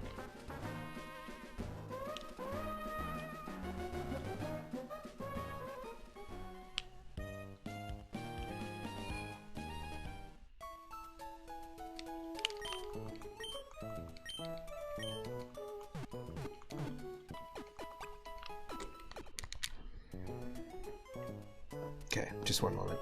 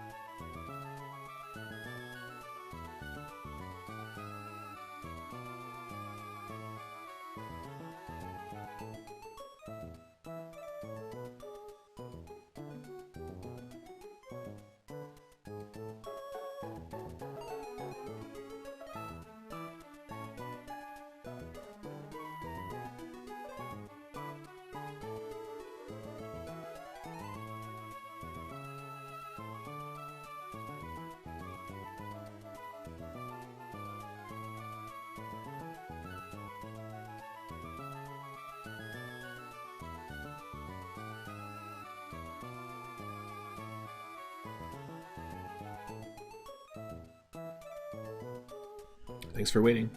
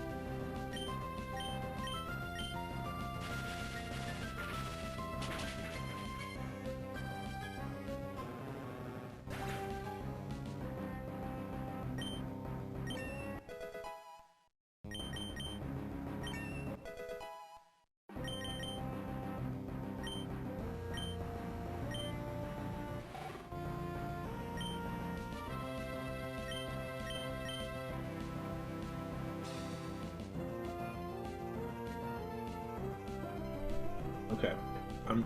Even though this is our first water move, I can't justify getting rid of any of these. It's just too weak. Even with the same type attack bonus, it's not gonna be worth it. So I'm gonna skip Bubble for now. I know. It's crazy, I know.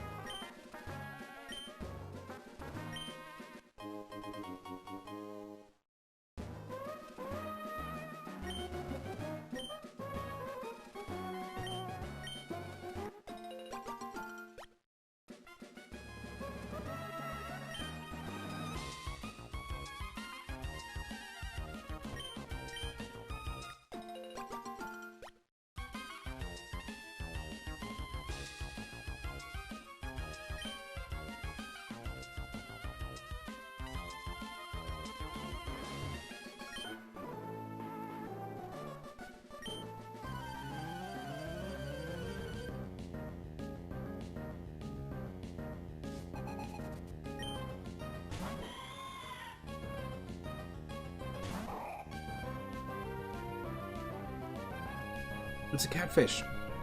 Or he's fishing for his cat.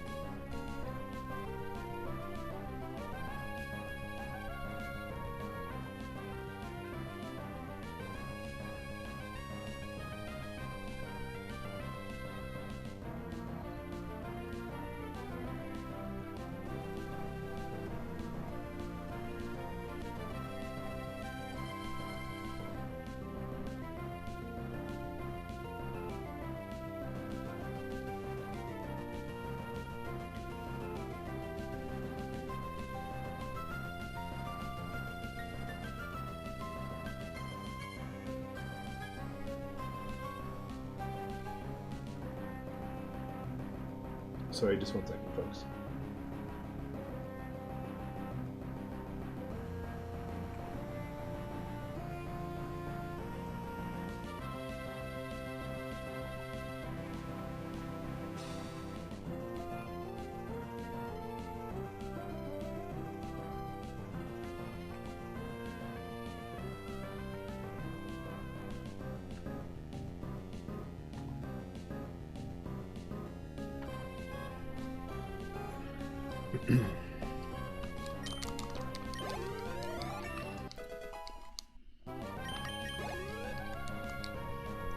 It's a casual stream. I've just been snacking, but I was on meat because it would have been a lad snack.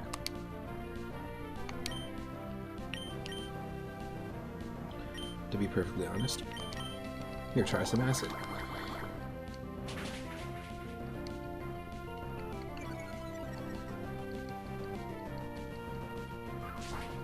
Oh. I feel like we look pretty much the same. Shermish and Gulpin, pretty much the same design. Not that different.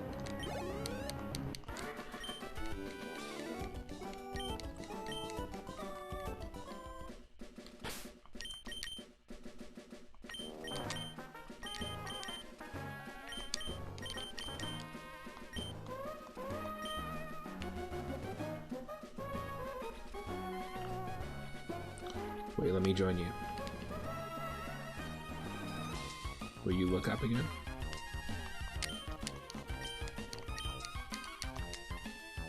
There we go. Boom. Now we're a gang of people who refuse the ocean. Forget it. Forget the sea. You know what they say, monkey see, monkey do.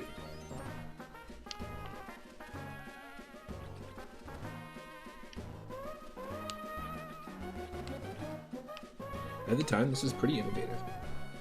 I know it seems really simple now.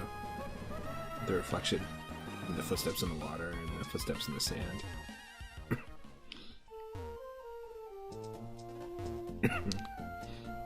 What is sitting here? Big pearl. We got the nugget before and the big pearl now. We're getting rich.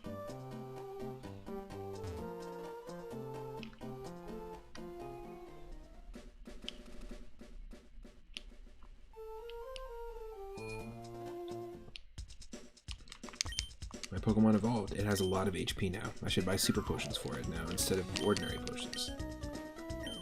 They got him here. Nice. Let's sell a few things. We're never going to use the mail. The X special we're never going to use. And the big pearl. A lovely large pearl that would sell at a high price. Boom. Okay, we're at 10k. What can we buy? I say we get 14. Because that gives us a Premier Ball. We'll buy a couple of Super Potions.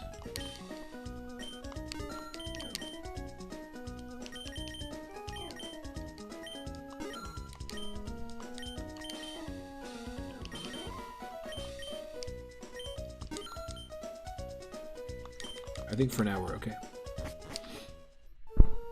Let's just hold on to the cash that we have. What, you have Pokemon with you? When I get bigger, I'm gonna go places with Pokemon too.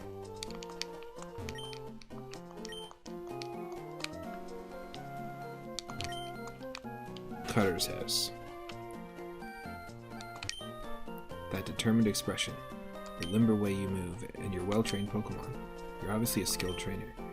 No, wait, don't say a word. I can tell just by looking at you. I'm sure you can put this hidden machine to good use. Go on, take it.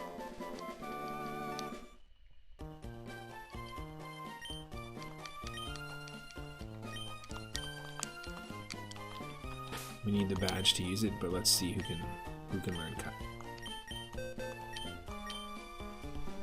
Everybody. I'll give it to Barbapapa because I kind of don't like conversion. I'm never going to use it. Cut is actually, he's going to do damage and also help us. So for now, you're a cut user.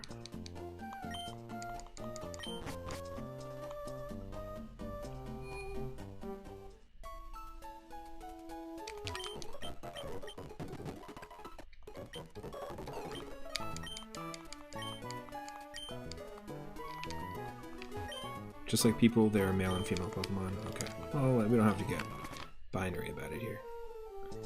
Let's move on.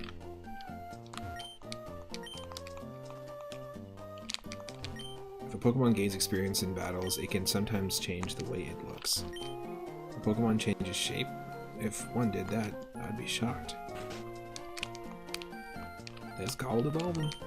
For my own Pokemon, I give them perfectly suited nicknames. It's my expression of originality. Yes, that's it. Pikachu. But giving the name Pikachu to a Pikachu seems pointless. I suppose it's good to use a name that's easy to understand, but...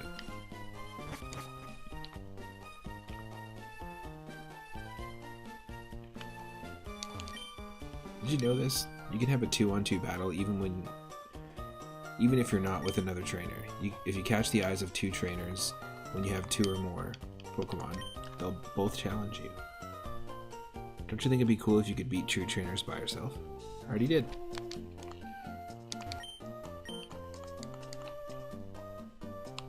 Pretty sure there's nothing to get in the school. Every Pokemon has a special ability that it can use. Pokemon are such strange creatures. So are humans, man. Oh, it's so hard every day. What's hard? You need to ask? He's trying to figure out what to make for meals every day. It really isn't easy coming up with meals every day.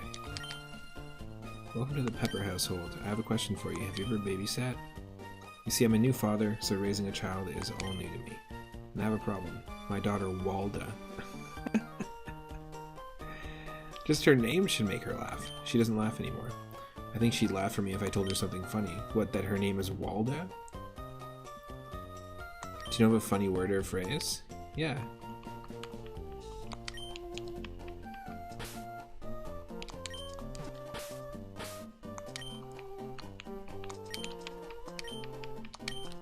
It's your daughter's name, Walda.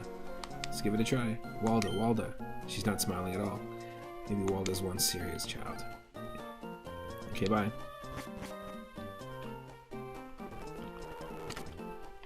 She's not smiling because you called her Walda. Pokemon you get in a trade from Pokemon or from someone else grows fast, but if you don't have certain gym badges, it may not obey you.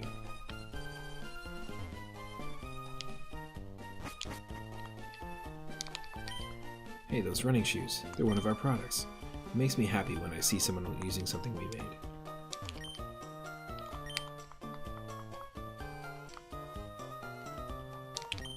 But you're not allowed to use them in this building.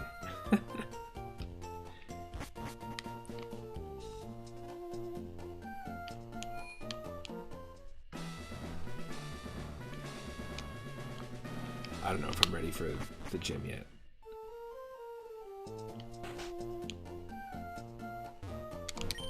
My Pokemon is cute. Sure, I knew that. But if you really want, I'm willing to trade it. I'll trade you my Jinx for a Quagsire if you have it. Ooh, interesting. Don't have either. Do not have a Quagsire. Jinx would be cool though.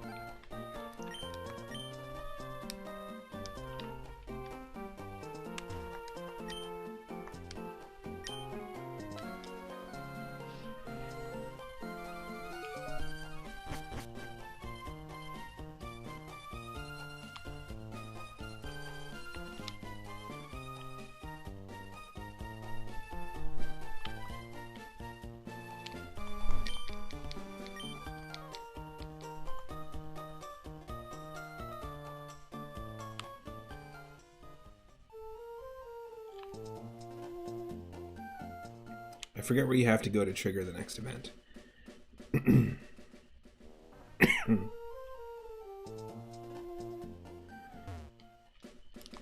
let's just go here first. It's Route 116.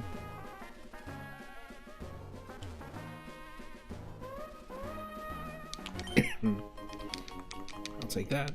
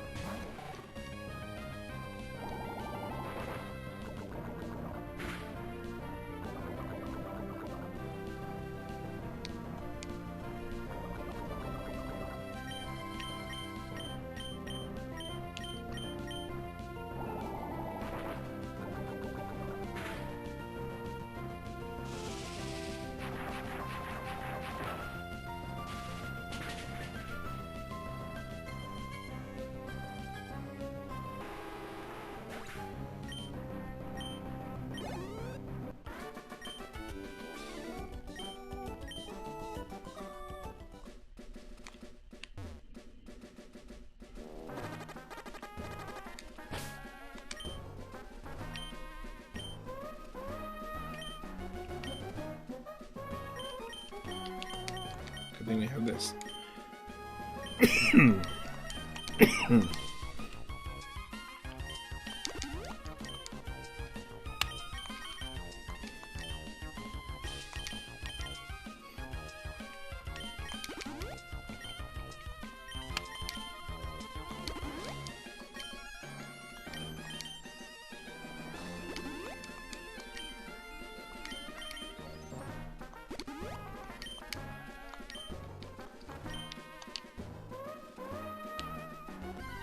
First encounter in this route. Oh, yes. We gotta catch this. We got to.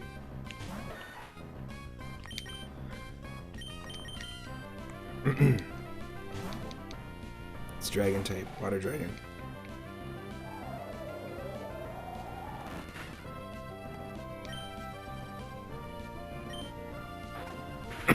Hold on. Okay, good.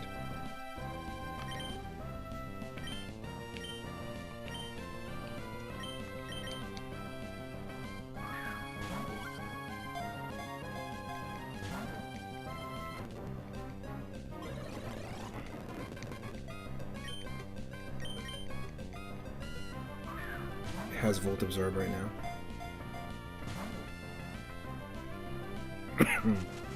No. And it was Razor Leaf. Oh god.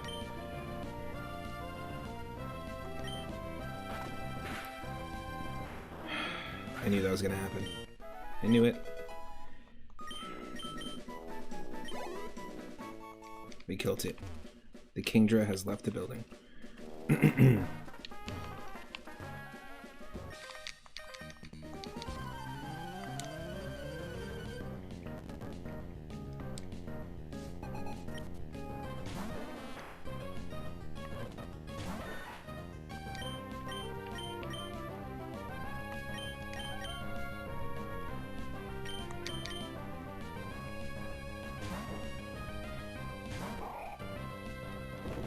Wow.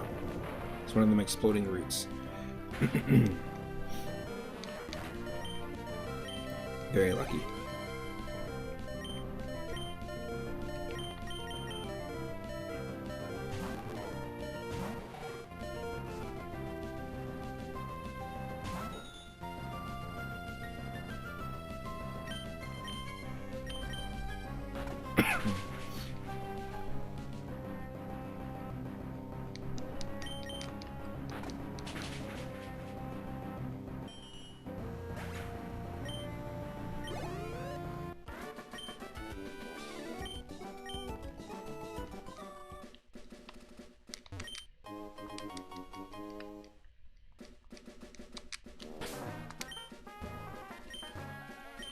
Blue Scarf. It raises beauty in contests, so it's pointless. We're not going to be entering Pokemon in contests.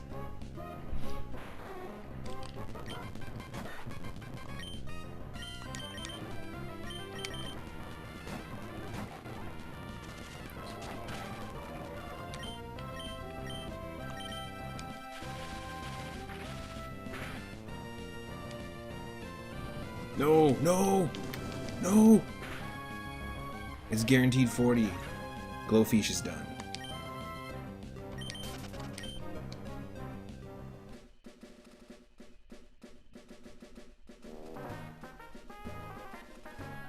Our starter, our MVP is gone.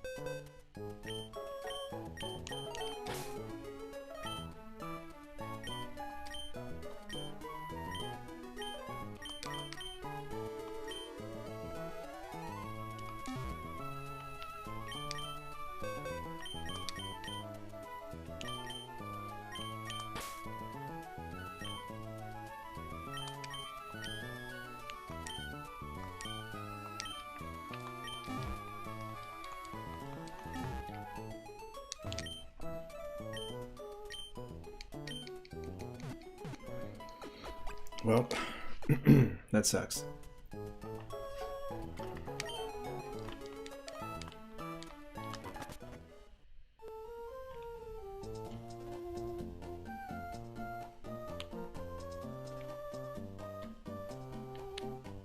I think beating the gym is what we have to do. That's so dumb. Now we're gonna take on the gym without the Pokemon that we... without our MVP. Should we just skip it? Let's go straight for her.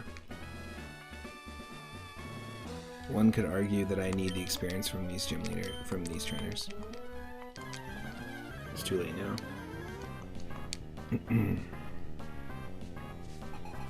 Roxanne.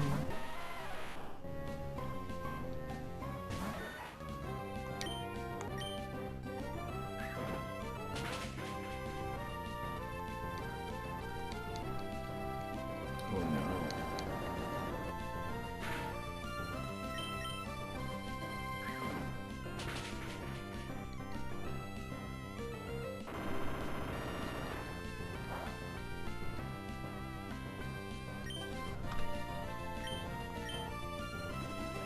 No, don't use a potion. Get out of here.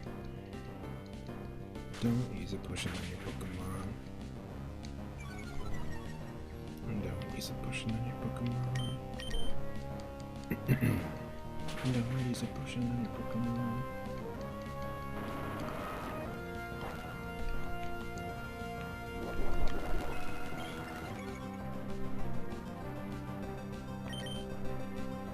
Okay, our attack rose.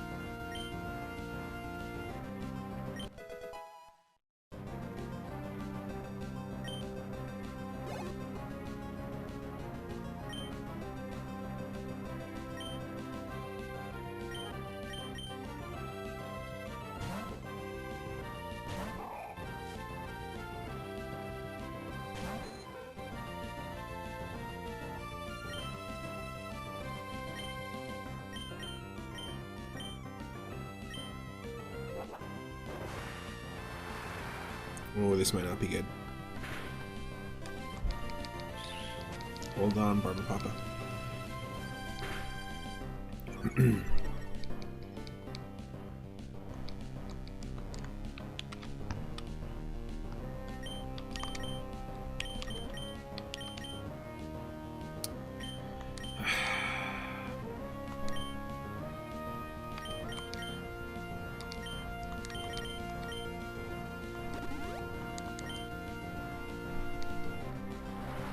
Holy crap.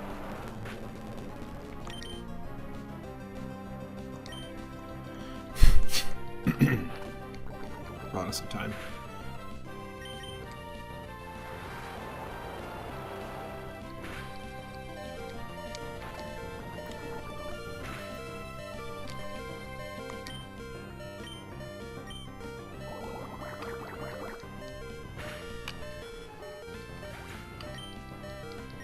New MVP, Barber Papa. Oh no.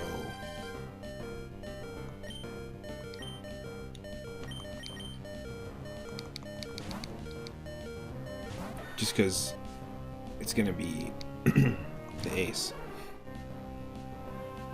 Yeah, 15. Okay, at least we have Boomerang, it's new. We just gotta survive.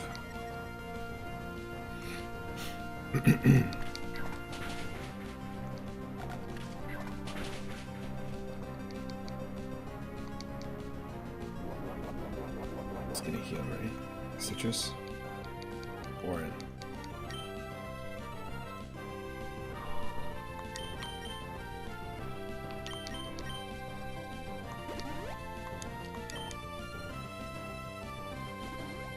Okay. We took a turn healing.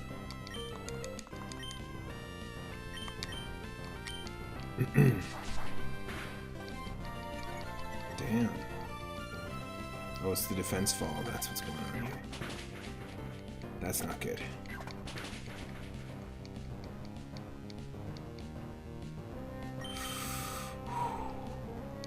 We have to heal.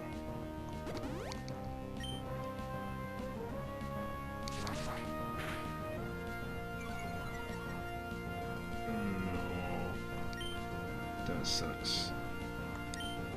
That sucks, that sucks, that sucks, that sucks.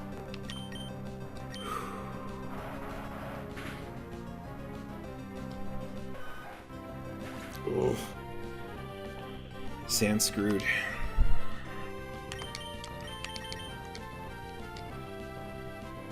Rip Shrewsbury.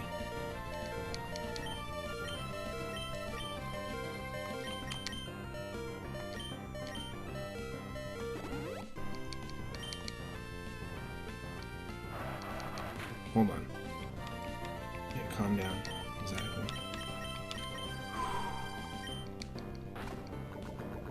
Same type of attack bonus. No.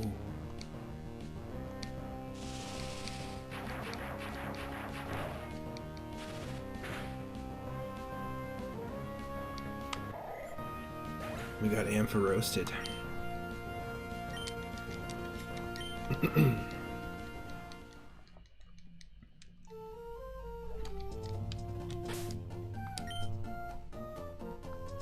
Hey, it was the personal best. We beat our personal best. So now let's pick the third starter. No, I'm kidding. I'm not going to keep going with this. But I think we're going to raid someone. I'm going to hang out in the Discord, and we're going to do some YouTube hanging out. Just with some chill YouTube for the evening. So I'll be doing that probably around 5ish. But I want to say thank you to all the mods who popped in throughout the day, and everyone who hung out. Anyone watching on YouTube, I've done many different Pokemon challenges and randomizer challenges, as well as Mario 1 runs. Much better ones than today. But if you want to go check out some of the other ones, feel free to check out the playlists.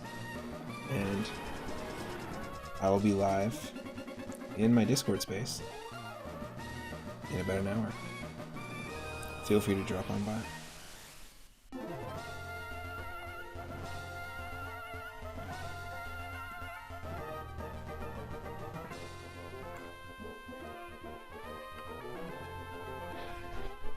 See you then.